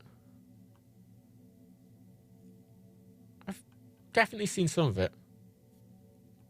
Series 2. I've seen a lot of Series 2. Because Joe Wilkinson, John Richardson, Catherine Ryan, Richard Osman, Doc Brown. I've seen a lot of Season 2 because I really like, because Richard Osman's fun and Catherine Ryan's really good. And also, Joe Wilkinson's really good. Joe Wilkinson's really good. And Series 1 was... I haven't seen Series 1. Yeah, there's my Taskmaster rundown. I haven't watched the Champion of Champions ones either, weirdly. I probably should. The Taskmaster New Year's Treat was weird. The one with the Channel 4 presenter. Fucking, I can't pronounce his name. Krishnan Gurumurthy, who's a Channel 4 like news presenter, was on it. Which is such a weird. I don't know why they got him. It was such a weird choice, but I thought he was really good because I like him. I like him as a presenter. He's really good. Actually, for the New Year's special too, they actually got Adrian Childs. Weird selection.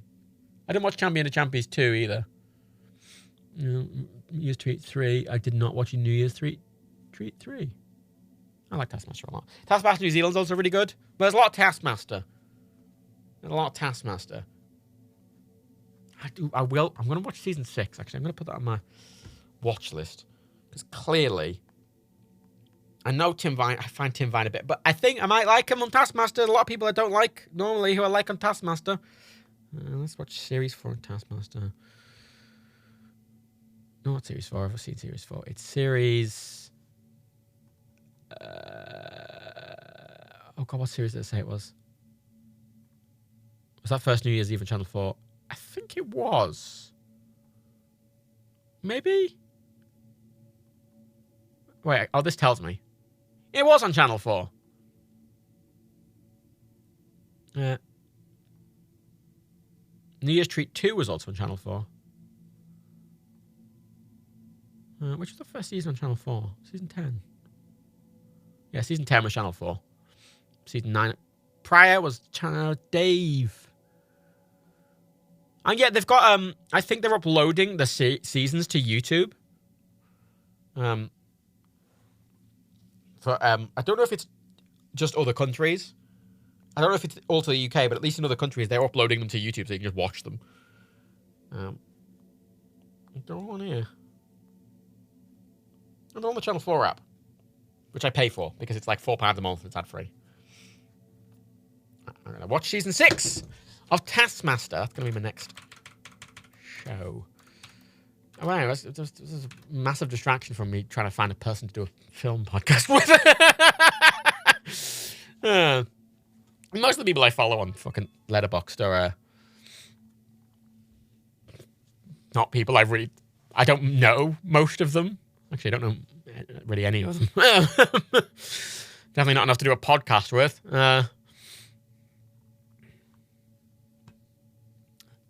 Only 2 creators on here that I even slightly know. And it's Craig Wheezy Waiter and Boof, who I barely know. But they're 2 people I know. Don't know them well enough. I never think. I really would like to do a film podcast. But I say I want to do it with someone different. I don't know. I want to branch out a bit. Because there's something I quite like, I admire about Daniel's podcast with Mike, is that it's someone, it's not, I mean, Mike's obviously not out of the thing, but he's someone we wouldn't normally do stuff with.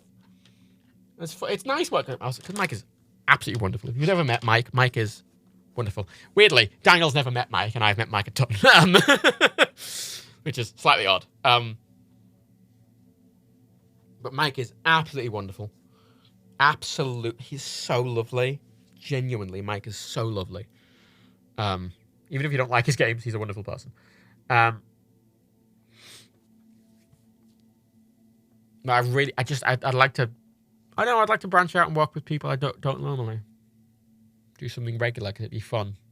You need to find someone you vibe with who's interested in the same kind of film format. I like the idea of watching a film every week to format, watching maybe 1 or 2 films every week to format, and then another bit being about just a random film. Or a new film. I don't know. I like chatting about films. I'm watching a lot. I say, if you don't follow my letterbox, I've been watching. So I've watched... I mean, what day of the year is it? Yeah. 31 plus 28 plus 14. 31 plus 28. Oh, no, damn it. 31 plus 28 plus... Actually, 11, because I've only watched 11 films this month. I've watched 70 films this year, so far. Which is quite a lot, actually. I'll say so myself. 70 films, quite a lot. Keeping up on it. I'm not up to date currently. I need to watch 2 films to catch up to the current... No, I need to watch 3 films to catch up to the current date. But I really like watching films. I love film. God, so it's one of the few things that I absolutely adore, which I don't really talk about as much as I want to. That's why I kind of want to do a podcast. I want to do more stuff about film, because I love film. I love watching film. I want to get a projector.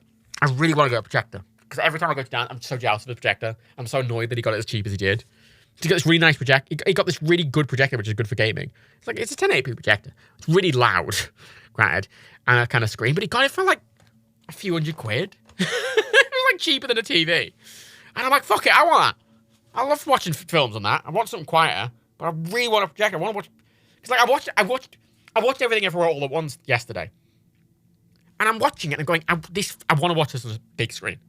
I wanted to watch it in the cinema, but it wasn't on at cinemas because it's an Amazon Prime film here, so it wasn't on at cinemas. I was kind of looking to see if it might get re-released, because a lot of Oscar films get re-released in the cinema, and it doesn't appear to be.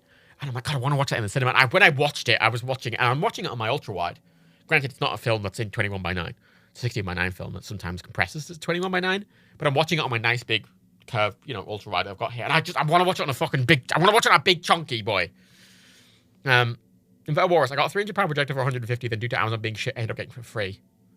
Well, that's it. Like, my thing is that Dan's projector's 1080p, but the thing is, you kind of can't really see the pixels anyway. It doesn't really matter. At that size, it kind of... You can't tell.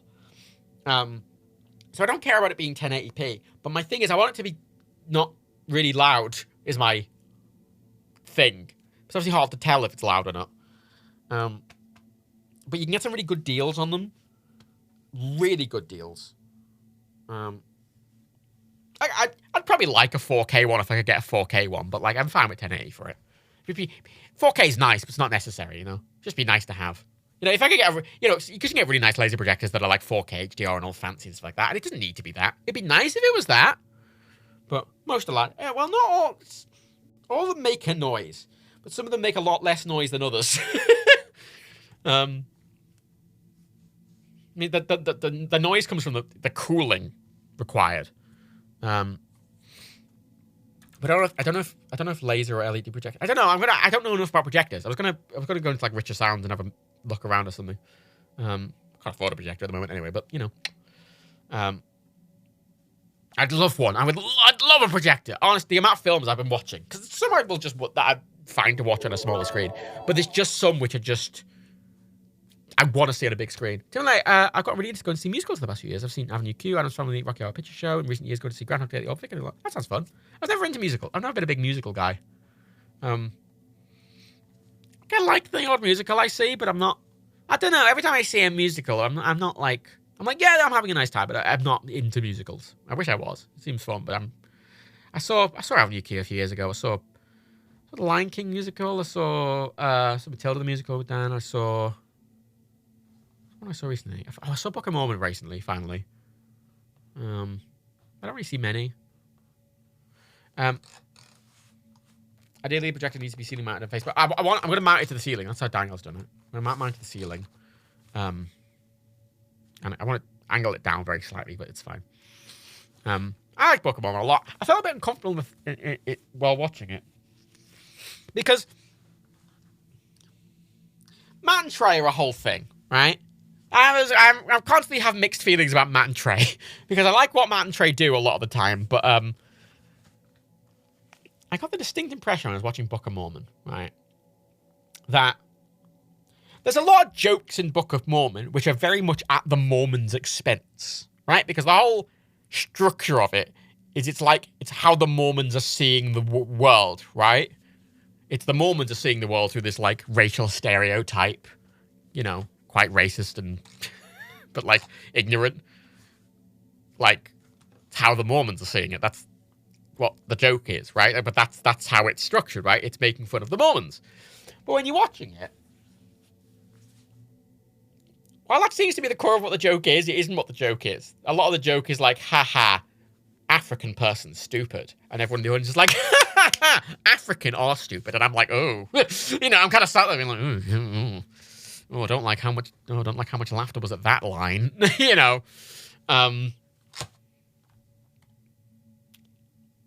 You know how, like,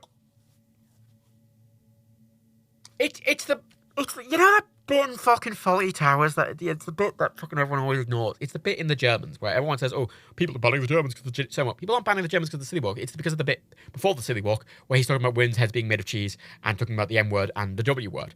And a lot of defenders of that will be like, "Oh, it's making fun of Basil, right? Basil, and it's making fun of Basil and the general being quite set in the ways and blah blah blah." But when you watch it, it's not. Even if that might have been the intent, Basil comes off as superior there. The general comes off across as a bit silly, but the laughter isn't at their expense. The laugh track always plays, and the laughter is coming when they say a slur, like, haha, racism. And I'm like, ah. You know when, like, Cartman's saying stuff, like, everyone's aware, the joke is at Cartman's expense, right? Cartman's a big piece of shit. Cartman's a huge piece of shit. But it's like South Park is aware that South Park is a big piece of shit. Oh yeah, no. And the thing with Fawlty Towers, at least, especially in that episode, is the intent of that kind of definitely. If people are wondering about the intent, I mean, a lot of the rest of the episode is about the Black Doctor, and there's the bit where the Black Doctor walks out in the hallway, and Basil Fawlty cowers in fear because the Black Doctor is there, and the only thing that's happening is there is a Black Doctor. That's it. Nothing else is happening, and there's a laugh track, and he's like, oh, and he's falling to the floor, and it's just a Black Doctor. There's no other joke. It's not even that he's tall. He's just a guy. And clearly the joke is, oh my god, the man is black. It's clearly the joke. So, like, Any defense Fawlty Towers, kind of falls apart in that scene, really, doesn't it? It's the whole episode's because the silly walk. No, I don't. The silly walk's not a fucking problem. I don't give a fuck about the silly walk. Silly walk's fine. We give a fucking. We all know he's making fun of Hitler. Oh dearie me, silly, whatever. That's fine. It's absolutely fine. It's the Manuel bits and the bits about the woman's head being Swiss cheese and. No, they're not the M word. They are the W word. And, oh, my God, the Doctor's black. And, oh, my God, the Doctor's black. And, oh, my God, the Doctor's black. Like, that's the joke for a lot of the episode. And it's... a lot of the people who are like, oh, Fawlty Towers being cancelled haven't watched... Like, I'm complaining about the episode. Haven't watched that episode in a long time. And are remembering it through, like, rose-tinted glasses. Having watched that fairly recently. Because I do occasionally rewatch Fawlty Towers, because I think it's... I like a lot of Fawlty Towers. Today, that episode of Fawlty Towers has my favorite Basil Fawlty gag in. The moose head. The whole thing with the moose head is my favorite Fawlty Towers bit because it is the thing I try to do. Like, when we ever do, like, podcasts or, like, videos like that, that's the energy I'm trying to do, is Basil putting up the moose head. It's Basil trying to put up the moose head repeatedly. And he's putting up the moose head. He's like, the phone's ringing, Manuel. No, he's trying to put up puts the fucking moose head down. He runs out. He's like, I'm bloody doing it. I'm trying to put up the fucking... He puts the moose head up and it falls down. I love excellent, right? 10 out of 10. That episode is the best of Fawlty Towers and also the worst of Fawlty Towers all in one. But, boy, people like to forget about that scene before the city walk and also the bit with the Black Doctor because everyone, when they're talking about all these fucking outraged right-wingers being like, oh, you can't catch Fawlty Towers because the city walk, do not remember that scene before it because they have not watched it recently and they don't remember it. And when you're like, no, it's about the scene before the silly walk. And they're like, whoa, it's actually laughing at him being a racist. I'm like, no, no, it's not. And that's why I kind of, when I was watching Book of Mormon, there was kind of that same thing happening. And I'm like, are they laughing with the racists or are they laughing at the racists? And like, I know that Matt and Trey as writers are laughing at the racist, right? Because that's how Matt and Trey have generally been.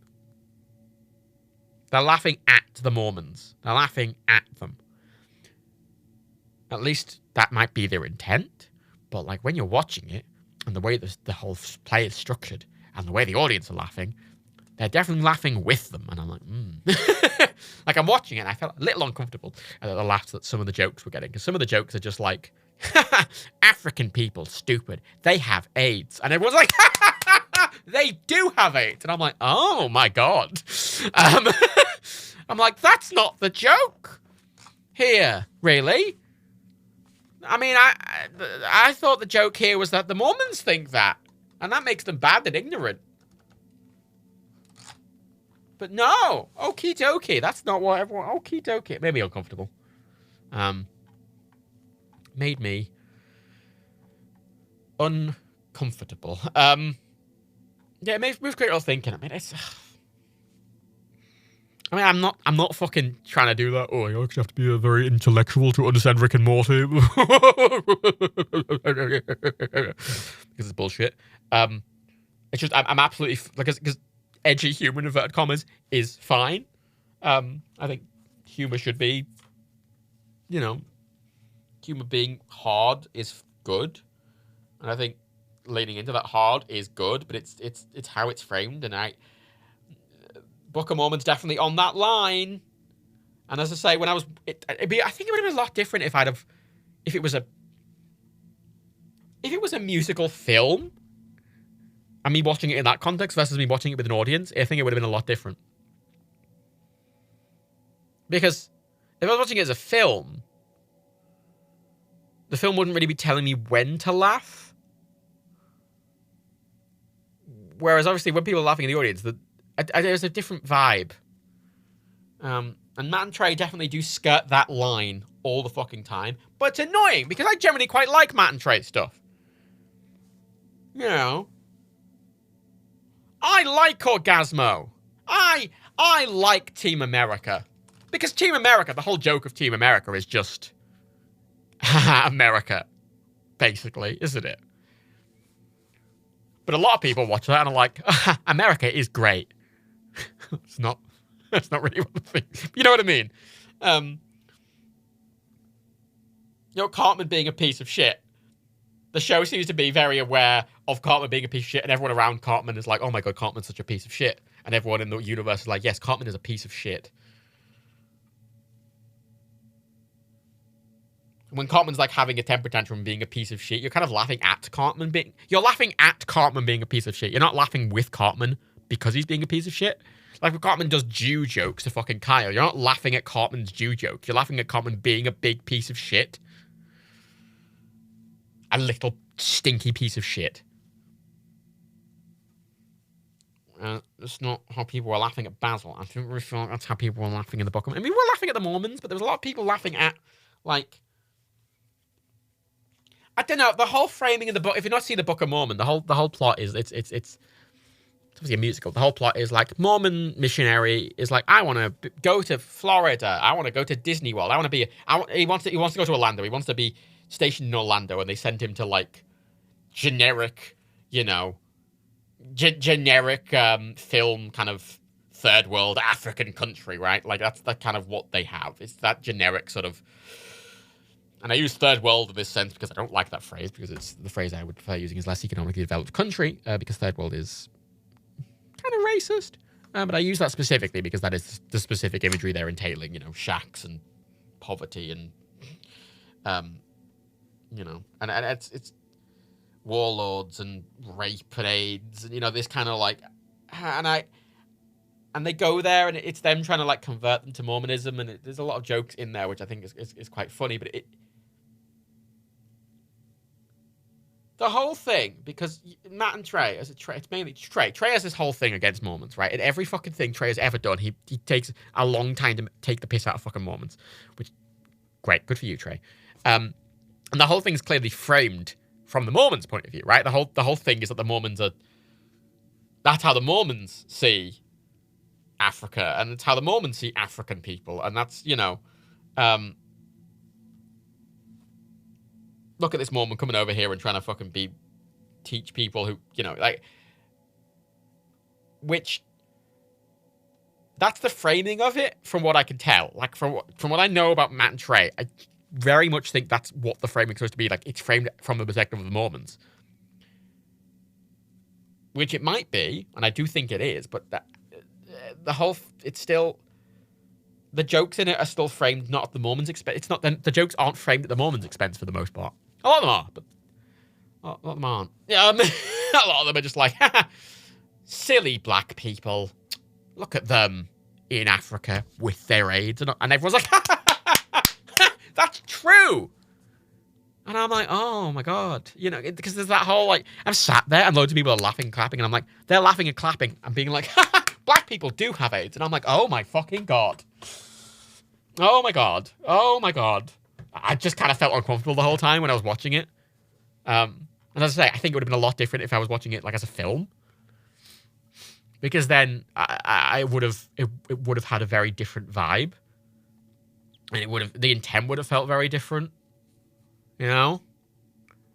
No, I think it is very easy for the assholes to miss the point and think it's making, but that's the thing. The framing of the show wasn't that ambiguous. Like that's the thing. It wasn't like this Cartman thing where, there's a few people who are like, haha, Cartman's really funny, right? And everyone's like, what? Oh, Cartman's so funny with his racism. And everyone's like, no. Whereas that's not. Whereas the Book of Mormon, I'm kind of watching it and I'm like, that core intent from it being from the Mormon perspective might be there, but it isn't really reminding you of that, and it isn't really the way the jokes are timed and the way that they're framed and everything is very much, while the core might be, haha, the Mormons see the world like this, the joke is not, haha, the Mormons' expense, it's black people. And I'm like, oh. Makes me a bit uncomfortable, honestly. Like, I watched it and I enjoyed it.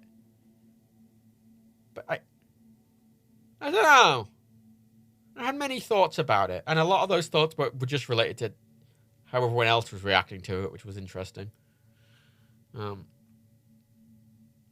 It's different. It's interesting how things change with that different context. I mean, the Last of Us TV show just finished the first season, and it is just the story of the first game. And I didn't like the game. I don't like The Last of Us, and I mainly don't like The Last of Us as a game because of the ending.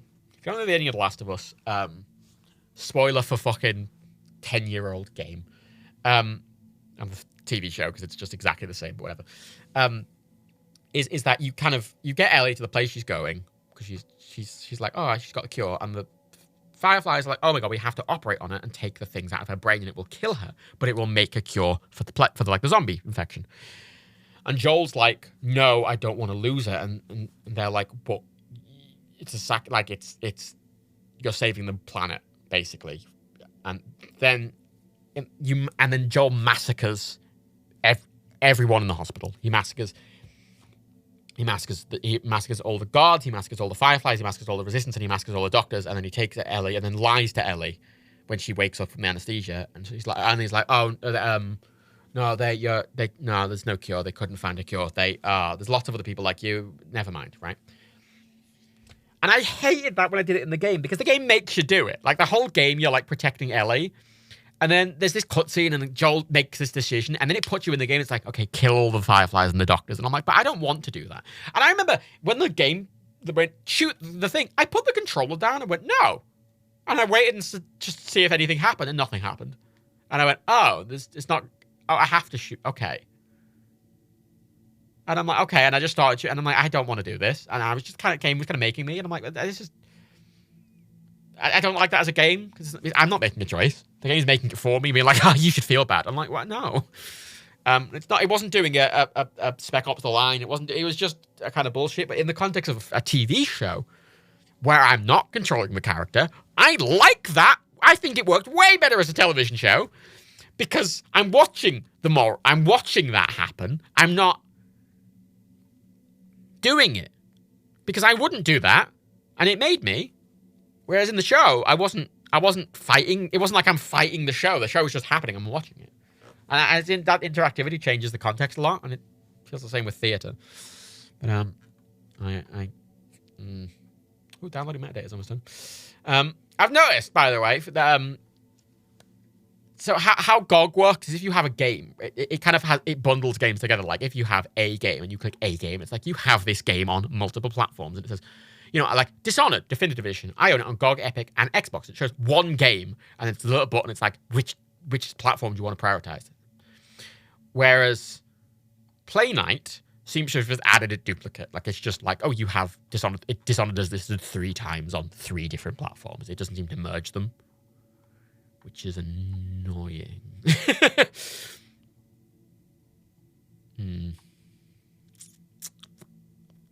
Also, it doesn't have dates for everything. It doesn't have dates for some things, but it's the same things GOG doesn't have dates from. Like X-Men 12 doesn't have a release date, but it doesn't have it in GOG either. I have to add it manually. Can I add it manually? Yes, I can. Wonderful. I'm gonna have a mess with that. I finished cooking. Good for you, Invertebrates. I should eat something. I've not eaten today. Not eating much lately. Oh my god, I've been going 4 hours and 47 minutes. Jesus Christ. Alex, I've been looking at Playnet skins and it has a GOG skin that looks almost identical to GOG Galaxy. Wait, really? Link. You can post links in my chat. They're not banned. Because links are handy and useful. And I get halloumi stir fry. You know what, right? There's not anything I really miss, right? From like before I was vegan. I miss cheese. I miss halloumi. Halloumi is, as a thing, incredibly fattening. And you know what? The second I remember I used to eat it, not semi-regularly, as like not a meat substitute, but it was something I used like in place of, what you would have in some recipes as meat. And I remember once I looked at like I have a block and I look at the calorie count of the block and I went, fuck me. Like, I mean, I knew it was going to be fattening because it is just a big block of really dense fat cheese. But, like, fuck me, the amount of calories in halloumi. But boy, do I miss halloumi. Oh, I really like it. Scroll down, you'll see it pretty quick. What's it called? It's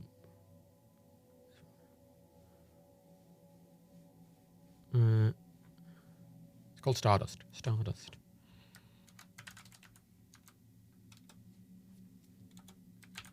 Ah, Stardust. Oh, yeah, purple. Oh, theme inspired by GOG Galaxy 2. Oh, yeah, it sure is. Ah, might try that. I'm gonna see how that other theme I can't see works. I kind of like the idea of looking different, but I'll try that. Oh no, halloumi, it's great. It just do so many things with it. It tastes great, and I miss it. And there's no like good vegan alternative to it at all. I tried. There have been like I have tried a couple of vegan halloumis, and they've all been fucking awful, like absolutely atrocious. Like I miss cheese. Like you can get some close. Like there's a lot of cheeses that I've gotten like vegan cheeses that I've gotten close to like doing certain things. Like vegan applewood's really good, and you can use it exactly like you use normal applewood. It melts the same. You can make a cheese sauce with it. You can use it on pizza. You can use it in the exact same way you would use normal non-vegan applewood, and it works exactly the same. It doesn't. A lot of vegan cheeses they go weird. The vegan applewood does not. It is. You can make a normal mac and cheese recipe, but replace the milk with oat milk and replace the cheese with applewood vegan cheese and follow the steps exactly, and it will come out just as good, and it will not be weird or anything. It's great. There's no good vegan halloumi. Honest to God, it's so frustrating. Actually, it's an interesting thing. I have a question, right? So I put a question on Twitter like a few days ago, which was and it wasn't me. So I've spoken about my opinions on it quite a few times recently, whereas I'd like to think I'm not subtle about my opinions on meat and how I think it's gross and I don't like people eating it. But I wasn't trying to. I asked the question on Twitter, and I wasn't trying to shame people by asking the question. I was just genuinely curious. And I said, if you still eat meat, why, from a moral or ethical standpoint? Like, I wanted to know, like, if people who ate meat and had thought about it, what the logic train was for why it was fine.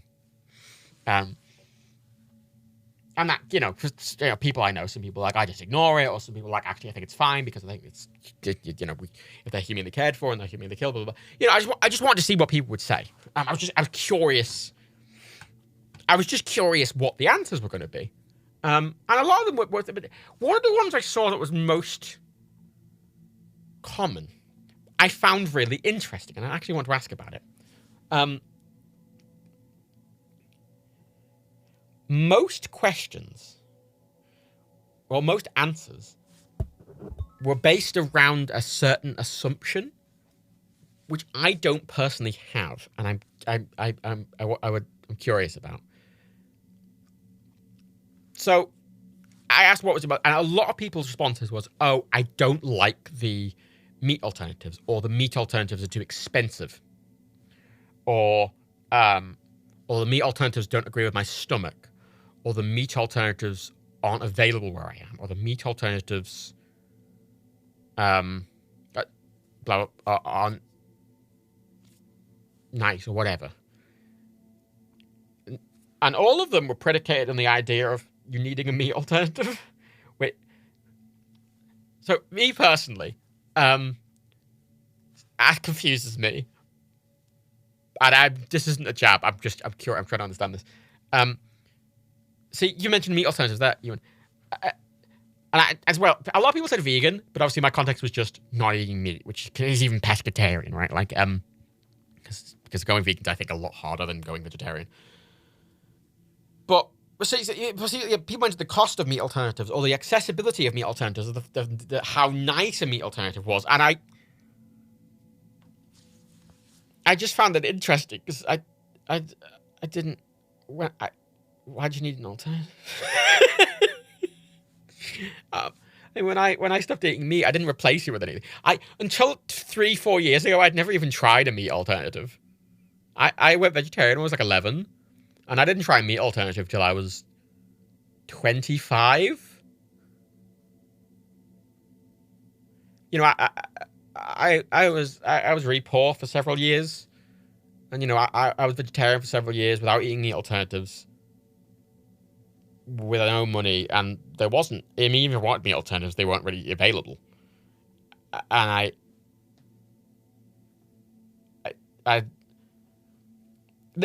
there was this assumption, which I'm asking you. I want to understand. I'm not, because from my perspective, it really confused me, because it was the assumption that you need a meat alternative. Like, you can't not eat a meat you can't not eat meat or a meat alternative. You have to have something in that place. And I didn't get it personally, just because I don't know. When I stopped eating meat, I just stopped eating meat. I don't replace it with anything. I just didn't eat it. And, a lot of people talk about calorie count. I mean, if you don't have much money and you want a lot of cheap calories, you kind of rely on grains. You rely on grains like pasta, rice, wheat, bread. I went a vegetarian. It wasn't that I replaced meat with anything. I just didn't eat meat. But I was brought up on a lot of sort of Asian and Mediterranean food, which, for the most part, meat is an additive to it. It's not the core. Whereas I think a lot of Western food is meat and something else, right? You're eating a bit of meat and there's another thing there. Whereas a lot of Mediterranean Asian food is we've just made a thing and you can add meat to it if you want, right? Like, even like a pizza, right? Like a margarita pizza, the standard just basic pizza doesn't have meat on it. It's vegetarian. And you could have a pepperoni pizza. If you want to, I guess what I'm saying. Like, so, I mean, you could know, like, when I went vegetarian, I just didn't eat meat. I didn't replace it with anything. And I think people have this idea that if they don't replace it with something, they won't get enough protein.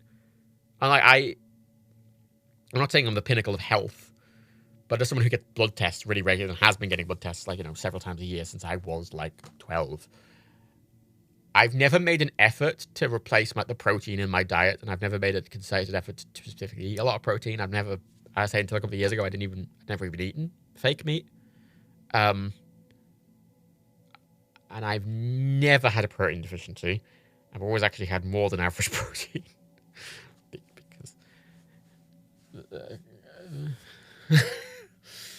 other mammals get protein from not... I don't know, it's...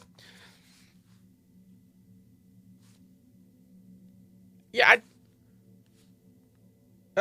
it's not... See, it's not... Because I understand, obviously, there's a lot of other elements to it. Like, I know a lot of other people are quite limited in the food they can eat, or, there's a lot of people who were autistic and had issues with texture, and I totally get... Like, I'm not going to fucking criticize that at all. And I'm not even criticizing this frame of mind. I'm just curious, the frame of mind. I just find it very interesting, because it was predicated on this kind of baseline, which I don't get. Like, I was brought up in pastas and rice dishes and bread. Like, if you have a pizza, you just have a pizza without meat. If you have pasta dish, you have pasta without meat.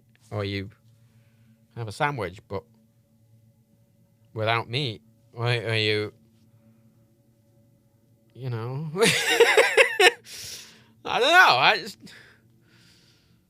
I wasn't even big on vegetables when I was... Like, I wasn't even big on vegetables until I was an adult. Like, I didn't really... It wasn't like I was eating fucking piles of vegetables and broccoli. Like, now I am very aware I'm the wanky vegan who will sit there at night eating fucking a bowl of tofu and a bowl of broccoli and be like, I'm a wanker.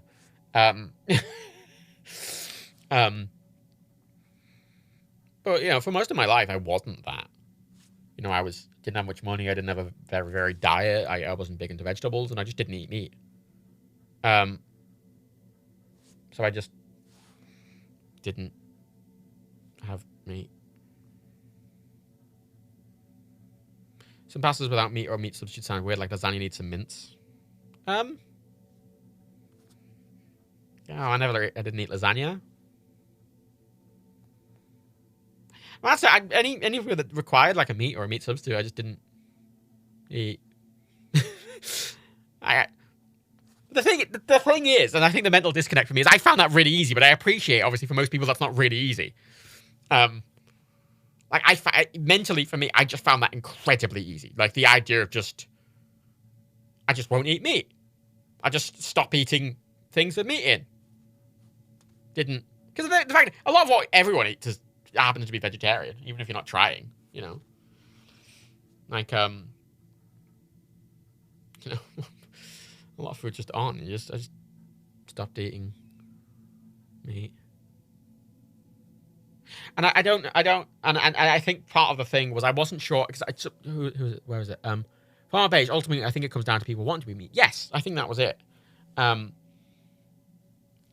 But I didn't like meat ever as a kid. I mean, that's one of the reasons it was easy for me. I didn't really like meat in the first place. I didn't really eat much things with meat in the first place. I mean, the things I ate with meat in as a child were... I mean, the thing is, I have never in my life eaten beef. I've never eaten a cow. So a few years ago, when Dan and Rebecca were like, hey, do you want to try a Beyond Burger? I'm like, I've never eaten a burger. And they're like, oh, it's really meaty. It's like an actual burger. It's like, I've never eaten an actual burger. I have no basis of comparison. I don't even know what that would be like. And, I like them. I have them on the odd occasion. But, if I ever go to McDonald's, I get the veggie burger. I don't get the McPlant. I get the one with the sweet potato goujons and, I don't know. I don't know whether there's people who, like, because obviously a lot of it's going to be what you know to cook. If the type of food you were brought up on and the type of food you know how to make is all very reliant on meat, I think I can understand why the logic is, oh, the meat needs to be replaced. I understand that.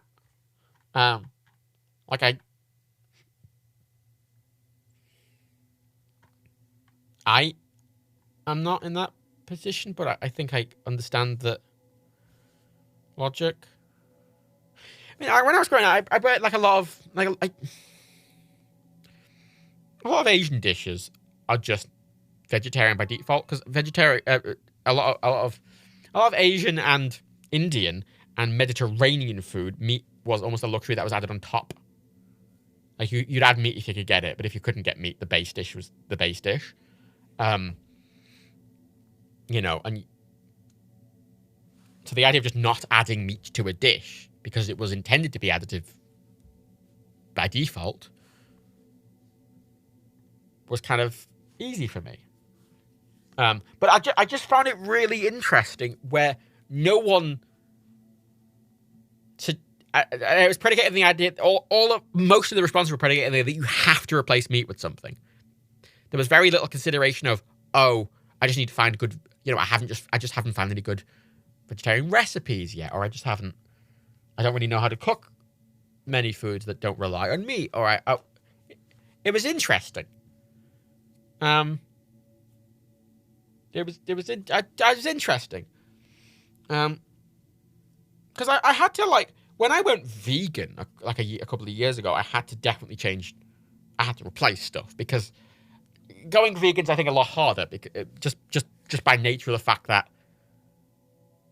I don't know, trying to get stuff without egg and dairy and there's actually a very limited palette of stuff. Whereas I think by default a lot of stuff is vegetarian. I mean, when I was a vegetarian, the default restaurant I would always just go, that's a good choice, would be an Italian restaurant because a huge amount of Italian food is just vegetarian by default. But now as a vegan, Italian restaurants are terrible for me. Like a normal Italian restaurant will have nothing vegan. Everything has cheese in. Everything has cheese in. I hate mushrooms. I despise mushrooms. I despise mushrooms and I like mushrooms. I only got into tofu a few years ago. I don't like mushrooms. I only got into tofu a few years ago. I mean, I only tried fake meat a few years ago, and I don't really have it much at all. I mean, I eat a lot of sort of heavily seasoned pasta dishes and rice dishes. And, when I was a kid, I used to eat spring rolls a lot. Vegetarian spring rolls, just vegetable spring rolls, or tempura, or fucking stir fries and noodles and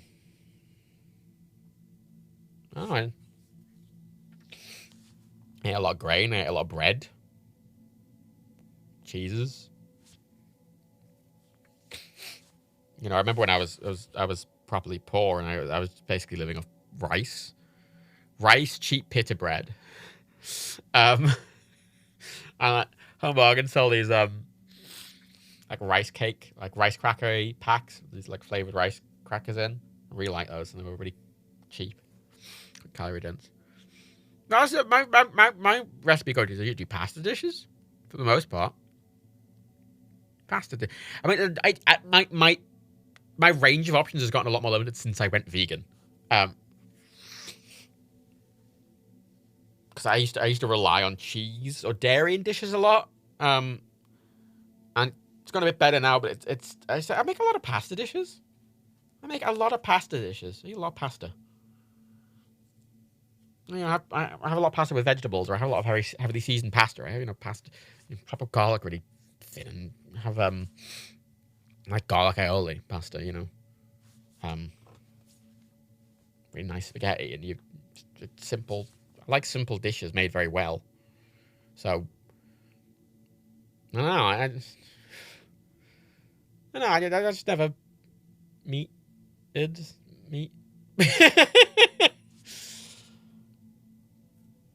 I've never really had a particular protein. I don't really. I say sauce. I mean, hell, even sauce. I often don't have pasta with sauce. I just have nicely seasoned pastas. I mean, one of my hang on. Right. Trying to find the actual name of the recipe. Right.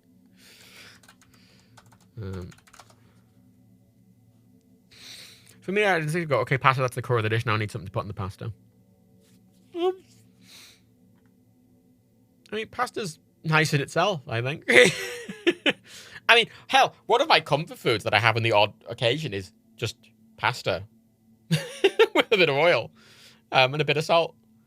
No oil. You don't put salt. It's oil. Like nice. I mean, so actually, one of the pastas that I like making a lot is in Chef. It's aglio e olio. Aglio e olio, which is just oil and garlic. It's made in Chef, in the film Chef, and it's just spaghetti, olive oil, garlic, red pepper flakes, parsley, maybe a bit of Parmesan, sea salt, pepper, lemons. Really nice, simple, but really well made. And like, that's the thing that I've always done is I've always liked really simple foods, really well made. I don't like a complicated dish for the most part. I just like something really nice. Because I understand the mindset of feeling you need to add meat to that. Like, I don't personally understand because I've never done that. But, like, that is the dish. And everything else is an extra, basically. Like, you can add sauce. I mean, I like a lot of pesto. I mean, you can get nice vegan pesto. I mean, even before, but like, you can have lots of nice pesto-based pasta. You can have lots of tomato sauce-based pastas. But I like it just a really good pasta with a nice extra virgin olive oil and some other seasoning. I quite like. I make a pasta with, I bought a really nice quality pasta, in a vegetable stock water, seasoned. So even when you get the pasta out, it's already quite seasoned and very vegetal. And then I steam some Mediterranean vegetables, aubergine, tomato, courgette, like a ratatouille almost mix. And I put them all in a pan with a bunch of olive oil. I let them hang out for a while. I leave it on a very, very low simmer, just so everyone gets to know each other for like 10 minutes. And you just get this really nice vegetable pasta. But the fact is, like, I often, as like a comfort food, will just literally that pasta I just mentioned with a vegetable stock in, I ate that a lot, especially when I was poor, where I just didn't have much money and I was just relying on pasta. And I just like, okay, how do I make this really simple dish taste nice? And honestly, a really good quality pasta, because a good quality pasta, I don't buy cheap pasta anymore. I always buy like a pasta with a nice tooth to it that has a nice texture because it holds on and it gives it a really nice flavor. Where I had a lot of cooking a really nice pasta in vegetable stock. Hell, I used to just take a vegetable oxo cube, put it in the water, cook it in that and taking that out, tossing it in a bit of oil and salt and eating that. That's really fucking nice. It's really simple. When I was poor, I got used to eating really simply. And it's a bit of a comfort food to me now, honestly. But that's really nice on its own. I mean, I used to, what's it called?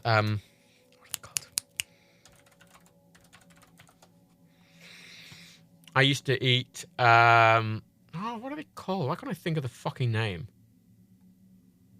The parcels of pasta, like the ravioli. Like a spinach and ricotta ravioli is really nice. You don't need a sauce. I think having something in just a nice extra virgin olive oil is very nice. It's effectively a sauce. Rice dishes. I mean, I used to have rice on the side a lot. I mean, a dish I remember eating as a special treat sometimes when I was kind of poor was I used to make I used to get really nice. I used to get halloumi, salad, pita, sweet chili sauce. That are a really nice vegetable rice, like cooking rice in like a vegetable stock. Was always just a nice simple dish. I got into kebab late. Like the thing is, I never used to get into I never considered meat like as an option because obviously there wasn't really any fake meats when I was growing up anyway. But even when they were, I just never really thought about them because I'd never made food with the idea of I needed to add meat to it. So when Dan and Rebecca started introducing me to it, I was kind of really trepidatious because I'd just never eaten. I'd never eaten that kind of food before. They got me to try a Beyond Burger. I've never eaten a burger. Like, I've had bean burgers, but they're a different thing. Bean burgers are really nice, but they're not meant to be meaty. They're not meant to be they're not really meant to be, the veggie burger that a place like McDonald's sells where it's just these goujons. They're not meant to be like meat. They're meant to be different. And I always really like them. I mean, Subway do a veggie patty, which is just this like a load of compressed vegetables, and I really like that. And I've always liked them. Those kind of just compressed vegetables, nice. I mean, fucking there's the classic veggie burger, which is just like a bunch of vegetables compressed together with breadcrumbs around them. And I've always liked that kind of veggie burger. So when they got me, I was a bit worried about it because I'd never eaten something like that. I'd never eaten something that meaty, and I thought it might be a bit overwhelming. But I liked it. But my brain doesn't default to that still. Like, I'll have a Beyond Burger on the odd occasion, but like, as I say, I generally just prefer sort of bean burgers or veggie burgers. If I have something like that, if I have wraps, I'll put sort of vegetable goujons in them or something. I quite like making. I used to make fajitas with halloumi, and I make them with tofu now. Not as good with tofu, I will say. Tofu's not got the bite. Which I can see the appeal of using a fake chicken for that, just because tofu is a bit too soft for it.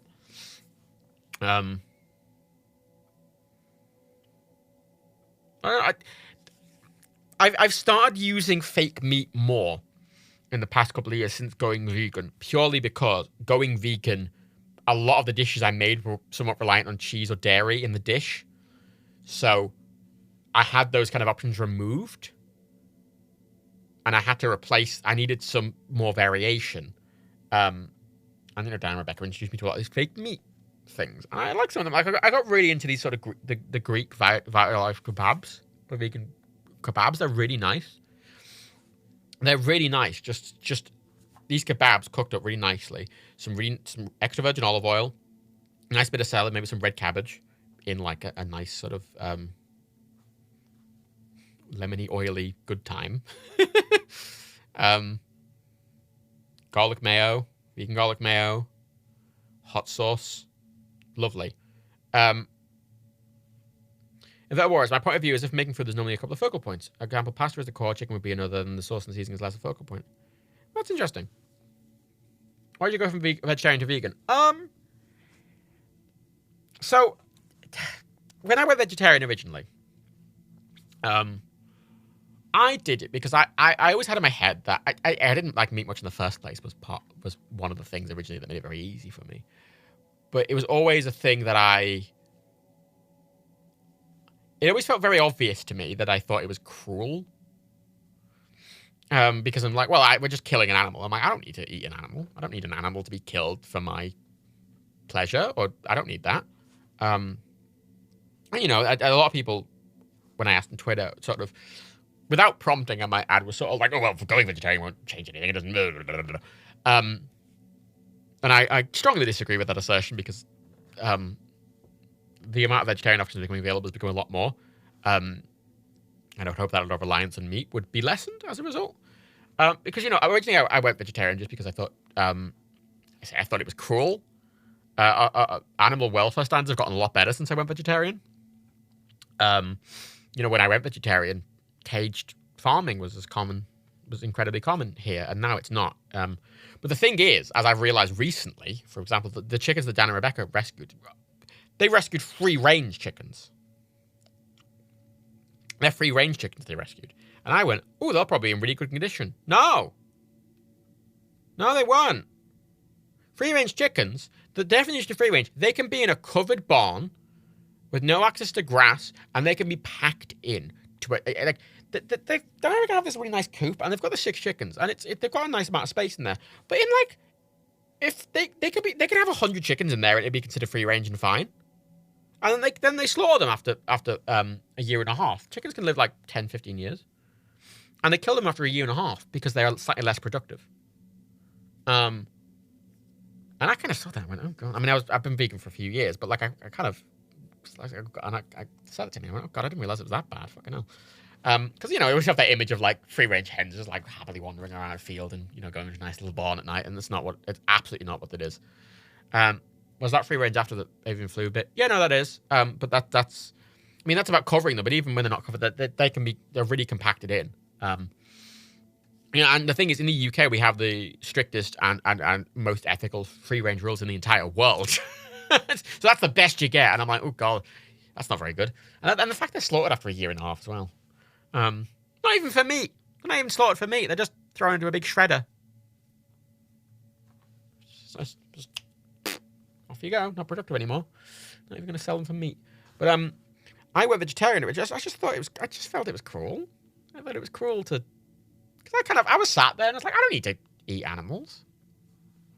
I'm not in a position to need to eat animals. Someone on Twitter said, oh, I don't. It's not really natural to stop eating animals. We're omnivores. And I went, well, yeah, but it's not natural to do anything we're doing. It's not a fucking computer, mate. Like, you know, there's always that thing of like, you start a fucking big metal bird flying 400 miles an hour across the fucking ocean, connected to the internet and reading and watching a fucking, you know, like, and, you know, I said, well, I don't need to do that thing. So if I don't need to do it, why would I do it?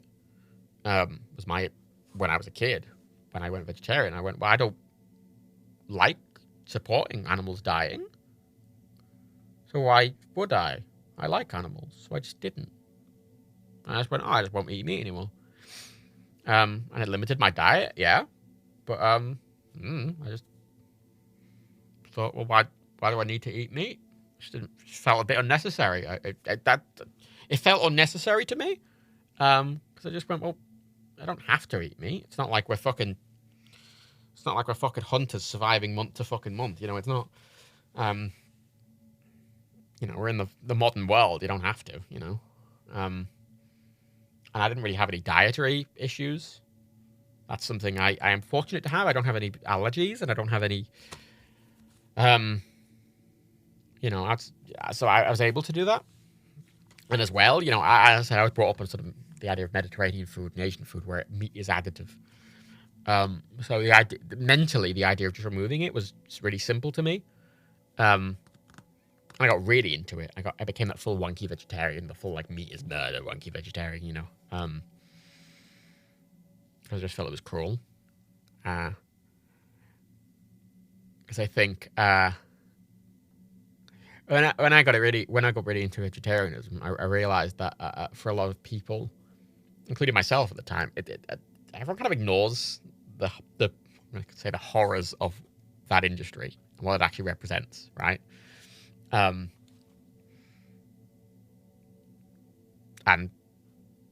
you know, I thought, you know, someone. I'm mentioning the Twitter comment just not because I'm trying to disparage the person who said it, because I appreciate that as a point of view.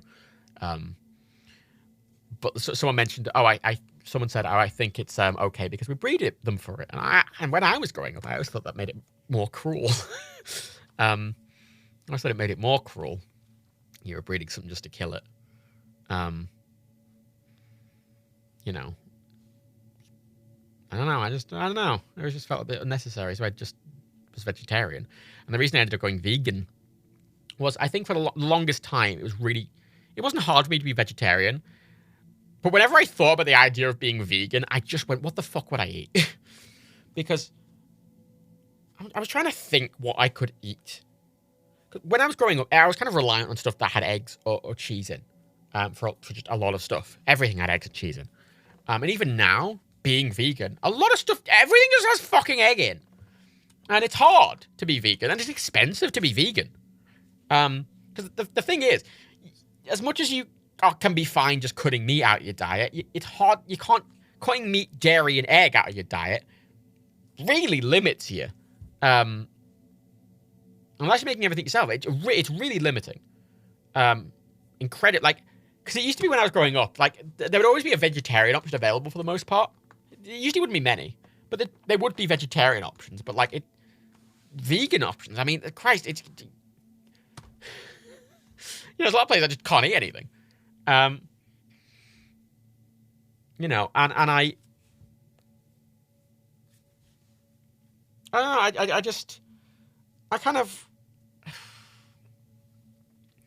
I I always had it in the back of my head for a long time, but it always felt too hard. And I always had in my head, because it was a certain level of, not ignorance of me, but it was kind of me clearly trying to ignore something. Where I always had the idea of taking eggs from a chicken. If a chicken is making eggs and you're taking the eggs and you're eating the eggs, that, as a baseline, isn't inherently cruel.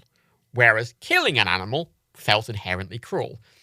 But as I realized a few years ago, it's sort of like, well, while taking milk from a cow or taking an egg from a chicken isn't inherently cruel, 99% of the time, or 99.999% of the time, it's very cruel the way it's done.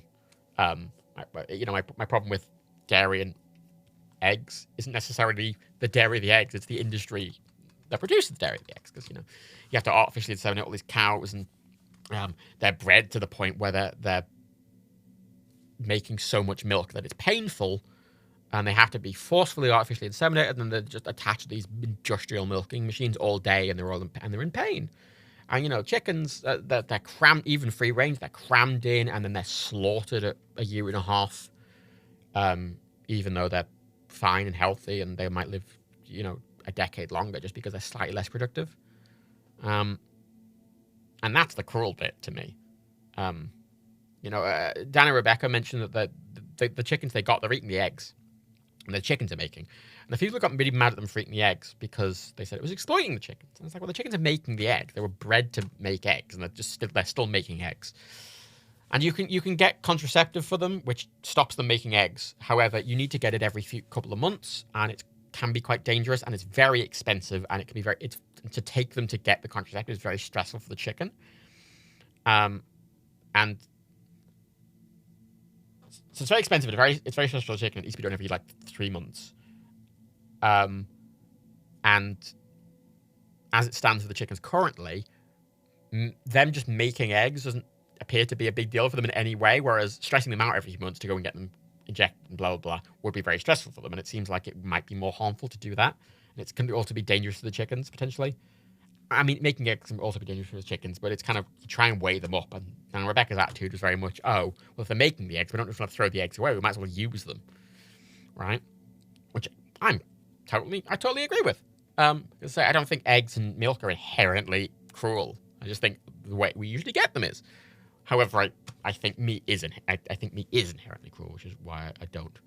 That's why I went vegan. I mean, when I went vegetarian, I remember years later, I found out my granddad, he went vegetarian when he was, I found this out after he died as well.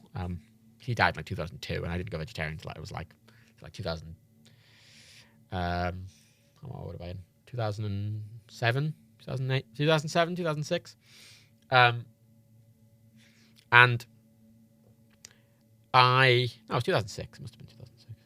I can't remember. Around then. And I found out a few years later, my grandmother went vegetarian when he was 7. He'd been vegetarian his entire life. That man had been vegetarian his entire life, and he was. I'm going to double check. Let me just check something here. I can tell you what year he went vegetarian in. He died in 2002, and he. I need to double check the year. He was born in 1928. So he went vegetarian in 1936. And he was vegetarian up until the day he died in 2002. Because he saw a cow get slaughtered at the docks in Liverpool. And he thought it was cruel and he never ate meat again. And if he could be vegetarian in fucking 1936 as a child and consistently be vegetarian for his whole life, then I'm like, if he could fucking do it. There's a lot. What about meat from animals like deer that are popular need to be killed to prevent animal damage? I mean, there's always edge cases to everything. The thing is, no choice like this is an absolutism, is the thing. Something like, but these people have to hunt for the thing, or there's always fucking edge cases. I'm just talking generally, generally speaking. When we're talking about the way most people eat meat, which is you go to the shops and you buy some fucking meat to eat. This is the context, you know, as me, even as a child, you know, I didn't need to eat meat. You don't need it to survive. You know, a few people said, "Oh, we're omnivores. We should eat meat," you know. But I'm like, well, we're omnivores, so it actually gives us the choice for whatever. We can just do whatever we want. Really, it's the nice thing about being an omnivore. You know, there's the idea. There's this discussion about like vegan cats and stuff, but cats are carnivores. Dogs are omnivores. And, you know, there's a bit more there, but cats aren't. But we're omnivores. We can eat what we want. For the most part. And I felt when I was a kid, and went vegetarian, I went, well, I don't have to. If I don't have to, why should I? If I like animals, well, if I don't have to support them being killed, then I won't. Basically, that was in my brain. It was really simple at the time, and it still is. But I appreciate, obviously, not everyone. It's not easy for everyone to either make that connection, or it's not easy for everyone to just cut it out like I did. For me, it was just, oh, I just won't eat meat anymore, and I didn't. There was no trying to replace it. There was no working around it. I just didn't eat things with meat in anymore. You know. Oh, that dish needs meat. Oh, just don't put the meat in. Okay. I ate it without the meat. It's fine. You know, I had this conversation with a friend recently that, you know, if I go and get a pizza with my friend, right, I always get a margherita pizza. I still do because I like a simple, thin pizza. And you know, so I'd always get this really thin, the thinnest possible margherita pizza, and he's the type to get like a proper thicker base with like loads of meats on top. So we'd get two pizzas, and they'd be the same like size, but my pizza would be incredibly thin and just be like a margherita pizza. And be really, I thought it was really nice and simple, but like the amount of calories he was getting from his pizza was about 3 times what I was getting from mine because of the amount of extra stuff in it. And so that was always the thing I noticed growing up, in that I would kind of, whatever dish I would get, I'd have to eat a bit more of it just to kind of get the same out of it. Just, you know, you have it without the meat, you just have a bit more of it, was what I did. The discussion is great. In the same way meat can be cruel, would you feel the same about eating farming larvae, grubs, and insects? I mean, I've had this discussion about fish with people. Because fish is often a different topic, because when you talk about fishing, obviously, there's a different ethical argument. For example, if you're hunting a deer in the wild, or catching a fish in the wild, right, versus you know breeding a chicken in captivity, right? Because oh my god, even free-range chicken, the conditions that fucking kept in is disgusting. And you know, I'm softer to it, but this is my whole thing. Like and it's not absolute. The thing is, it's obviously different in every country, in every culture, in every fucking, because, you know, some people don't have access to, some people, you know, there's, you know, when you talk about grubs, larvae, and insects and stuff like that, obviously, there's a lot of argument for that. That's one of the best ways to climate change. But one of the things I learned when I was older as well is, especially red meat like cow and beef, just beef, is incredibly damaging climate-wise. You know, I know that the idea of some people, I find it quite frustrating. I saw it in some of the replies to my tweet, and I've seen it as well. And some people do view that, oh, there's no ethical consumption under capitalism, so why should I even try? And you know, or the other, you know, oh well, the climate, your personal climate footprint. That idea was a marketing ploy by BP to try and take onus off them and put it on the consumer when it's not the consumer's fault. But people often use that as so why should I even try? And it's like, well, practice what you preach. I mean, that's my thing. My whole thing was like, well, yeah, like your personal footprint might not make much of a difference, but you know, that's the same argument of your single vote in an election. Singularly, might not make a huge amount of difference. It's not like very few votes are ever decided by one vote.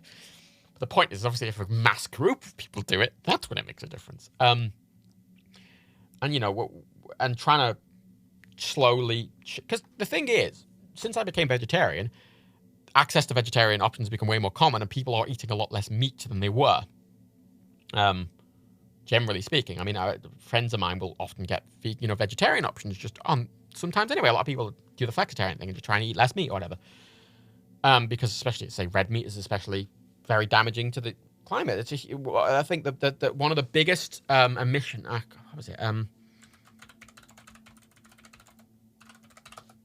Because this is the thing, people go on about, oh, let's ban private jets, that'll stop climate change. I'm like, fucking, the entire aircraft industry, I think, corresponds about 1.5% of all annual carbon emissions, and then private jets are a tiny percentage of that. Like, there's piss in the ocean, mate. Piss in the ocean. Whereas, there's a graph up.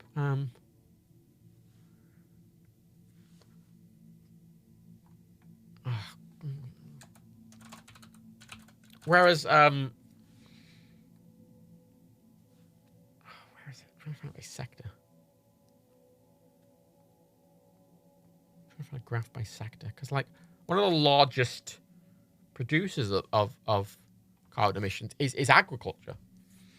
In California, this one I've just found, 2016, is 23% industrial, 41% transportation, just cars, thanks California. 7% residential, 8% agriculture, and most of that is just, the largest percentage of that is beef. So it's you know it's a big contributor, you know, and a lot of these people have been like, let's ban private jets. I mean, honestly, anyone who says let's ban private jets would make way more of a fucking impact by stopping eating just beef. Yeah, because you could ban every private jet and it wouldn't make as much of an impact as like a town, a city. If the city of Liverpool stopped eating beef, that would likely make more of an impact on the climate than private jets being banned. It's based in the ocean. Although it's an easy target, right? Private jets, because they're very unnecessary. But as I say, in my head, eating meat's always kind of been unnecessary. But I appreciate it. That's just me, right? I know that's not. I try to when I was younger, right? Edgy little teenager. I was doing the whole meat is murder. Everyone eats meat is a fucking right bastard thing, and I've softened that a lot. Like I still think eating meat's kind of abhorrent, but like I appreciate that my perspective on it and my position on it and how easy it was for me isn't necessarily translatable. But I'm a big proponent of practice what you preach. Because yeah, one person not eating meat isn't going to stop really any animals being killed, but like thousands of people not eating meat is, right? Because yeah, if all the people who weren't vegetarian were eating meat, loads more animals would be killed and bred and killed. There you go. Yeah, your personal carbon footprint isn't making much of a difference, but your attitude as a society does, because people's attitude being more climate conscious has made industry become more climate conscious due to pressure. And buying habits do influence industry, right? Like if as an industry everyone doesn't want to buy, fucking a certain type of product anymore, the industry will move away from it. You know, I've always been a big proponent of supporting, like it's why I have this constant debate, like a company like Nespresso, right? They have a lot of very good, they do a lot of very good work with coffee growers in a lot of different countries and with independent coffee growers in a lot of different countries. And they made a big deal about their capsules, their aluminum capsules being fully recyclable, and they will recycle them themselves. And they do closed loop recycling, and they've got to the point where 90% of their capsules are fully made from fully recycled material, almost a lot of which has been gotten from recycling their own pods internally, which they do for free. And they'll take them and they'll recycle those things and they'll put them right back and they'll make new pods. And that's usually the best. That's usually the better option. Is remelting aluminum over and over again and using it is often the better option than even paper ones or anything. But obviously Nespresso are owned by Nestle, and Nestle are a cunt. But I think what Nespresso are doing are good, and I think it's important to, even a bad company, I think it's important to support them doing something good, because if without that they're just going to keep doing the bad shit and they're not going to go away. Baker, I do kind of wonder if corn and other fake meats also have a high CO2 from the factory. Obviously, it's significant. I mean, it's different per one, obviously, but a lot of them are soy based. I mean, corn is mycelium based. It's a fungus. I mean, so a good example is someone mentioned about milks earlier. I drink oat milk. And Oatly, who's the oat milk I really like, they, on the side of their carton, they put CO2 emissions per, per bottle on the side of their cartons. And they've been trying to campaign for that to be an industry standard thing. But that's the thing. A lot of alternatives and stuff often aren't much better. There's this conflation, especially with veganism, where it's like, oh, it's vegan, it must be healthy. Like, fuck.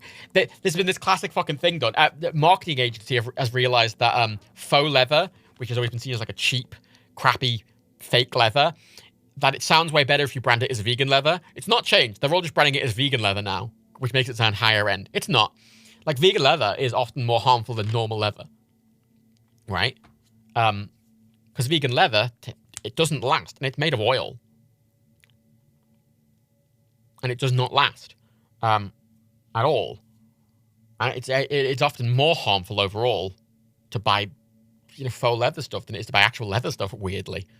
There's this example that a lot of organic foods, there's this misconstruence that organic means it's better. It's not. A lot of organic foods, it's actually more harmful. A few people mentioned that they tend to eat organic meats, and organic meats are often harmful because a lot of places organic meat means you can't give the animal any fucking medication whatsoever. A lot of organic crops, it means that you can't use even perfectly safe pesticides and insecticides and insect repellents on them at all. There was a lot of fear around genetically modified plants, even though they're good and fine. I mean, it just means a lot of organic crops, it's the same crop, and it's no better for the environment, but it is 4 times less dense. You are able to make a lot less of the crop on the same bit of land, and often using the same amount of water. So they're often more harmful. Not always. Sometimes they're better. I mean, organic. If I buy maple syrup, I buy organic maple syrup, for example. It's different per thing. It's important to do research, but it's not a blanket thing. Every industry is different, and everything is different, and it's important to look into it. It's important to look into it and understand what you're buying. Because a lot of industries will try and market something as being better, even if it's not. I'm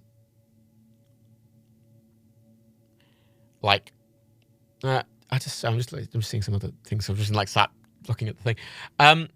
The issue I have with fish is that most of the fish in shops are from fish farms where the fish are ground in nets, have a higher chance of parasites. I think it's better than wild fish. Yeah, that's the thing. A lot of it, a big portion of my problem with my ethical problem with meat and fish and everything and same with dairy and eggs is literally the industry. It's the industry of it. It's doing it at an industrial scale. And it's all well and good to be like, oh, well, I'm going to try and support local farmers. But the fact of the matter is, it's going to, it existed at an industrial scale because people wanted it at an industrial scale. If people didn't want it at an industrial scale, it wouldn't exist at an industrial scale. I saw some people argue that, it's actually good we're doing it this way because if it wasn't for humans, they wouldn't be alive at all. And I'm like, well, I mean, okay. And then there's this whole, I don't like the double standard of meat eating a lot of the time. And because a lot of people will vehemently argue, it's disgusting to eat dogs. And I find eating pig, and I'm like, hang on a minute. Why? Oh, dogs are cute and intelligent. So are pigs. Pigs are just as intelligent as dogs. Pigs are more intelligent than dogs. Pigs are more emotionally intelligent than dogs. And pigs are more mentally intelligent than dogs. That's fine. Fucking... I mean, Christ, meeting Dan and Rebecca, because I've never actually hung out with chickens, really. Meeting Dan and Rebecca's chickens, the amount of personality in this thing, they're not very clever. Chickens, they're not clever. But I was so surprised by chickens that have been crammed into a factory farm for, a year and a half. Not had any toys, not really had any space, not had anything. The amount of personality from those chickens is incredible. They have a surprising level of emotional intelligence, and they have each of them has such a distinct personality. And there's things they all like and dislike, and they have different ways of showing affection. And And they're more complicated than I expected. And these are just random fucking chickens that were going to be thrown in the shredder because they weren't productive. And that's, from a free-range fucking fancy organic fucking egg farm. I know, that's the best you're going to get. And I'm kind of doing that, and I'm like, ugh. Well, they get to live just kind of, I don't know, man. I don't think something living just to die is necessarily more ethical than it not being alive in the first place. That's the same argument the fucking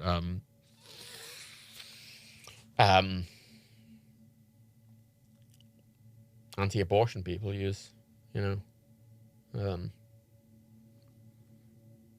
But this is the thing. I'm not saying it's necessarily a fucking. It's not a blanket statement. I mean, everything's on a fucking sliding scale, right? It's all on a sliding scale, and obviously, what everyone does and everything individually requires a lot of different thought. Almost pretty universally, vegan alternatives, like if we're talking about meat alternatives, for example, or even milk alternatives, or whatever, pretty universally. They are way better for the planet, right? Significantly. I mean, there's what was it? Milk, vegan milk CO2 graph. There was I've seen a lot of studies about specifically the output of each carbon footprint per thing. And I found a little thing here. So dairy milk. Which milk should I choose? The environmental impact of 1 glass, 200 milliliters of milk. So emissions for dairy milk for 200 milliliters is 0.6 kilograms for dairy milk. The land use square meter for 200 milliliters of milk is 1.5 square meters, and the water use is 120 liters per 200 milliliters of milk. Rice milk, its emissions are the second highest in this graph, and it is 0.2 kilograms of emissions versus 0.6. The dairy, the land use is 0.1 square meters versus 1.6. And the water use is about 50 liters. Soy and oat tend to be the least impactful. They have the lowest water use. Soy always has the lowest water use, but usually slightly higher emissions per kilogram, whereas oat milk uses a little more water, but is a bit less. But generally, it's usually exponentially less. It almost always exponentially less. I mean, they're not perfect, ever. I mean, you can always say, oh, they're still quite harmful. Yeah, they are. Everything we do is harmful. But it's significantly less. Carbon footprint. I mean, if you look, the highest carbon footprint for any foods are the top is always beef and lamb. Then you've got like turkeys, and you've got fish, cheese, pork, chicken, milk, eggs, and then you get rice and potatoes and beans and tomatoes and tofu and lentils and butter. It's always the meat at the top by like a huge margin. And I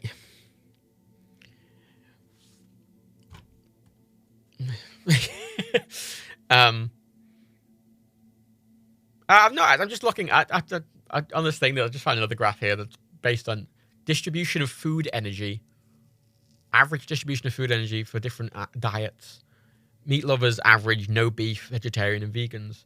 And interestingly, looking at this graph, which is very interesting, the proportion of fruit and oils is the same, and for snacks even and drinks is about the same.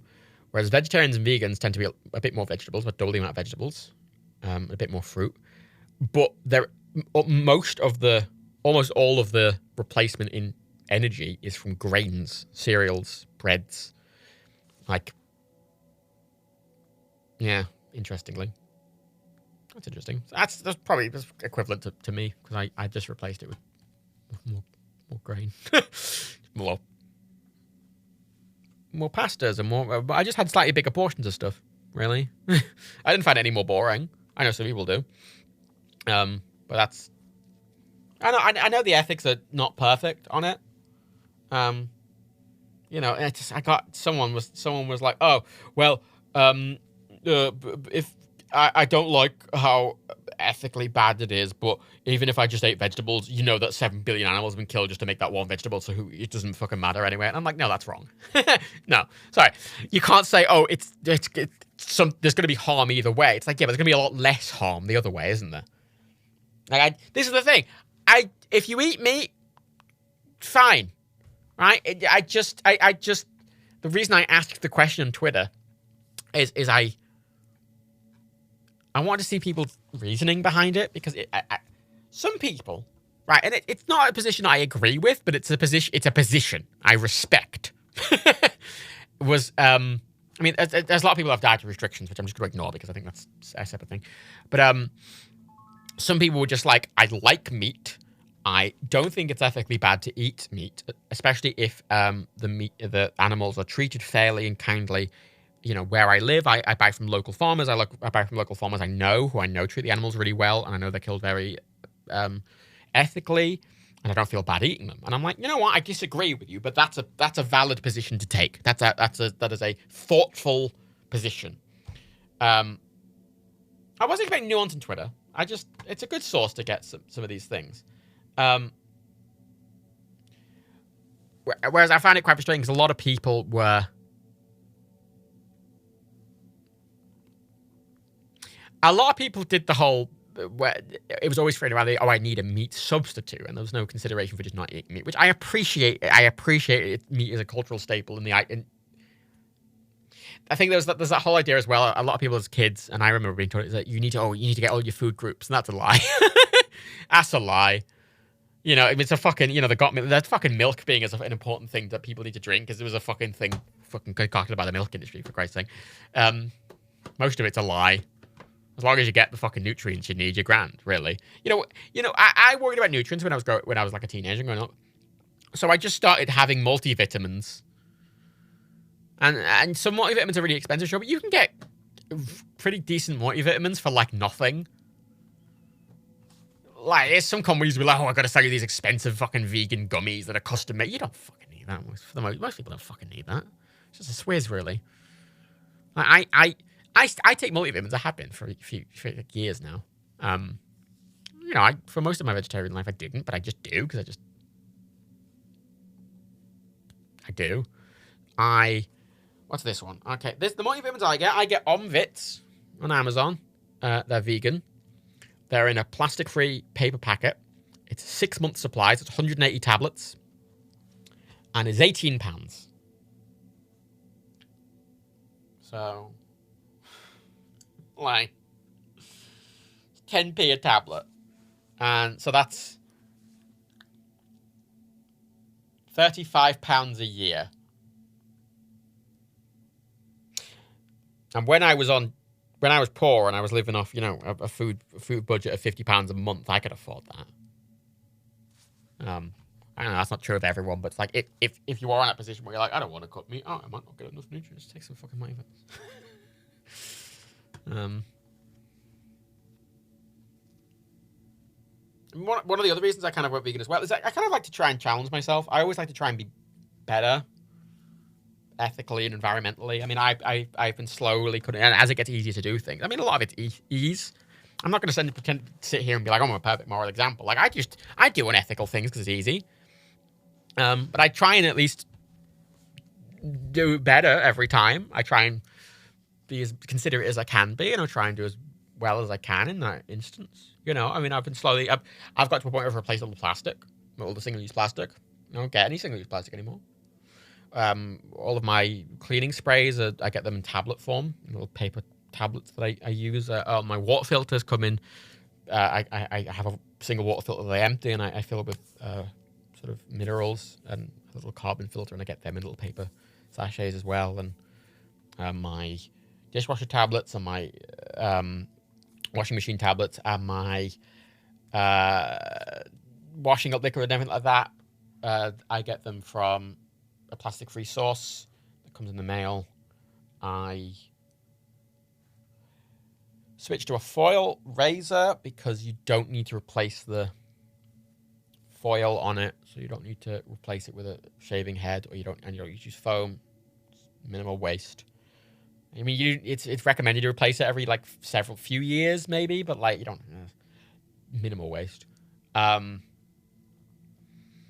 use an electric toothbrush, but I switched to one that uses non-plastic heads that they will recycle themselves, and again, it's plastic free. Because vegan alternative cheeses were becoming more common, I was more willing to go vegan just because those alternatives were important to me. Because this is the thing. I'm sat there going, oh well, I can't imagine people not cutting meat out. But I was in that position with dairy, but I still think that's cutting meat out way easier than cutting dairy out. But I lots of good vegan cheeses. It's not really a good vegan egg replace. I mean, you can use Oggs, and there's good vegan egg replacements in terms of a recipe, like if you're making a cake. But if you just want to eat some scrambled eggs, it's not really, it's not really a good vegan alternative just eating some eggs, sadly. I thought it was important to push myself, because I always like trying to do I always like trying to do better. I always like trying to do less harm and have less impact on the world. I like to do as much as I can, really, and I will say going vegan and actually, having to buy it is expensive. Like I never found vegetarianism expensive ever, because I wasn't buying meat. Do you know what I mean? I was actually saving money. Veganism, just because obviously vegetarianism, I just wasn't buying meat and I could buy everything else normally. Whereas veganism, I can't buy most normal products. I have to buy vegan variants of most normal products, which tend to be more expensive. If I want some chocolate, I have to buy a vegan chocolate bar. I'm not going to sit here and be like, oh, it's perfect. I'm saying about that's. I think the coffee I'm drinking is the best I can do. But coffee is really harmful. I mean, coffee and chocolate are two of the most harmful things we grow, climate emission wise and environmentally. I'm not a saint in that regard. I'm not claiming to be. I'm just trying to do better, and I think it's important to try and do better. In the vegetarianism, just not eating meat, I did it, I say, originally just because I saw videos of just fucking slaughterhouses, and it's horrible. I thought, and I do think it's horrible. And I'm so like, oh, why should this fucking intelligent, emotional animal, this living thing, be killed for me when it doesn't need to be? Because that's kind of what it was. It just didn't feel like necessary. Like if I could just choose not to do it, I could just be like, oh, I'm just not going to do that thing. Then, yeah, I just it just, why do something that's harmful if you don't need to, sort of thing. And I know a lot of it's convenience, and a lot of it's taste, and I know we obviously all do harm, and we ignore ways when we're harming things for convenience, for taste, and we all do it, and I do it, and I'm not gonna claim I don't, but I don't know. I always found meat. I personally always found meat really. I always find it very clear cut. I feel a lot of things are always very obscured. The impact and the ethics of it are often obscured, right? Like like the whole buying a phone thing, right? You buy a phone and you don't really think about it, and then you find, oh, the manufacturing of the phone is often, people are often overworked, and you go, oh, that's bad, and then you go, oh, all the rare earth minerals, a lot of them were mined in fucking, Democratic Republic of the Congo, and a lot of them have been mined by child slaves, and you're like, oh, and as you go further down the rabbit hole, it gets worse and worse and worse, right? But like, you kind of have to go down the rabbit hole to know. Whereas, I don't know, it's something about meat that always just felt, it's so plain to see. It's like, what are you eating? A dead thing? Oh. Well, there's only one. There's not really a rabbit hole there. The thing was killed for you, and you're eating it. And I'm like, well, that's pretty clear cut, right? Done with that, That's just how it felt to me.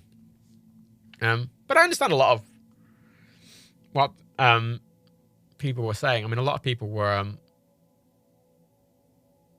saying, I say a lot of people who answered the question on Twitter were just, unsurprisingly, a lot of people are on the autistic spectrum and have difficulties with palate and taste and stuff like that, and it's difficult enough even branching out to different foods, let alone Is this the onvits you're talking about? I know it's not called onvits, but it's 12 months plan, £70. Is that the price you said? No. Hang on, I'll link them. I mean, I'm saying these are the ones. I'm not saying you should necessarily get these. I was using it as a representative example of the fact that vitamins are fucking cheap. I mean, that one you've just linked is 12 months and it's the same price. Like, that's the ones I get because it's just a packet. But like, the point is that multivitamins are fucking cheap. You can get them for fucking nothing. You can get them for fucking nothing. Cheap as shit. And I think if you can have them, you just should, because fuck it. Makes diet a lot easier. What's the name of that vegan cheese brand? It's really good. I say Apple would make a really good vegan version of their cheese, but they're not a vegan cheese brand. There's Violife, which do decent cheeses. It's Follow Your Heart. Follow Your Heart do lovely vegan cheeses. They're a proper vegan brand. They make vegan A's, which I haven't had because Heinz and Hellman's both make vegan mayo now, and I'd rather have them. But Follow Your Heart vegan cheese is very good. I think their stuff's very good. There's loads of them. The thing is, a lot of it's taste as well. A lot of my when I moved to oat milk, I had to get used to it. That's the thing. That's the thing. When I stopped eating meat, I didn't have to get used to anything. I just stopped eating meat, and I was eating everything I was normally eating. I just didn't have meat in. Whereas when I went vegan, I had to replace stuff. And it took me a while to get used to oat milk and like cereal. I liked it in coffee, but it took me a while to get used to it in cereal and stuff. I'm not saying people should go vegan or whatever. I'm just going vegan is really hard. I think it's a lot harder than vegetarianism. But I think I always thought going veggie was easy. But I know that's from my perspective. I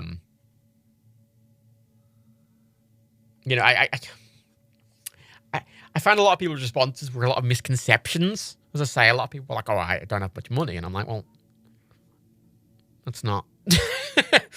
I understand the logic there, but as I say, I mean, I was very poor when I was vegetarian, and I say if you're poor, the best way to get calories is often great.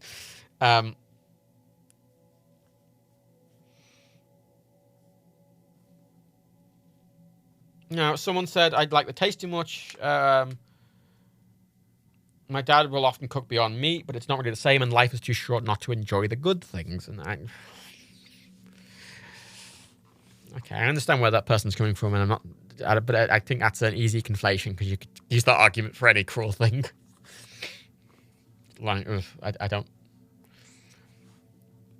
A lot of people have the idea that you shouldn't try and be ethical because you should just enjoy life, and I think you can enjoy life and be ethical. Why not both?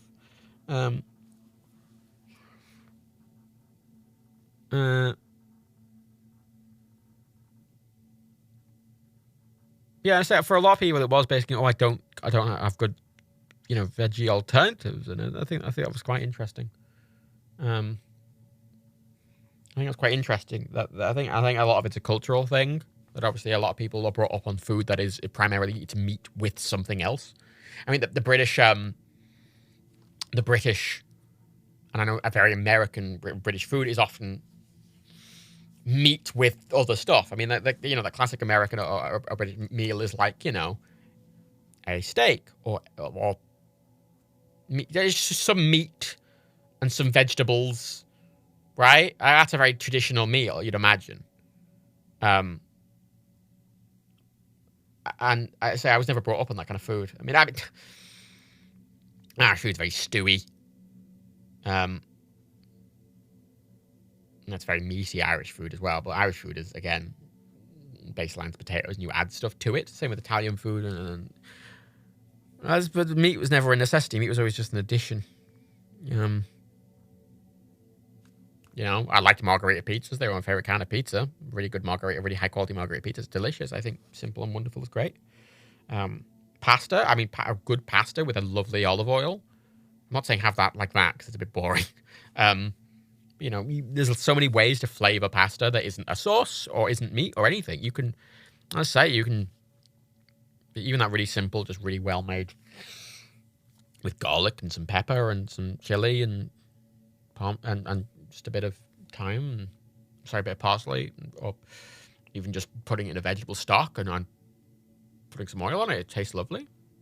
You know, you can get a lot of flavor from not sauce. Not a lot of Northern Europe is meat and two veg. And I think obviously in a more modern way it's meat and chips, which I guess are veg. Technically. No, there's just a lot of I don't know.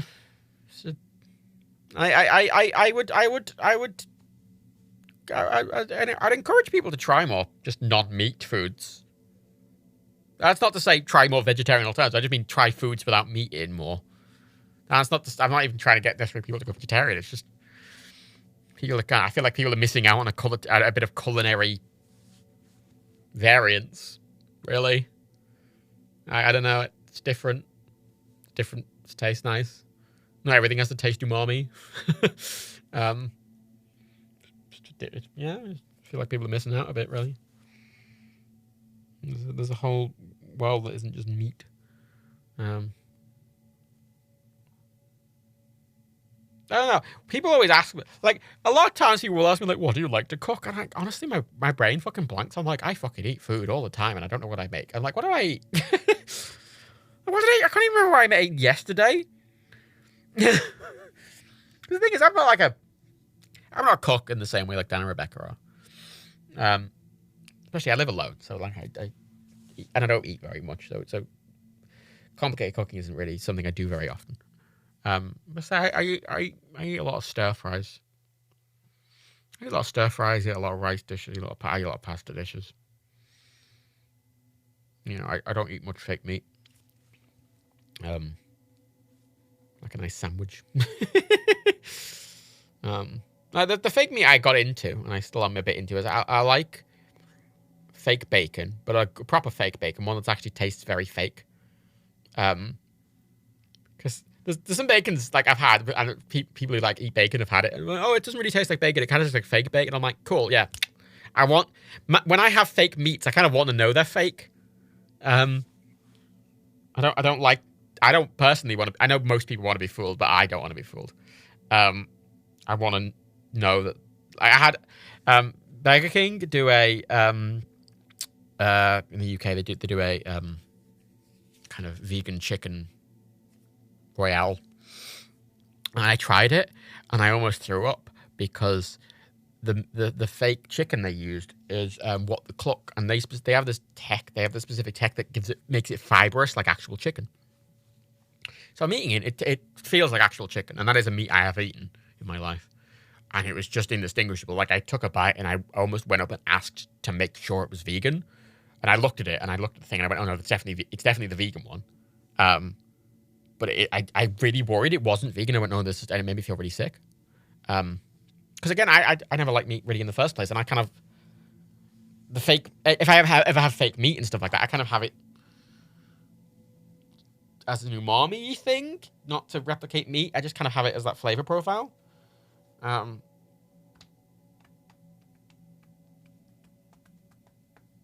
So like, I know. I say I don't even think, because a lot of even if we are talking about vegan alternatives, a lot of people are like, oh, they don't taste quite the same, and I'm like, yeah, but is that necessarily bad? Because I've had conversations with people and it's like, oh, it doesn't taste the same. I'm like, yeah, but does it taste nice? And I'm like, oh, no, it tastes really nice. And I'm like, so it's just different. It's different. It's filling a similar thing. It's just different. And I'm like, what? The fake meats, like, I ended up getting into it. So I'll eat vegan bacon on the odd occasion. I like a bacon sandwich, or I like I really like a BLT, like a vegan BLT. And I've gotten really into the vegan kebabs, the Greek vegan kebabs. I really like those. Dan got me into those, and I fucking love them.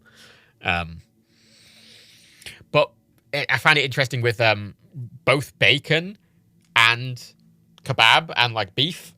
Those I've never eaten the actual meat of those. I've never eaten a kebab. I've never eaten bacon. I've never eaten. I mean, I've had ham. The meat I can. The meat I've eaten, in my life before I went vegetarian when I was 11, I'd eaten ham. I'd eaten chicken. And that was it. I'd never eaten fish. I've never eaten beef. So I didn't really like it when I was a kid. I just kind of went off it. Oh yeah, Linda McCartney do good sausages. I like the Linda McCartney vegetarian sausage rolls. But that's it. Yeah, people get stuck on the idea of it. Is it the same as the thing I have? Not is it just this thing nice in and of itself? I say to people, because ignoring, I'm just outside of the cases of people having allergens or intolerance or whatever. I've had this discussion with a few people who will go to Greg's, right? Some people I know, they'll go to Greg's. They're like, would you like anything? It's like, oh, I'd like a vegan sausage roll, please. They come back and they're like, here's your vegan sausage roll. I bought a normal sausage roll. And I went, why? And they went, oh, I don't know. I went, why didn't you just not get the vegan one? I'm like, well, because I'm not vegan. And I'm like, yeah, but taste it. And they tasted it. And went, oh, it's the same. And I'm like, yeah. So, if it's the same price and it tastes the same, then why not? I'm like, oh, I'm not vegan. And they've been kind of hung up more on the kind of idea than anything. And I'm like, yeah, but if it's the same price and it tastes just as good, I don't know why you wouldn't take the option which is less harmful both to animals and the environment. I don't know why you wouldn't just choose the... It just seems like such an easy decision to me.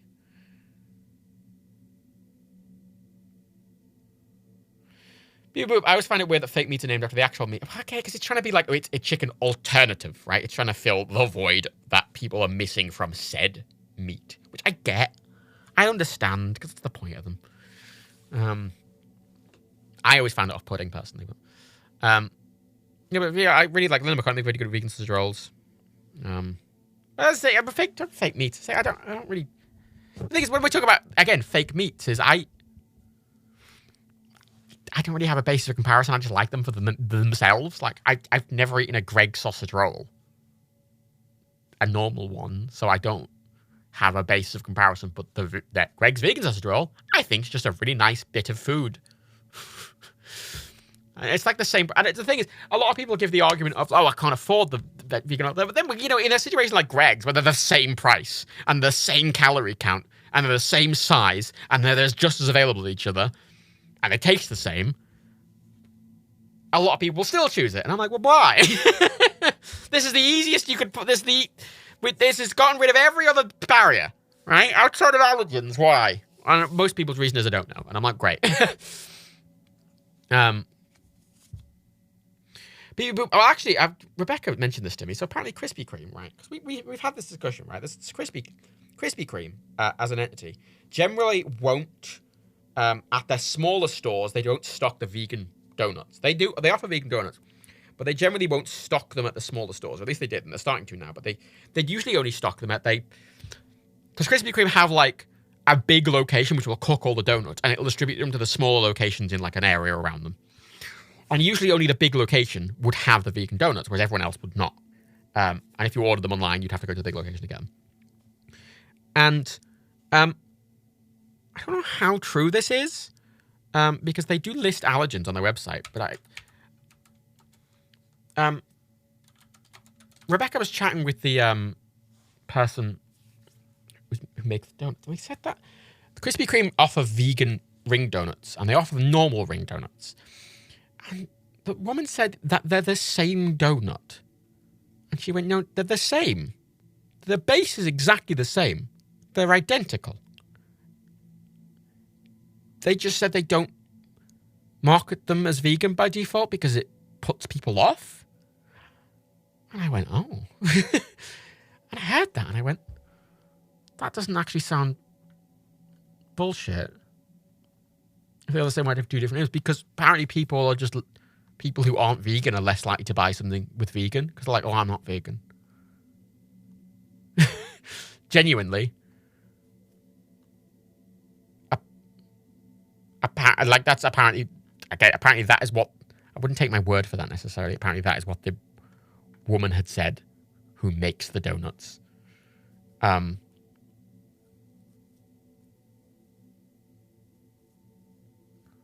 like, apparently, that doesn't sound bullshit. The thing is, Greg's, right, differently, their ring donuts are vegan. They just have a ring donut, and they just have a little mark in little tiny letters that just says it's vegan. It is just, they have a ring donut. It's just called a ring donut. It happens to be vegan. And I much prefer it when they do that. I don't know why Krispy Kreme just don't do that. I don't know why Krispy Kreme is going to, these are our glazed original, and they are also vegan. They just also happen to be vegan. They're not the vegan donuts. They are just donuts who are also vegan. I would assume a vegan donut would have a different ingredients list. Yeah, but this one was saying that the base, just the ring donut, the standard one, not the special ones, apparently the standard one, apparently the base was the same. When the base is the same, they just sell them separately just because. The thing is, I don't know how much I believe that, because if you look at the normal one, it says, oh, it's not suitable for vegans. But this one makes them and was. Because our original glazed vegan and donuts are prepared to a vegan recipe which has omitted the egg and milk ingredients. But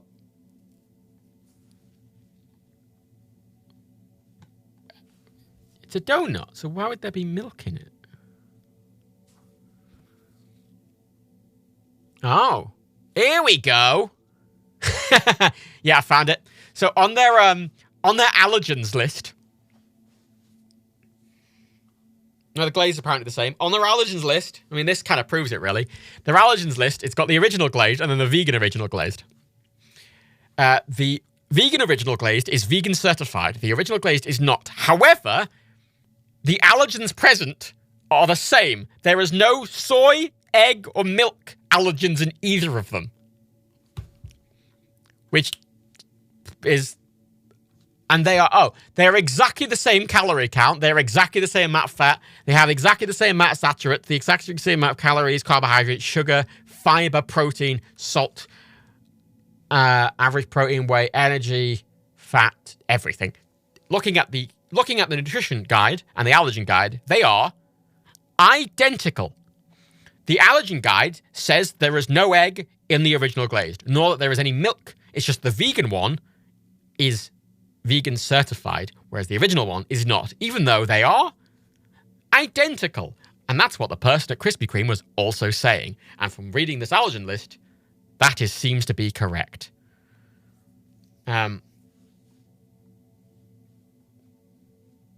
Hilarious. But this is my point. Literally, that's what this woman who makes. I mean, the thing is, the woman who was saying it was the person who makes them, and she was saying, no, I make them. This is how we do them. But then reading the allergen list also seems to prove that point. And it also sounds actually true. Because, yes, she's like, yeah, no, we don't, because people won't buy vegan ones. Vegan ones sell worse. I'm like, why not just have original glazed ones? They're just sold as original glazed, but they are also vegan, which is, I guess, what they are. Weird. But, yeah, they don't. Allergen present / contains. Yeah, the original doesn't have egg or milk in. So, vegan certification is a specific company, right? Not coming back. You know, the vegan mark you pay for. The vegan mark you pay for. It's a certification. But this is my point. They've certified their vegan donuts, but they're identical to the normal donuts. They're just...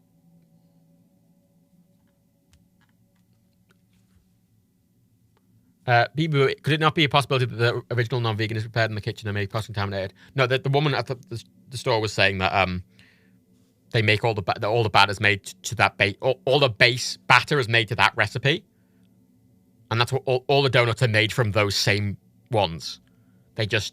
Some of them get different coatings and are vegan, and some of them don't get the vegan coatings.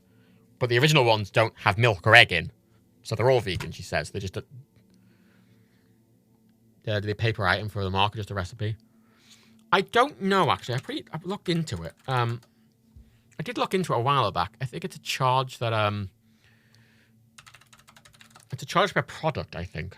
Vegan Society trademark. The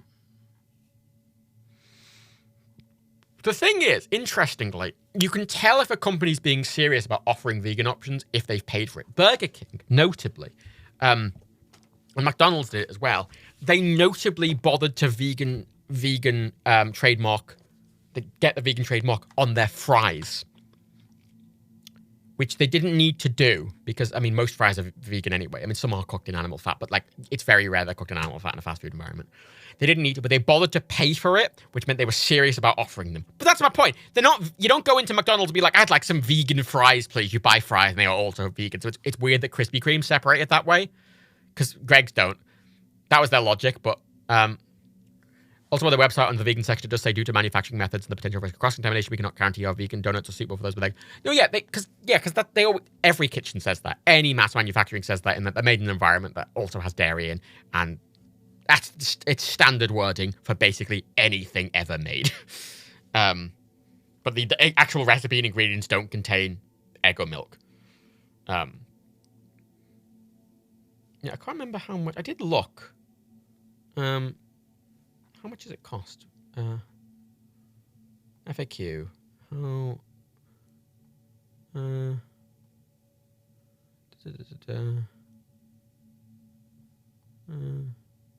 You buy a license for a set amount of time. I remember I saw how much it was. It was kind of expensive. But again, if they bothered to... If it's the same... Yeah, both the donuts are the same. Yeah. So we've learned that basically we'll buy the base donuts, the normal non-vegan ones, because you can't get the vegan ones everywhere, but they're the same. But so but I don't know why Krispy Kreme. That was the lot. Krispy Kreme's logic was calling them all vegan. People don't buy the vegan ones, but like every other company, like Greg's, has just their original glazed donut is still called their original glaze. It just also happens to be vegan. People would still buy the Krispy Kreme base donut if it just also happened to be vegan, which it is. It's the same donut. This is the thing. The amount of stuff that I have found is accidentally vegan. You know Oreos are vegan? Oreos. The chocolate milk cookie. They're vegan. Oreos are vegan. At least in the UK. Like... I wonder if it's cheap to only have license at major stores. No, it's the company that are verifying it. The company have the mark. The thing is, they don't need the mark to say they're vegan.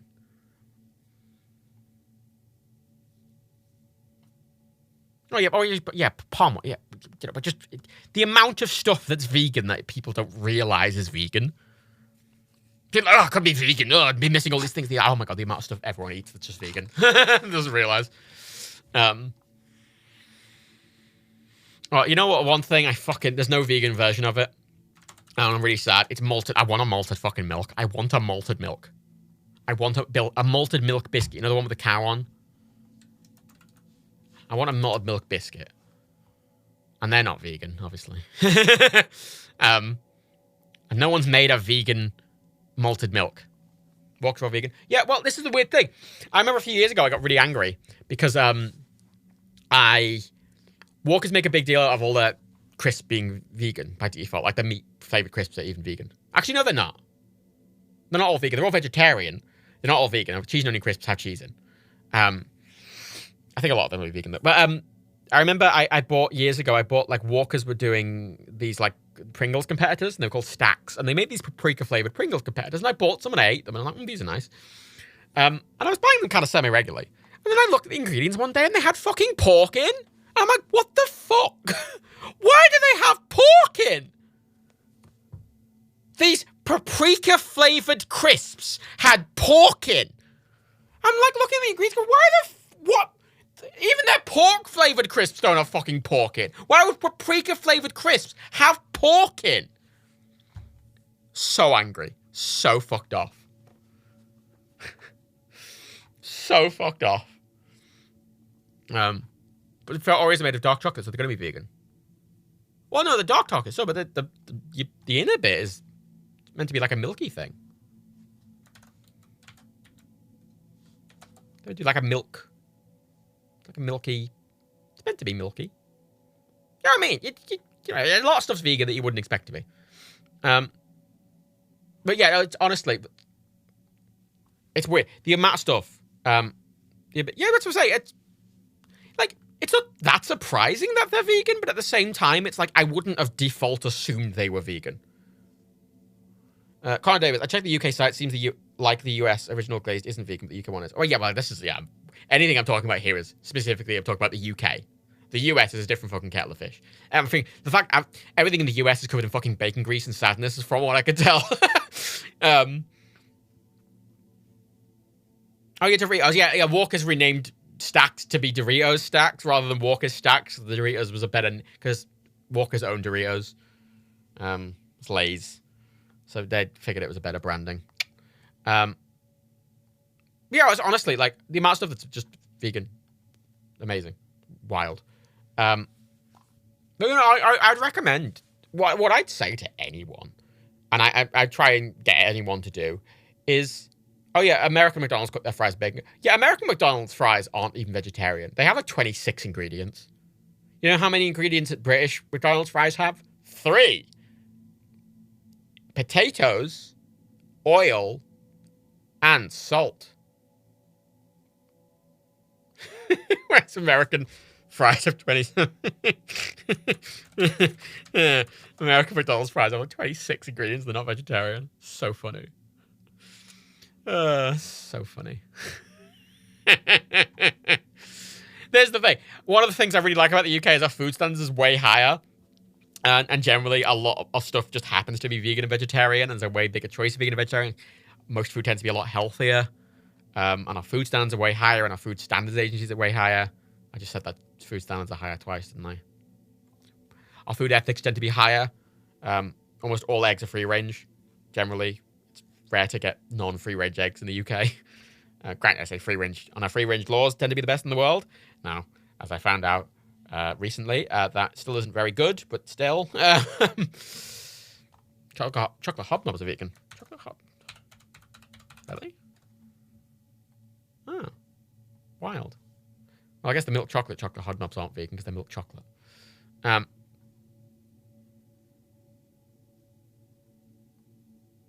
There's fucking Maryland cookies. They started making vegan Maryland cookies, and they were wonderful. But I could only get them in Home and Bargain. But they taste exactly the same. They launched them a couple of years ago, and they were only launching them. I could only find them in fucking Home and Bargain. I started looking at Home and Bargain. I can't find them anywhere. Also, Jammy Dodgers are vegan. Because Jammy Dodgers, a shortbread with jam in, weren't vegan, but then they just changed their recipe to get rid of the milk, and now they're vegan. They didn't make a vegan version of Jammy Dodgers. They just changed the base recipe to be vegan because A, it's probably cheaper, and B, you're just opening up to a bigger customer base of people who are lactose intolerant and vegan. And you're not pushing away any of your customer base. You're just making it accessible to a wider audience. That's universally better. Right? Everyone should be for this. Everyone should be for this. It tastes the same. It's great. Like,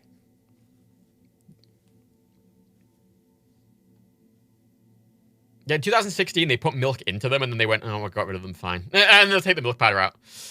But yeah, a lot of stuff's vegan. So Maryland make vegan versions of their cookies, because the default ones use actual milk chocolate, whereas the vegan versions use vegan milk chocolate. 65p for a vegan milk chocolate thing. Really good. I don't eat biscuits anymore, because I'm not specifically dieting, but I was trying to not. I think I have a habit of just, like, I'd buy a packet of biscuits and just, like, nom biscuits, and I'd eat all the biscuits. And then I'd look and I'd be like, oh my God, that was 1.5 calories. And I'm like, oh. I'm like, to lose weight, I need to eat less than 1.5 calories a day. And, like, a single thing of biscuits was all my calories for the day. I'm like, oh, so I don't buy biscuits anymore because I give in to temptation. You know, if I could buy, like, a single biscuit, if I could, like, go to the shops and buy them, I'd like to pay, 10p for the single biscuit, please. I would just buy a single biscuit. But if I buy a pack of biscuits, I mean the whole fucking pack of biscuits. Oh yeah, some companies use the vegetarian stuff, even if they're vegan. Often because the vegan stamp costs more money, or they don't want to advertise they're vegan because, like Krispy Kreme mentioned, for a lot of people, it actually puts people off that they're vegan. It puts some people off, and also there's some stuff like, so Burger King in the UK, they offer a plant-based Whopper. Now they use the word plant-based very specifically rather than vegan. The Whopper is vegan. They use vegan mayo with it, right? But it's not vegan because they cook it on a grill like they cook all the meat on, because they only have one flame grill. That's how Burger Kings work. They have a specific flame grill, and they cook it on the same grill. So there's a cross-contamination risk. So they can't, even though it's vegan, they can't say it's vegan because there's a cross-contamination risk, which I think is right? I think that's the right thing to do. But it is vegan, basically, right? Like, I think there's a bit of a line there for some people. Would they cross it or not? I mean, back in the day, when McDonald's started doing mozzarella sticks, originally they were cooking it in the same oil they might have been cooking other stuff, so they weren't marking it as vegetarian. But it was just happened to be cooked in oil. And I was fine with it, because I'm like, I'm not buying meat, I'm not eating meat. It doesn't taste like meat. It's not meat. Fuck it. But yeah, but McDonald's, see, Burger King uses a specific flame grill that McDonald's doesn't. That's why their Whoppers, they have one grill. They can't have multiple ones of those grills. But it is vegan. It's not registered as vegan. A lot of companies effectively won't bother to register something as vegan because they don't want to have to worry as much about cross-contamination. And I, personally, I'm also not that bothered, because as long as something's vegan, it doesn't have to be registered as long as it's... party rings are vegan. Most biscuits are vegan. A lot of things are vegan, and I think that's the best way to do it, because it's just quietly making things vegan in the background, and it's great. I think that's great because it's reducing our reliance on dairy, because let's say milk's really harmful to the environment. A lot of people are lactose intolerant. A lot of people are vegan now, and it makes your product's more accessible to people. It tastes the same. It's less environmentally impactful, and it's the same price. Fucking win-win, mate. Excellent. Big proponent of that. Big proponent of that. Huge proponent of that.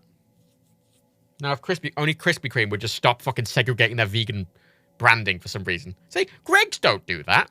It's not like Greggs have a vegan ring donut and a non-vegan ring donut. They just have a ring donut, which is also vegan. It's not the vegan ring donut. It's just ring donut. I don't know why. I do not know why Krispy Kreme aren't just selling their normal ring donut as a ring donut. And just also it's vegan. Wild. I'm hungry now. I'm hungry. I'm talking about food I haven't eaten today. I'm going to go, because I've been streaming for 6.5 hours. Jesus Christ. Oh no, Greg, to be clear, Greggs is really good with the vegan stuff. They always do vegan versions of the pasties and everything. Burger King in the UK has committed to going, I think, Burger King meat. They've committed to going like 70% meat-free or something.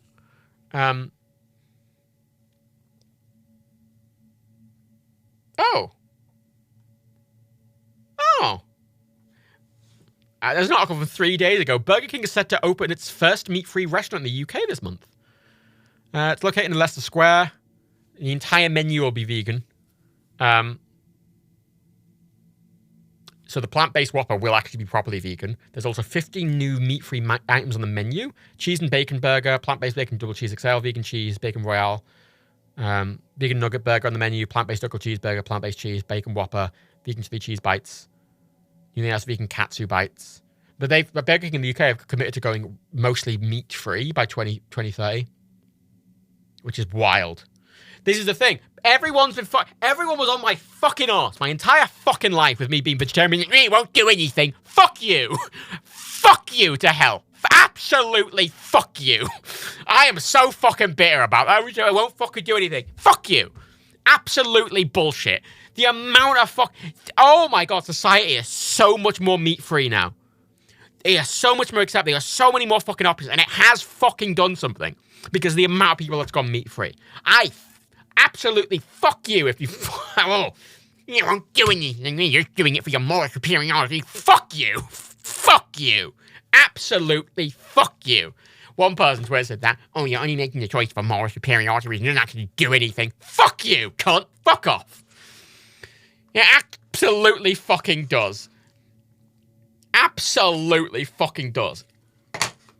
Maybe not fucking directly from you, but fucking as a society. That's how society works. Lots of people have to do a thing. And even if many people don't do it, at least fucking try, mate. At least fucking try. Jesus Christ. try. Try your best. That's always my fucking answer. Try your fucking best, mate. Fuck off. Well, it's just not to be more. It's just to make your moral conscience feel better. It doesn't actually do anything. Fuck off. Fuck yourself. Absolutely fuck yourself. Because, no, it's wrong, frankly. If the several... How many... let me get a percentage of. Ooh, good figure. Apparently 2018-19, about 4.5% of the UK population were vegetarian or vegan. In the UK, people ate 17% less meat in 2019 than 2008. 1 of 5 meals of ready meals are plant-based or vegetarian.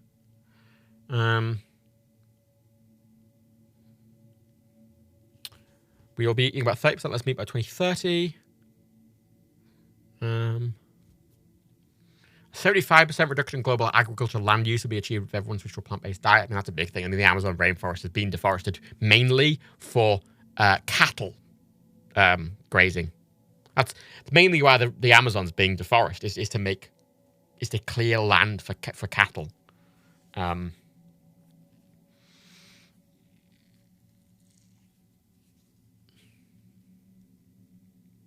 Yeah, so I imagine it's a bit higher now. It's from 28. I'm just going to say 5%, right? 5% of the UK are vegetarian or vegan. So if no one was vegetarian or vegan, that would mean 5% more animals are being killed. Bred and killed. So, not a huge number, but you know what? Fuck you, it is making a difference. Eat a dick. Fuck you. It's important to fuck you. Fuck you, cunt. Fuck off. My entire I went vegetarian at a really young fucking age, and I was really smarmy about it, and I was a dick for being smarmy about it, but fuck me. You know, man, I've been told all my fucking life that it doesn't fucking do anything, and I've been fucking angry, and awkward fucking vegetarian. Fuck off. Absolutely go fuck yourself. I was doing all this shit before it was in vogue, cunt. Now it's in vogue, and everyone's like, no, it's fine now. And I'm like, go fuck yourself. Go. I'm glad it's in vogue suddenly, but I'm glad being vegan's trending all of a sudden. But all these cunts tell me fucking years. I won't fucking do anything. It's fucking insulting. Absolutely fucking insulting. Change happens slowly for the most part. Change happens slowly. And people do it as a society because change, there's the idea of there's a great man theory. It's either one man can change the world. I don't generally agree with that. I don't think one person can generally change the world on their own, individually, collectively. We live in a collectivist society. You have to change as a group. And it's slow, and societal change is slow, but you do it slowly, bit by bit. You know, the thing is, I'm not going to sit here and tell everyone, you should stop eating meat, as much as I think you should. I'm not going to say that specifically, just because I think it's I don't think it's an attainable thing for most people. I don't think it's very helpful, but I do, and I would actually urge people to just try and eat less meat. You know, try and, one day a week, try and explore non-meat option. And I don't mean fake meat, I mean non-meat. I think it expands your gastronomical horizons. You know, don't go and buy fucking fake chicken and try and make a normal dish with fake chicken. I mean, you can do that, but I think if you can, you should try, you know, maybe one day a week, just try and make something without meat in. You know, no fake meat, no normal meat, just try and make something with no meat. See what you're missing, you know? Expand your horizons. I think it's good. I think it's good. I think even ignoring to what I think is cruelty aspect, it's just nice, you know. It's just nice, man. Don't have to, even if you don't like vegetables, lots of other options that aren't just vegetables, frankly. Be surprised how varied you can be with even just grain and herbs.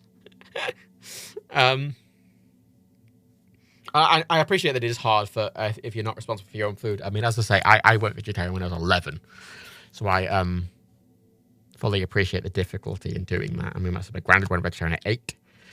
and it's difficult when you're in a home when you've not been cooked for. You can, there are ways to do it, but I know it's hard, and I'm not going to hold anyone to ransom for that. I think what fucked me off a bit with a lot of the responses to that tweet, because I want answers, and but I think one of the things that really annoyed me about it is a lot of people's, and this isn't a thing of you, by the way, but a lot of what fucked me off about the response is a lot of people's things of going, oh, I can't possibly do this thing because of X reason, right? A lot of the reasons people were saying, a lot of the X reasons people were saying were situations I have spent a lot of my life in. And I'm like, but I and it kind of feels a bit, like, oh, I can't. The only reason I can't is because I don't have much money. And I'm like, well, I was really poor. And I couldn't do it because I'm young. And I'm like, well, I did it when I was 11. I can't do it because I don't like fake meat. I didn't eat fake meat until I was 25. There's often ways around it, and there's other reasons, obviously, for people not to go it. That on top of those reasons that make it even harder. I wasn't, but yeah, I remember being the awkward one at family gatherings when I'm like, hello, I'm the vegetarian. But it's like a lot of my family ate Mediterranean food or Italian food, and it was often not actually that difficult to just, in the preparation, separate some off for me before meat was added, if meat was added at all. My family, when my English side of my family often does these sort of big Mediterranean dishes, a lot of and it's just a lot of picky food. So they'd always just make some vegetarian options anyway, and I just have them. One of the ways I was able to go vegetarian was growing up is I just cooked for myself a lot of the time. I just cooked for myself. Although, admittedly, part of the reason I was able to do that more easily is because I was an only child, and my dad worked a lot, my mum worked a lot, and for a lot of the time, it was easier to do separately anyway. But I appreciate, obviously, people are in different family situations, and it's not as easy to just eat separately. Protein. That's the thing. I always had, even when I was 17, and I think my diet was the worst when I was 7. No, let's say when I was 18, 19, right? Which is when my diet was the worst, right? When I had the least money in my life, and I was living off very little money for food. And I'd been vegetarian for, at that point, 7 years. And my diet was really bad. It was very unvaried. And I was poor, so I was buying really cheap food. Even then, and I was making no effort to replace any protein. I didn't eat fake meat. I wasn't doing anything. Even at that point, I was getting blood tests, and they were like, oh, yeah, you've got higher than average protein. And I'm like, well, gotta remember, cows have a lot of protein in their bodies, and they don't eat meat. They get protein from somewhere else, as most people do. Anyway, I'm gonna go. I'm gonna go eat. Thanks for hanging out with me for the 6.5 hours where I just chatted and didn't do anything else. But I was trying to avoid work, and I'm tired. And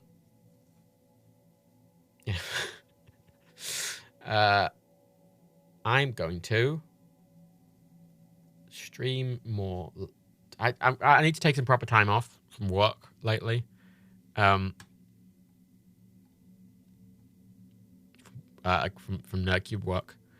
Because I'm burnt out. But I want to get back to stuff, and it'll be grand. I'm gonna go. If anyone wants a straight raid, I never know if to bother raiding if I've kind of. Oh my god, I can raid! Yes! Unlimited steamed hams! Unlimited steamed hams!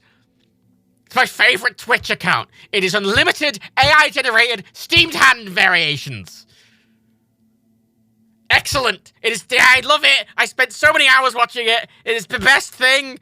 It is the best. It is so good. Oh, so good. Oh, I have burnt the tabula. He's burnt the tabula.